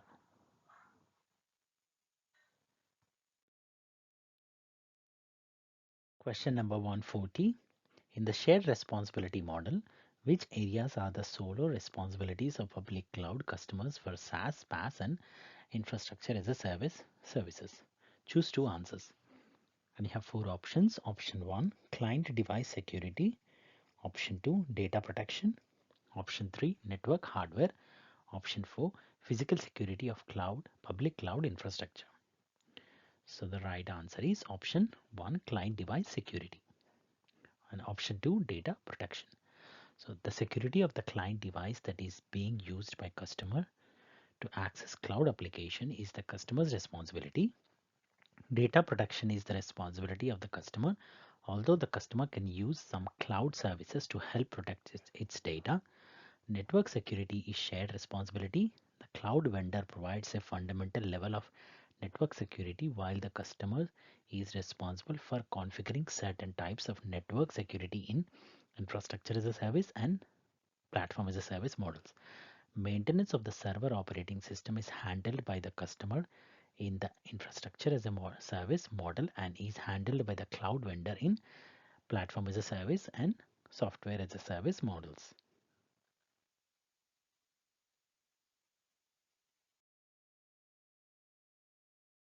Question number 141. Which Azure service should you use to collect events from multiple resources into a centralized repository? And you have four options.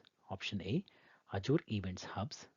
Option B, Azure Analysis Services. Option C, Azure Monitor. Option D, Azure Stream Analytics. So the right answer is option A, Azure Event Hubs.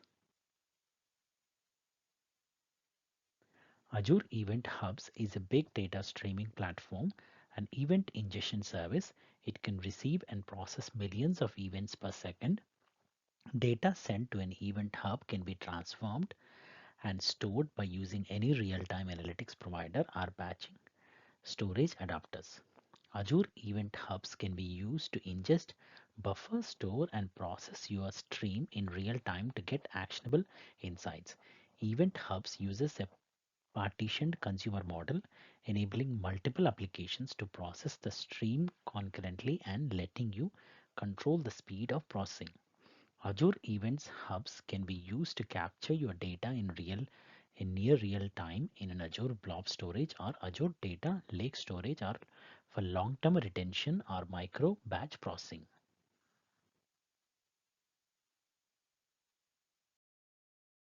Question number 142. Which of the following statements about Azure cost and VM management is true? And you have four options. Option 1, resources themselves do not cost anything. The resource groups contain them incur charges. When a VM is stopped, it will not incur any more charges. If you need to move a VM reservation to another region, you have to make a new reservation and exchange the old one for the new one. Deleting a VM automatically deletes all its data disk and public IP addresses as well. So the right answer is option 3. If you need to move a VM reservation to another region, you have to make a new reservation and exchange the old one for a new one. So the location of the resource group is irrelevant, and resource groups themselves do not cost anything. The resource contained in them incur charges. When you make a reservation, you need to choose which reservation the VM will reside in. You will need to move it into another region. You have to make a new reservation and exchange the old one for a new one. And if a VM is stopped, it could still incur charges. Even deleting the VM won't necessarily delete all the associated resources that you have to pay for. So by default, data disk and public IP addresses persist after a VM has been deleted. So you will need to delete them separately.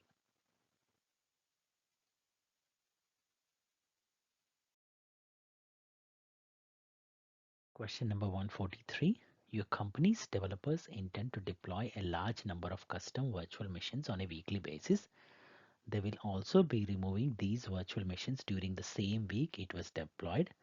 60% of the virtual machines have Windows Server 2016 installed, while the other 40% has Ubuntu Linux installed. You are required to make sure that the administrative effort needed for this process is reduced by employing a suitable Azure service solution. You recommend the use of Azure DevTest Labs. Does the solution meet the goal? So the right answer is yes, it does meet the required goal. So Azure DevTest Labs enable you to quickly create environments using reusable templates and artifacts. You can test the latest version of your application by quickly provisioning Windows and Linux environments using reusable templates and artifacts.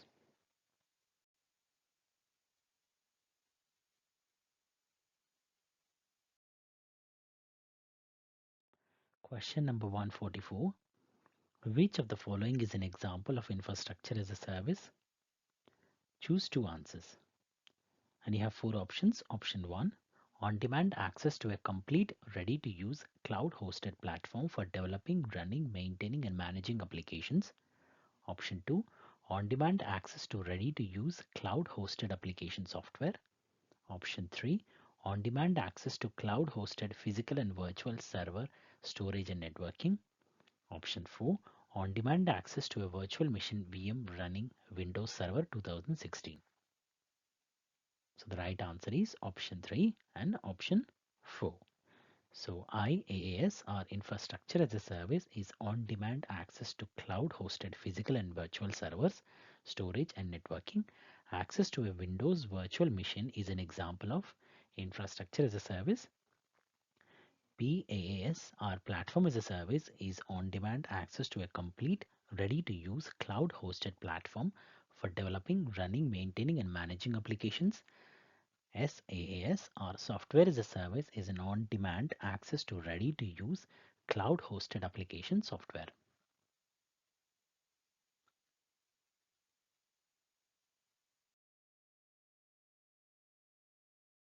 Question number 145.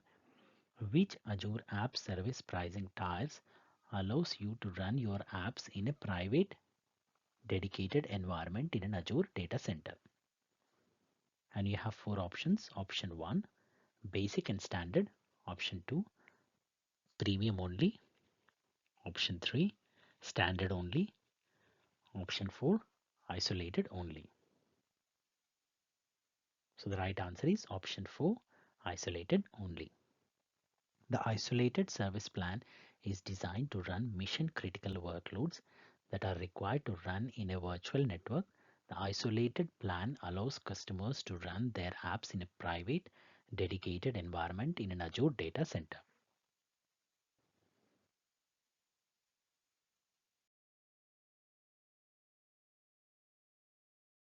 Question number 146.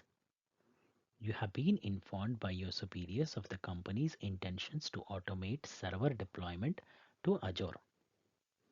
There is, however, some concern that administrative credentials could be uncovered during this process. You are required to make sure that during the deployment, the administrative credentials are encrypted using a suitable Azure solution. You recommend the use of Azure multi-factor authentication. Does the solution meet the goal? So the right answer is option B. No, it does not meet the required goal. Azure multi-factor authentication adds an additional layer to the authentication process, but it doesn't keep your credentials safe.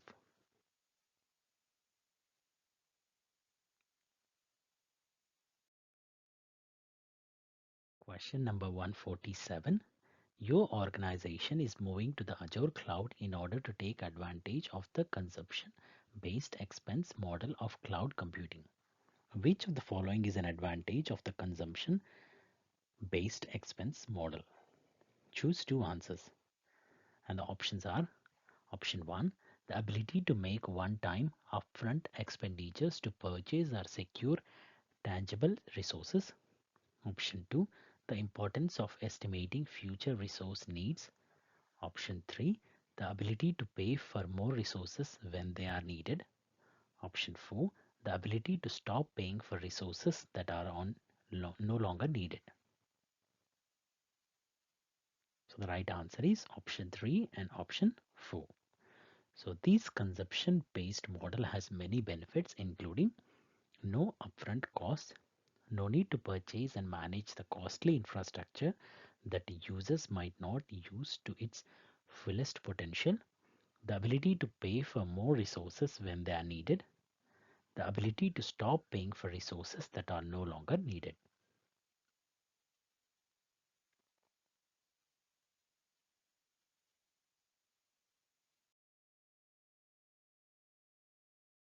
Question number 148. Your company's Active Directory forest includes thousands of user accounts. You have been informed that all network resources will be migrated to Azure. Thereafter, the on-premises data center will be retired. You are required to employ a strategy that reduces the effect on users once the planned migration has been completed. Solution: you plan to require Azure multi-factor authentication. Does the solution meet the goal? So the right answer is option B. No, it does not meet the required goal. Multi-factor authentication is the process in which users are prompted during the sign-in process for an additional form of identification, such as a code on their cell phone or a fingerprint scan.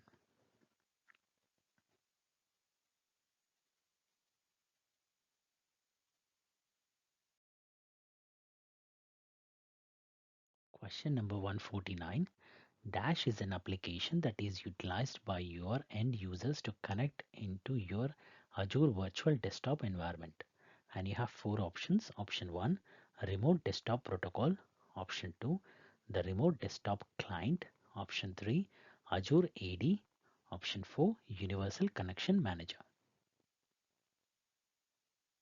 So the right answer is option 2, the remote desktop client. So let's start by explaining what the remote desktop client is. This is an application that is utilized by your end users to connect into your Azure Virtual Desktop environment.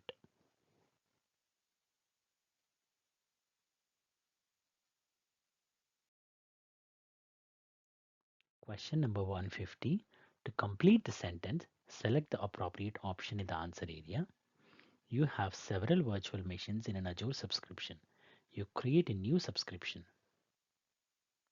and you have the following options. So let's see the right option here. So the right option is the virtual machines can be moved to the new subscription. So you can move a VM and its associated resources to a different subscription by using Azure portal. Moving between subscription can be handy if you originally created a VM in a personal subscription and now want to move it to your company's subscription to continue your work. You do not need to start the VM in order to move it, and it should continue to run during the move.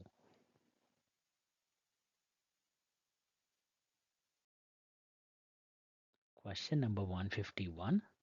To use the Azure command line interface as an alternative to installing the Azure CLI, you can use Azure Dash, which has the Azure CLI pre-installed. And you have four options. Option 1, app configuration. Option 2, Visual Studio. Option 3, Cloud Shell. Option 4, DevOps. So the right answer is option 3, Cloud Shell. So to use the command line interface from your desktop, you need to install the Azure CLI, but an alternative is to use Azure Cloud Shell, which has the Azure CLI pre-installed.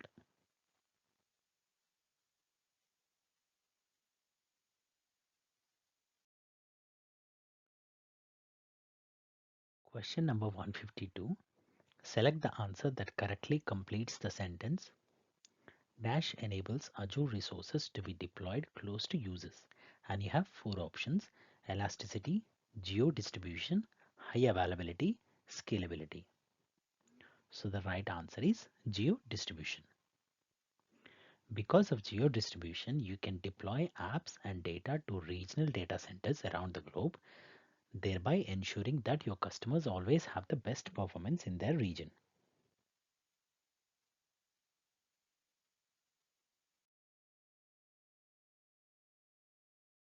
Question number 153. Which of the following statements regarding Azure portal and role-based access control is correct? And you have four options. Option 1. Azure portal and rollback access control operate within the data plane. Option 2. Azure portal and role-based access control operates within the central plane. And option 3. Azure portal and role-based access control operates within the resource plane. Option 4. Azure portal and role-based access control operates within the application plane. So the right answer is option 2. A useful concept to understand is the idea of the control plane, sometimes also called the management plane. The Azure portal is mostly at least concerned with the control plane. Control plane operates are crude operations on Azure resources. Examples of control plane operations are creating a new SQL database server, configuring a network security group firewall, deleting an Azure storage account, modifying the identity and access management permissions on an Azure resource group, or auditing control plane operations, perhaps to see the recent permission changes on Azure resource groups.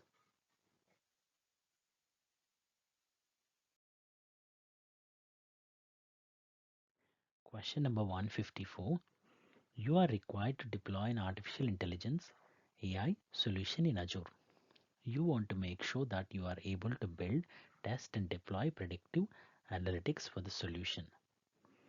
You should make use of Azure Machine Learning Studio.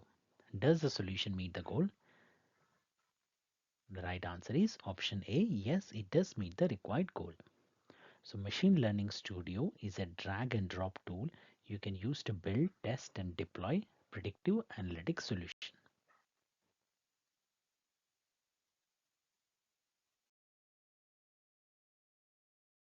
Question number 155. Your company's Active Directory forest includes thousands of user accounts. You have been informed that all network resources will be migrated to Azure. Thereafter, the on-premises data center will be retired. You are required to employ a strategy that reduces the effect on users once the planned migration has been completed. Solution: you plan to sync all the Active Directory users account to Azure Active Directory. Does the solution meet the goal? Right answer is option A. Yes, it does meet the required goal. So all users can be synced from on-premises to Azure AD using AD Connect.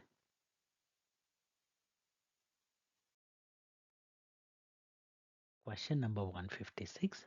In designing a cloud solution that will be deployed on the Azure cloud, a company wants to make sure its customers' experience is minimally affected by any cloud resource failure. Which of the following benefits of cloud computing should the company prioritize in its design plan? And you have four options. Option 1, scalability. Option 2, elasticity. Option 3, high availability. And option 4, agility.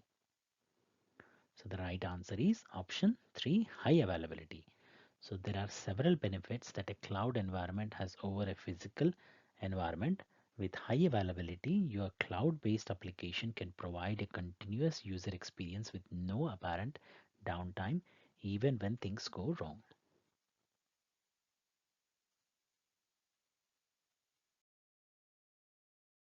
Question number 157. To complete the sentence, select the appropriate option in the answer area. An availability zone in Azure has physical separate location. We have four options. The right answer is within a single Azure region. Availability zone is a high availability offering that protects your application and data from data center failure. Availability zones are unique physical locations within an Azure region.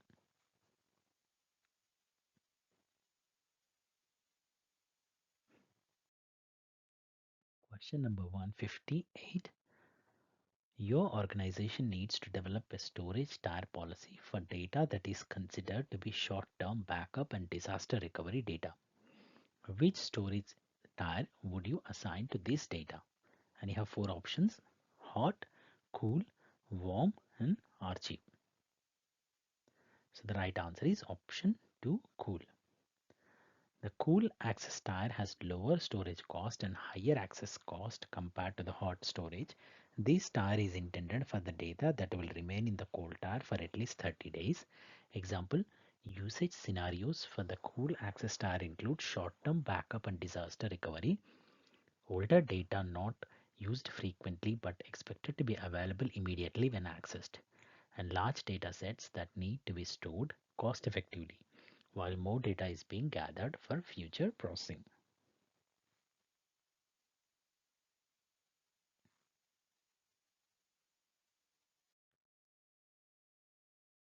Question number 159. For each of the following statements, select yes if the statement is true, otherwise select no. Data that is stored in an Azure storage account automatically has at least 3 copies. All data that is copied to an Azure storage account is backed by automatically to another Azure data center. An Azure storage account can contain up to 2 terabyte of data and up to 1 million files. So the right answers are the first statement is true and the other two statements are false. There are different replication options available with a storage account. The minimum replication option is locally redundant storage, LRS. With LRS, data is replicated synchronously 3 times within the premier region. Data is not backed up automatically to another Azure data center, although it can be depending on the replication option configuration for the account. Locally redundant storage LRS is the default, which maintains 3 copies of the data in the data center. Geo-redundant storage has cross-regional replication to protect against regional outdates. Data is replicated synchronously 3 times in the primary region, then replicated asynchronously to the secondary region. The third statement is false. The limits are much higher than that.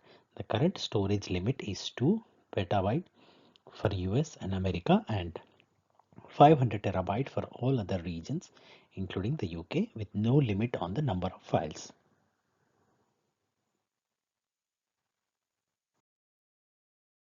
Question number 160. Your company uses Logic apps to manage its workflows. User 1 should be able to read, enable, and disable Azure Logic apps. You need to determine to which role-based access control role user 1 should be added. Your solution should follow the principle of least privilege. To which role should you add user 1? And you have 4 options. Option 1, Logic Apps Contributor. Option 2, Logic Apps Operator. Option 3, Contributor. And option 4, Owner. So the right answer is option 2, Logic Apps Operator.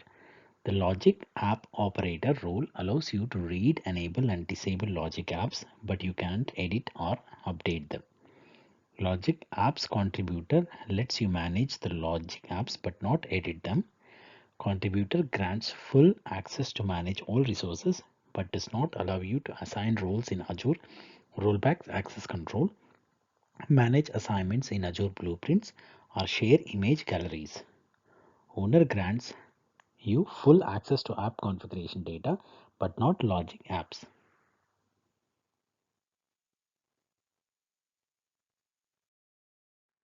Question number 161. Your company plans to migrate all its data and resources to Azure. The company's migration plan states that only platform as a service solution must be used in Azure. You need to deploy an Azure environment that meets the company migration plan. Solution: you create an Azure app service and Azure storage accounts. Does this meet the goal? The right answer is option B. No, it does not meet the required goal. Azure storage account is infrastructure as a service.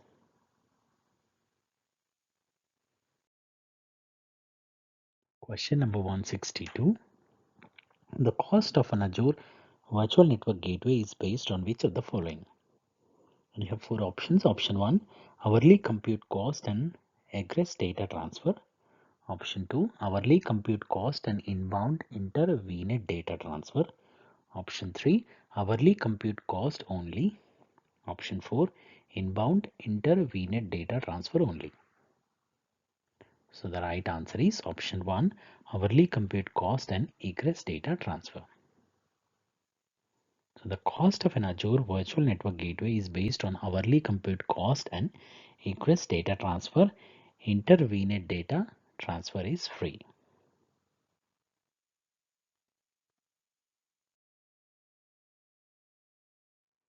Question number 163. Match the cloud computing benefits to the appropriate descriptions. To answer, drag the appropriate benefit from the column on the left to its description on the right. Each benefit may be used once, more than once, or not at all. So the benefits are disaster recovery, geo distribution, high availability, scalability. So the right answers are: for scalability, increase the compute capacity of apps in the cloud. High availability, provide a continuous user experience with no apparent downtime. Geo distribution ensures that users always have the best experience by deploying apps to all the regions where there are users. Question number 164. Your company works with many different IoT devices and sensors. It requires an Azure service that is secure with built-in communication for internet connected devices. Which service would you recommend? And you have four options. Option 1, IoT Hub. Option 2, IoT Central. Option 3, Azure Sphere. And option 4, Azure Digital Twins. So the right answer is option 3, Azure Sphere. So Azure Sphere is a secured high-level application platform with built-in communication and security features for internet-connected devices. IoT Hub is the managed hub for bi-directional communication between IoT and devices. IoT Central is an IoT application platform that reduces the burden and cost of developing, managing, and maintaining enterprise-grade IoT solutions. Azure Digital Twin is a platform as a service for IoT spatial intelligence.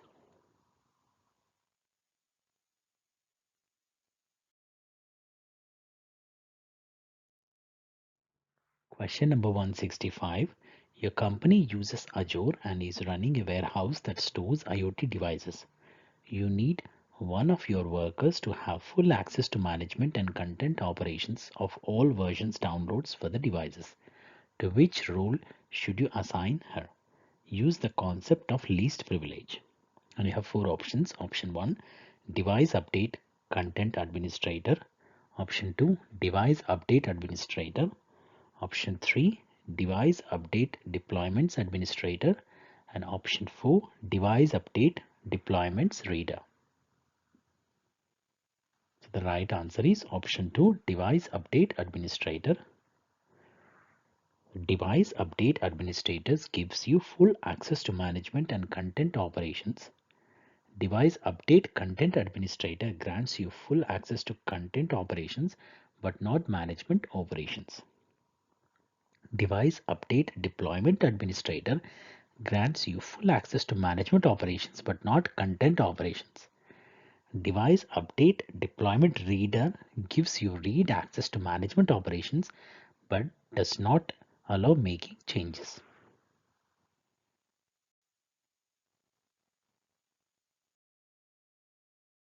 Question number 166. Which cloud computing benefit provides continuous user access to a cloud-based application with minimal downtime? And you have four options. Option A, agility. Option B, scalability. Option C, elasticity. And option D, high availability. So the right answer is option D, high availability. So high availability is a quality of computing infrastructure that is important for mission critical systems. High availability permits the computing infrastructure to continue functioning even when certain components fail.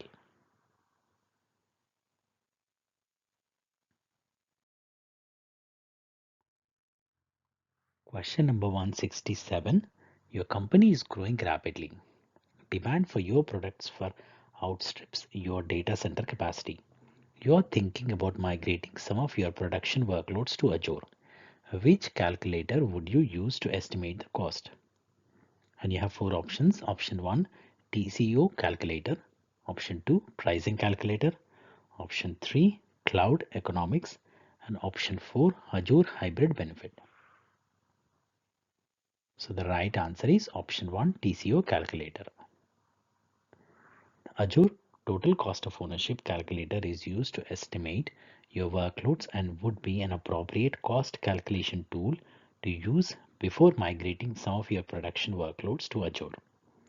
Azure's pricing calculator is used when you want to get an Azure product pricing estimate. The Azure hybrid benefit is for Windows Server and SQL Server, and the cloud economics tool is used to draft business cases.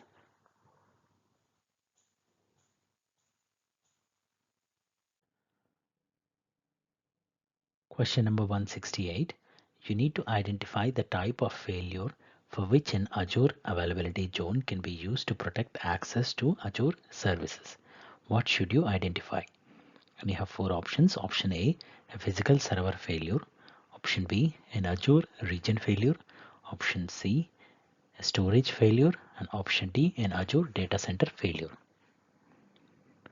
So the right answer is option D, an Azure data center failure. Availability zones expand the level of control you have to maintain the availability of the applications and data on your VMs.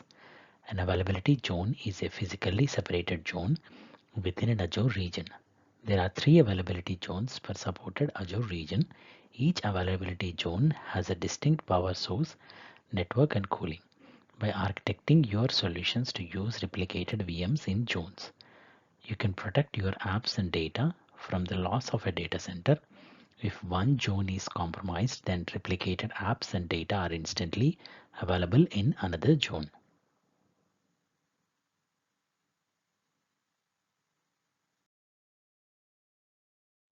Question number 169. Which of these is commonly used to build conversational client applications that include social media applications, chatbots, and speech-enabled desktop applications? And you have four options. Option 1, Q&A Maker. Option 2, LUIS. Option 3, speech to text. Option 4, text to speech. So the right answer is Q&A Maker. Q&A Maker is commonly used to build conversational client applications, which include social media applications, chatbots, and speech-enabled desktop applications. LUIS, Language Understanding Intelligence Service, is a cloud-based conversational AI service that applies custom machine learning intelligence to a user conversational natural language text to predict overall meaning and pull out relevant detailed information. Speech to text, also known as speech recognition, enables the real-time transcription of audio streams into text. Text to speech enables your applications, tools, or devices to convert text into human-like synthesized speech.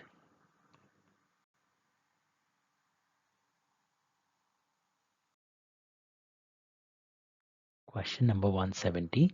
You are tasked with deploying Azure virtual machines for your company. You need to make use of the appropriate cloud deployment solution. Solution, you should make use of infrastructure as a service.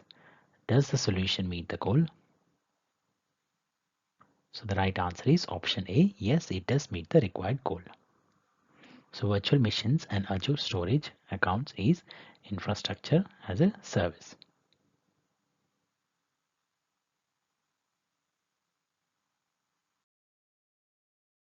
Question number 171. Your company's developers intend to deploy a large number of custom virtual machines on a weekly basis. They will also be reviewing these virtual machines during the same week it was deployed. 60% of the virtual machines have Windows Server 2016 installed, while the other 40% has Ubuntu Linux installed. You are required to make sure that the administrative effort needed for this process is reduced by employing a suitable Azure service. Solution, you recommend the use of Microsoft Managed Desktop. Does the solution meet the goal? So the right answer is option B. No, it does not meet the required goal. Microsoft Managed Desktop brings together Microsoft 365 Enterprise, cloud-based device management by Microsoft, and security monitoring, enabling you to free your IT team to focus on core business needs. Currently, the Microsoft Managed Desktop service is offered only by invitation.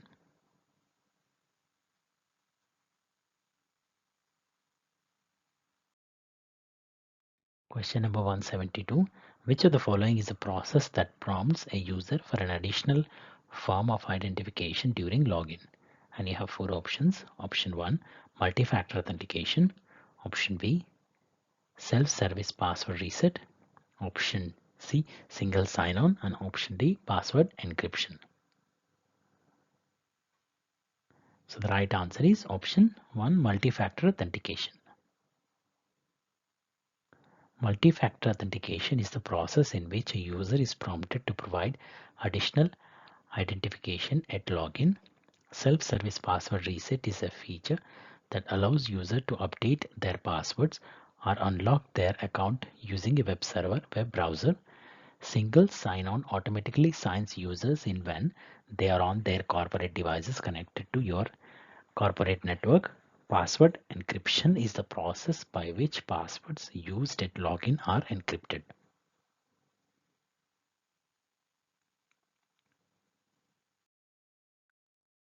Question number 173. Where an Azure service feature is in private preview, what does this mean? And you have four options. Option 1, the feature is being beta tested by Microsoft Azure employees only. Option 2, the feature is being beta tested by enterprise subscription Azure customers only. Option 3, the feature is being beta tested by a limited number of Azure customers only. Option 4, the feature is finished and only available for Azure customers with enterprise subscriptions. So the right answer is option 3. So there are two types of previews, private and public. The private preview is only available to certain customers for evaluation purposes. The public preview is available to all Azure customers.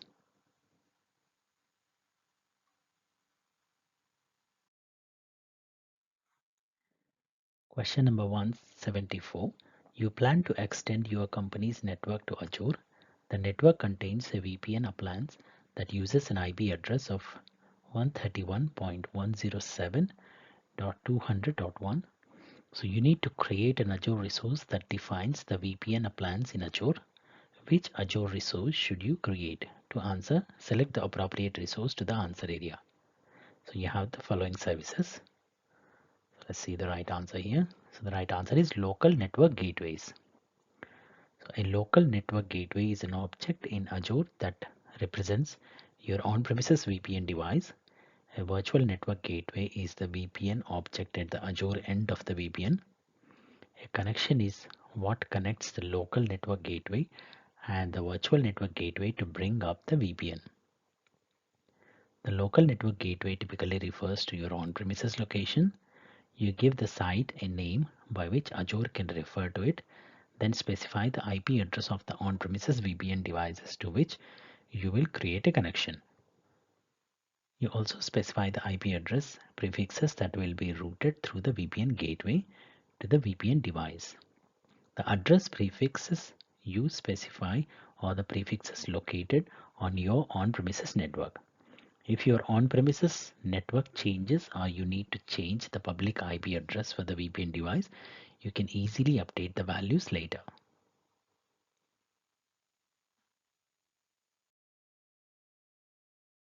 Question number 175. You have an Azure subscription named Subscription 1. You sign into the Azure portal and create a resource group named RG1. From Azure documentation, you have the following command that creates a virtual machine named VM1.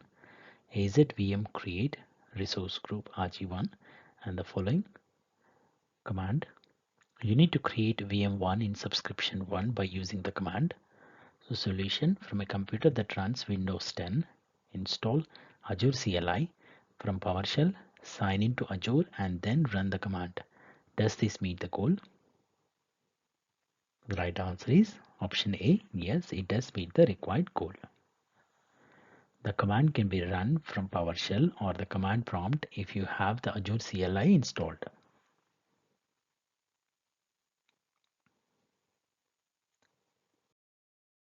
Question number 176.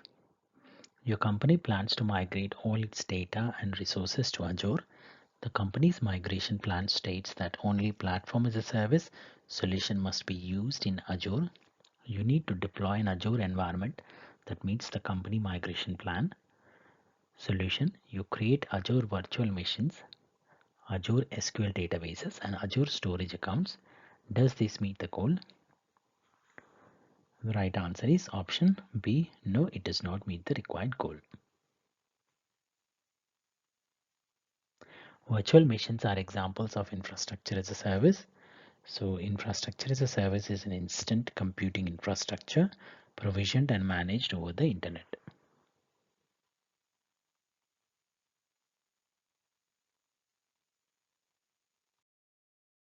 Question number 177. For each of the following statements, select yes if the statement is true. Otherwise, select no. So each correct selection is worth 1 point. A platform as a service solution that hosts web apps in Azure provides full control of the operating systems that host applications. A platform as a service solution that hosts web apps in Azure can be provided with additional memory by changing the pricing tier. A platform as a service solution that hosts a web application in Azure can be configured to automatically scale the number of instances based on demand. The right answer is the first statement is false. And a PaaS solution does not provide access to the operating system. The Azure Web Apps service provides an environment for you to host your web application. Behind the scenes, the web apps are hosted on virtual machines running IaaS. However, you have no direct access to the virtual machines, the operating system, or IaaS. So the second statement is true. The pricing tiers are differentiated by the amount of compute in vCores that can be provisioned, memory per vCore, and the storage technology used to store the data. The third statement is true. A PaaS solution that hosts web apps in Azure does provide the ability to scale the platform automatically. This is known as auto scaling. Behind the scenes, the web apps are hosted on virtual machines running IaaS. Autoscaling means adding more load balanced virtual machines to host the web apps.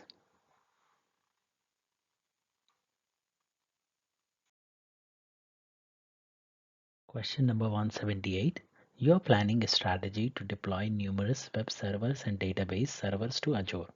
This strategy should allow for connection types between the web servers and database servers to be controlled. Solution: you include a local network gateway in your strategy. Does the solution meet the goal? So the right answer is option B. No, it does not meet the required goal.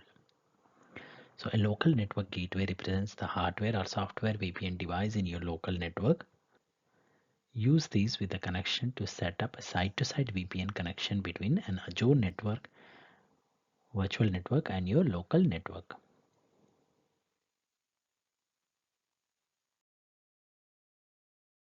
Question number 179. What are three primary characteristics of Azure services that are specially mentioned in a service level agreement? Choose three. And you have four options. Option 1, performance, connectivity, uptime, and security. So the right options are option 1, 2, and 3, performance, connectivity, and uptime.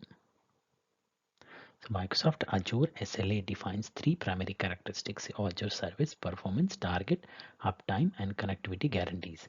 It should be noted that the free and shared tiers of many services do not come with an SLA.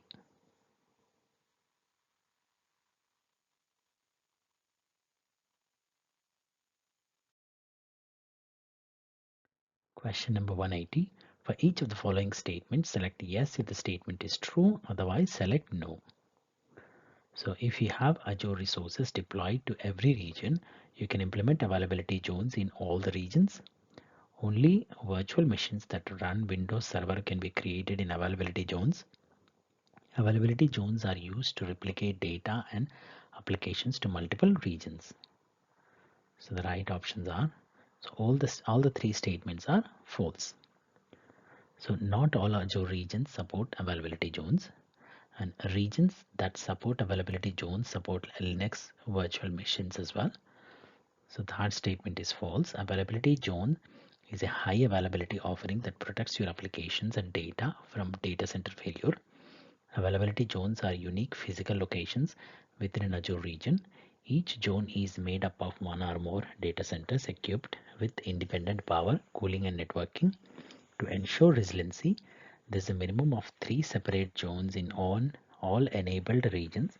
The physical separation of availability zones within a region protects applications and data from data center failure. Zone redundant services replicate your applications and data across availability zones to protect from single point of failure with availability zones. Azure offers industry best 99.99% VM uptime SLA.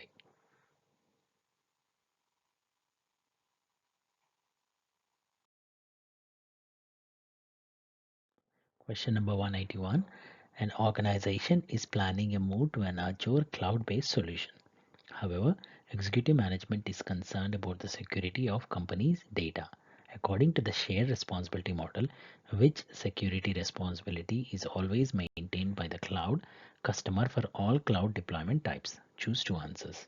And the options are identity, data, virtual operating system, and physical network. So the right options are option 1 identities and option 2 data. So whether your workloads run on premises or in the cloud, you always own your data and identities. So you are responsible for the security of them. You're always responsible for your on-premises resources along with any cloud components you control. Whether your workloads are hosted in the cloud or on-premises, you always retain the responsibility of your data, your endpoints, your accounts, and access management.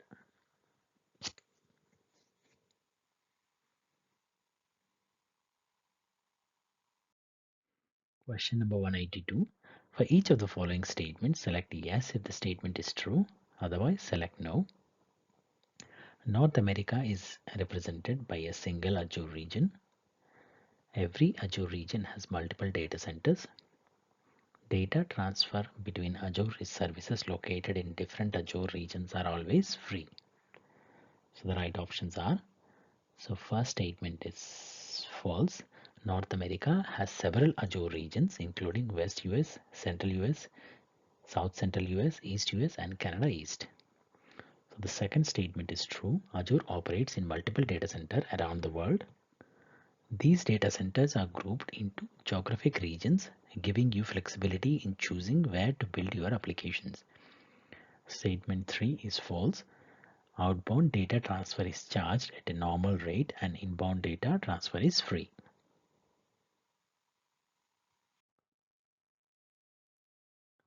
Question number 183. Your company has Azure SQL databases with Synapse Analytics running as a part of your operations. You plan on running these solutions for over 1 year. You want to save cost on these instances to reduce your operational expenses. Which instance pricing model would you select? And you have four options. Option 1, spot pricing. Option 2, reserved pricing. Option 3, pay as you go.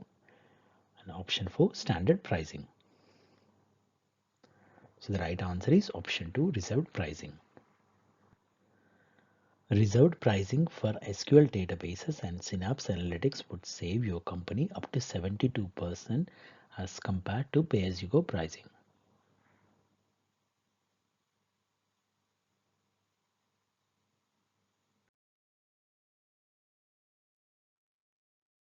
Question number 184.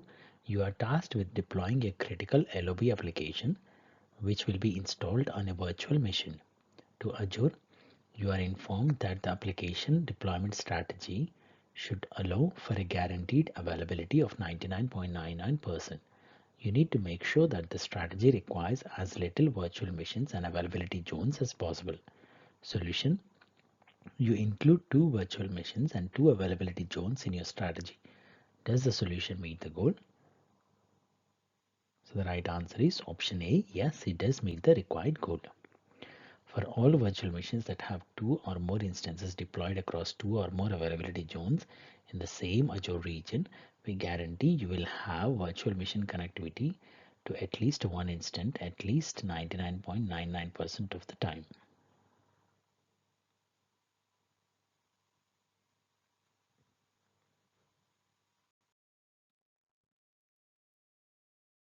Question number 185.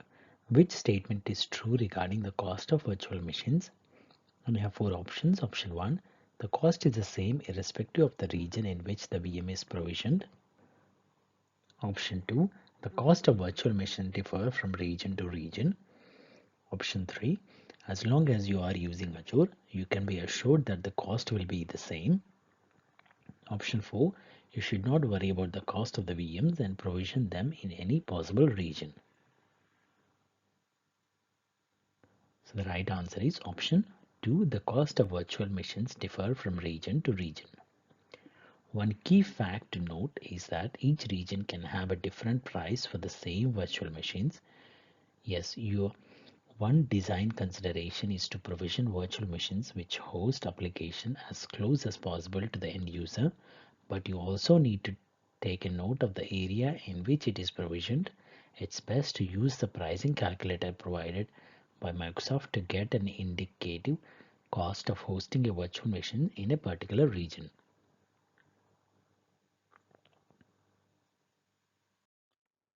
Question number 186.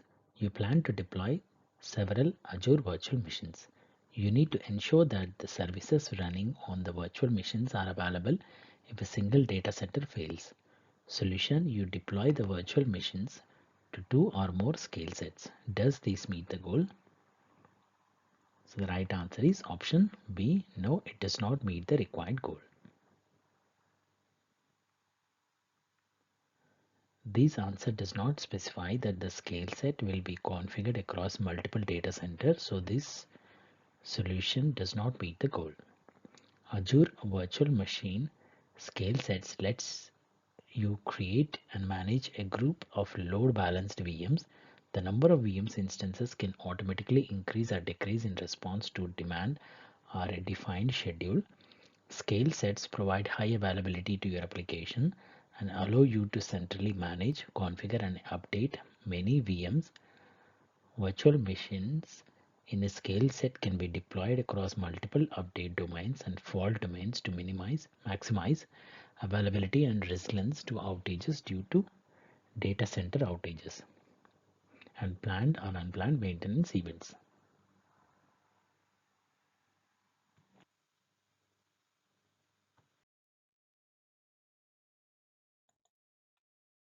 Question number 187.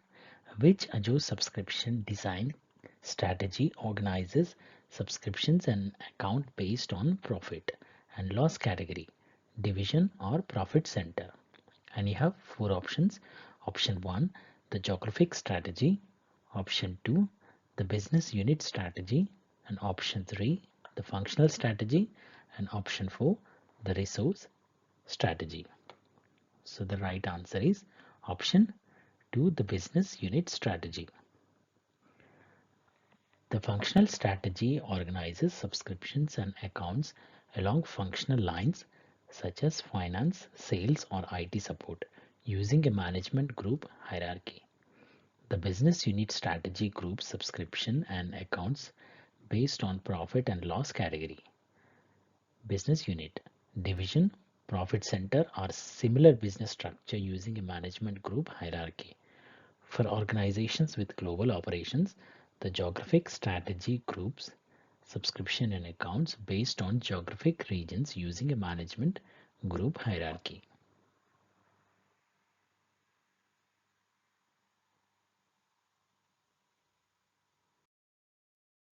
Question number 188. You need to be notified when Microsoft plans to perform maintenance that can affect the resources deployed to an Azure subscription. What should you use? And you have four options. Option A, Azure Monitor. Option B, Azure Service Health. Option C, Azure Advisor. And option D, Microsoft Trust Center. So the right answer is option B, Azure Service Health. Azure Service Health provides a personalized view of the health of the Azure services and regions you are using. This is the best place to look for service impacting communication about outages, planned maintenance activities, and other health advisories because the authenticated service health experience knows which services and resources you currently use.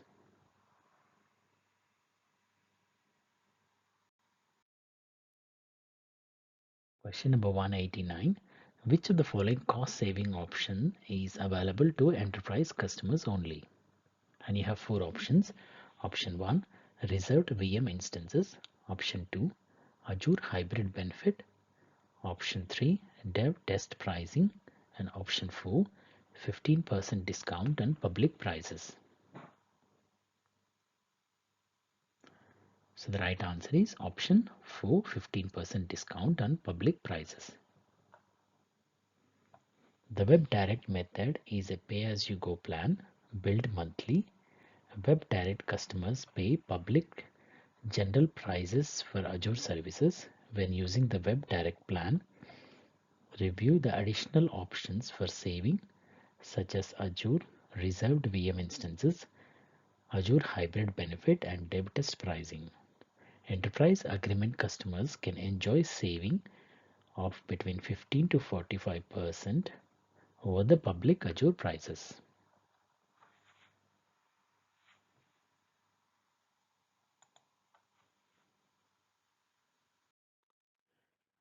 Question number 190.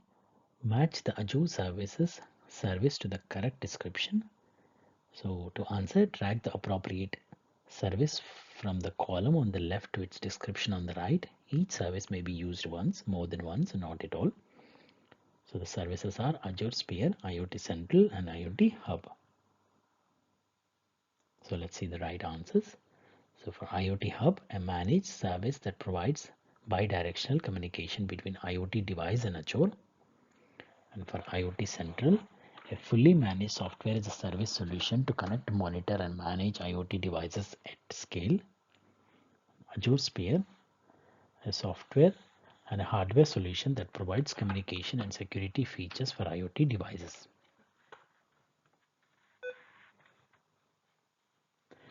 Azure Sphere is a secured high-level application platform with built-in communication and security features for internet-connected devices. It comprises a secured connected crossover microcontroller unit, a custom high-level Linux-based operating system, and a cloud-based security service that provides continuous renewable security.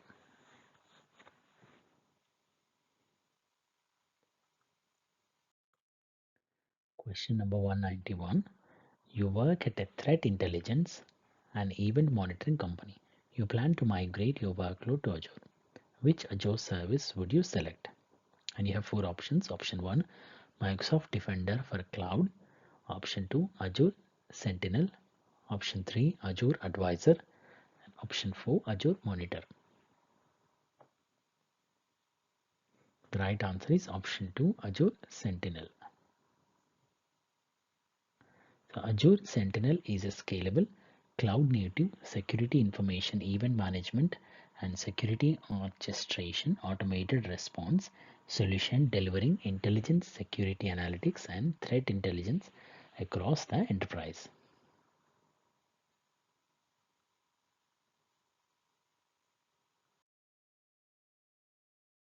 Question number 192. For each of the following statements, select yes if the statement is true, otherwise select no. A Windows Virtual Desktop session host can run Windows 10 only.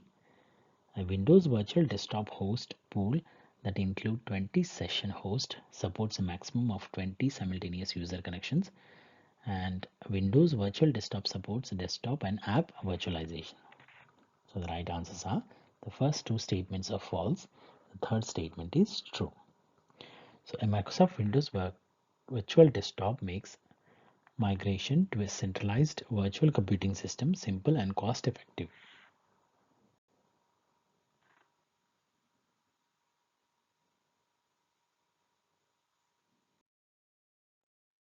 Question number 193. Which Azure Active Directory license includes privileged identity management? And you have four options. Option 1, free. Option 2, premium P1. Option 3, premium P2. And option 4, Office 365 apps. The right answer is option 3, premium P2. The premium 2 license includes privileged identity management. The other license types do not.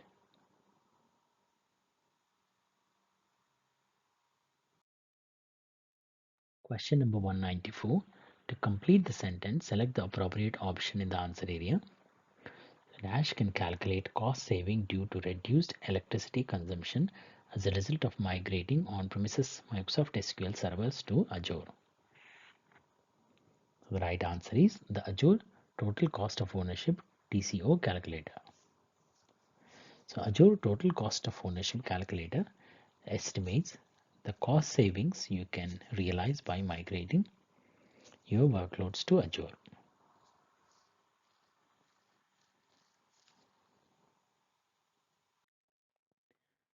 Question number 195. To answer this question, review the statement below and decide if the statement is correct as it is, or if the underlined portion of the statement needs to be replaced with one of the choices below.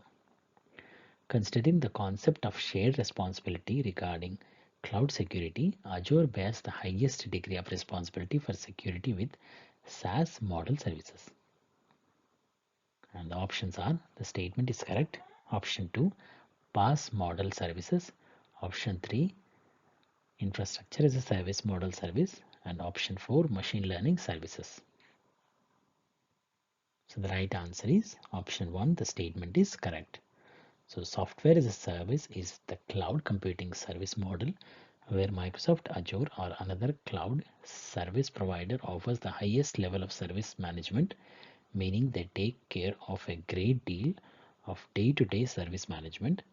These can include responsibilities including data center security, virtual machine and network controls, as well as application controls.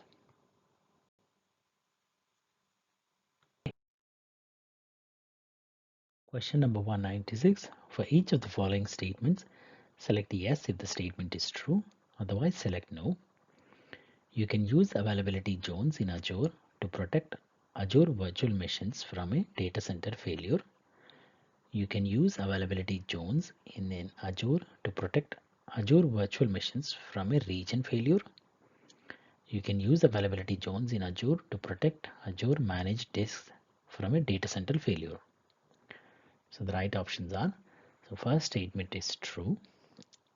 Availability zones expand the level of control you have to maintain the availability of the applications and data on your VMs.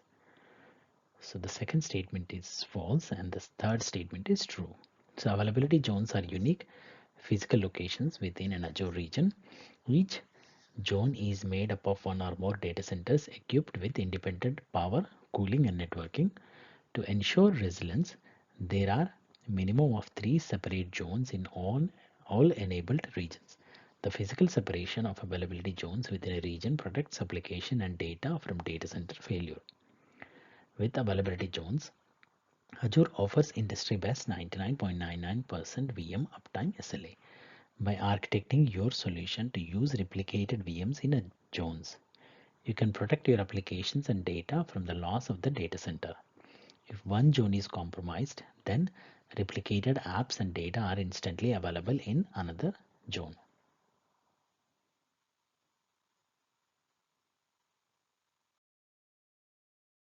Question number 197. Which of the following is a benefit of serverless computing?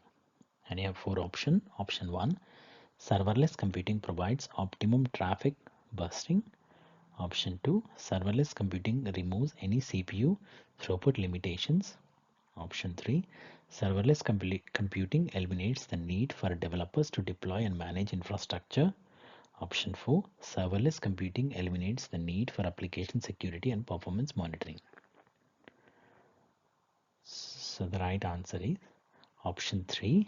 Serverless computing eliminates the need for developers to deploy and manage infrastructure.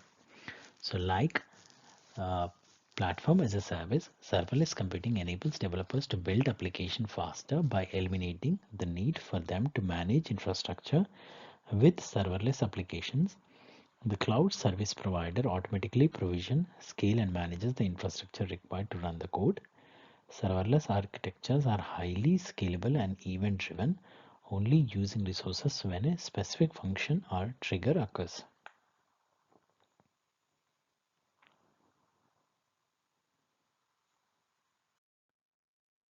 Question number 198. To complete the sentence, select the appropriate option in the answer area.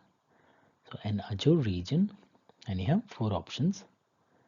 So the right answer is, so an Azure region contains one or more data centers that are connected by using a low latency network. So a region is a set of data centers deployed within a latency defined perimeter and connected through a dedicated regional low latency network.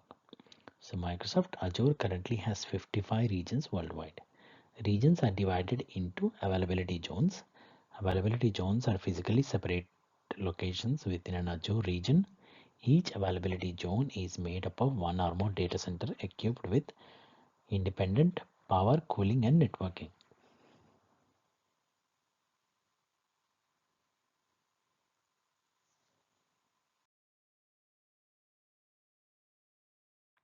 Question number 199.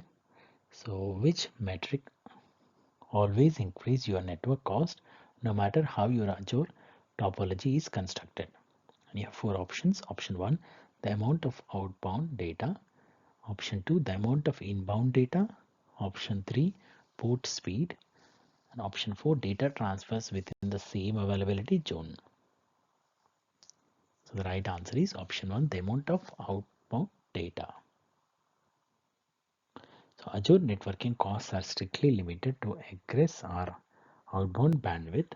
All incoming data to Azure data center is free, while the cost of outgoing data begins after the first 5 gigabytes per month, and it's tied based on usage.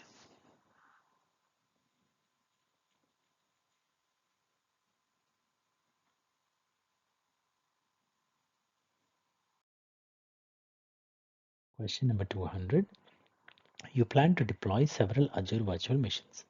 You need to ensure that the services running on the virtual machines are available if a single data center fails. Solution: you deploy the virtual machines to 2 or more resource groups. Does this meet the goal? So the right answer is option B. No, it does not meet the required goal. A resource group is a logical container for Azure resources. When you create a resource group, you specify which location to create the resource group in. However, when you create a virtual machine and place it in the resource group, the virtual machine can still be in a different location. Therefore, creating multiple resource groups, even if they are in a separate data center, does not ensure that the services running on the virtual machine are available if a single data center fails.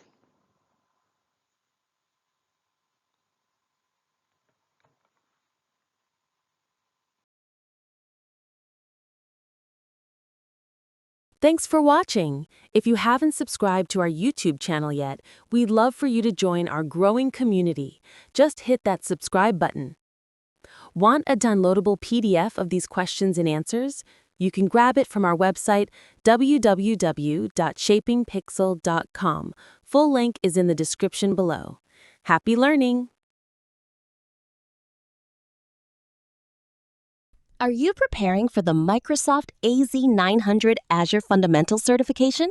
Want to test your knowledge with realistic exam-style questions before taking the exam? You're in the right place. Welcome. In this video, we'll go through 524 carefully selected practice questions and answers designed to help you prepare for the Microsoft Azure Fundamental Certification exam. These questions cover all the key exam domains, including cloud concepts, Azure architecture and services, Azure management and governance, Azure identity, security, and compliance. Each question will be displayed on the screen, giving you time to think before we reveal the correct answer. This format helps reinforce your understanding and prepares you for the types of questions you'll encounter in the real exam. Whether you're a beginner exploring Microsoft Azure or an IT professional looking to earn your first Azure certification, this practice session is an excellent way to build confidence. PDF? Want a downloadable PDF of these questions and answers? You can grab it from our website, www.shapingpixel.com. Full link is in the description below. Let's get started.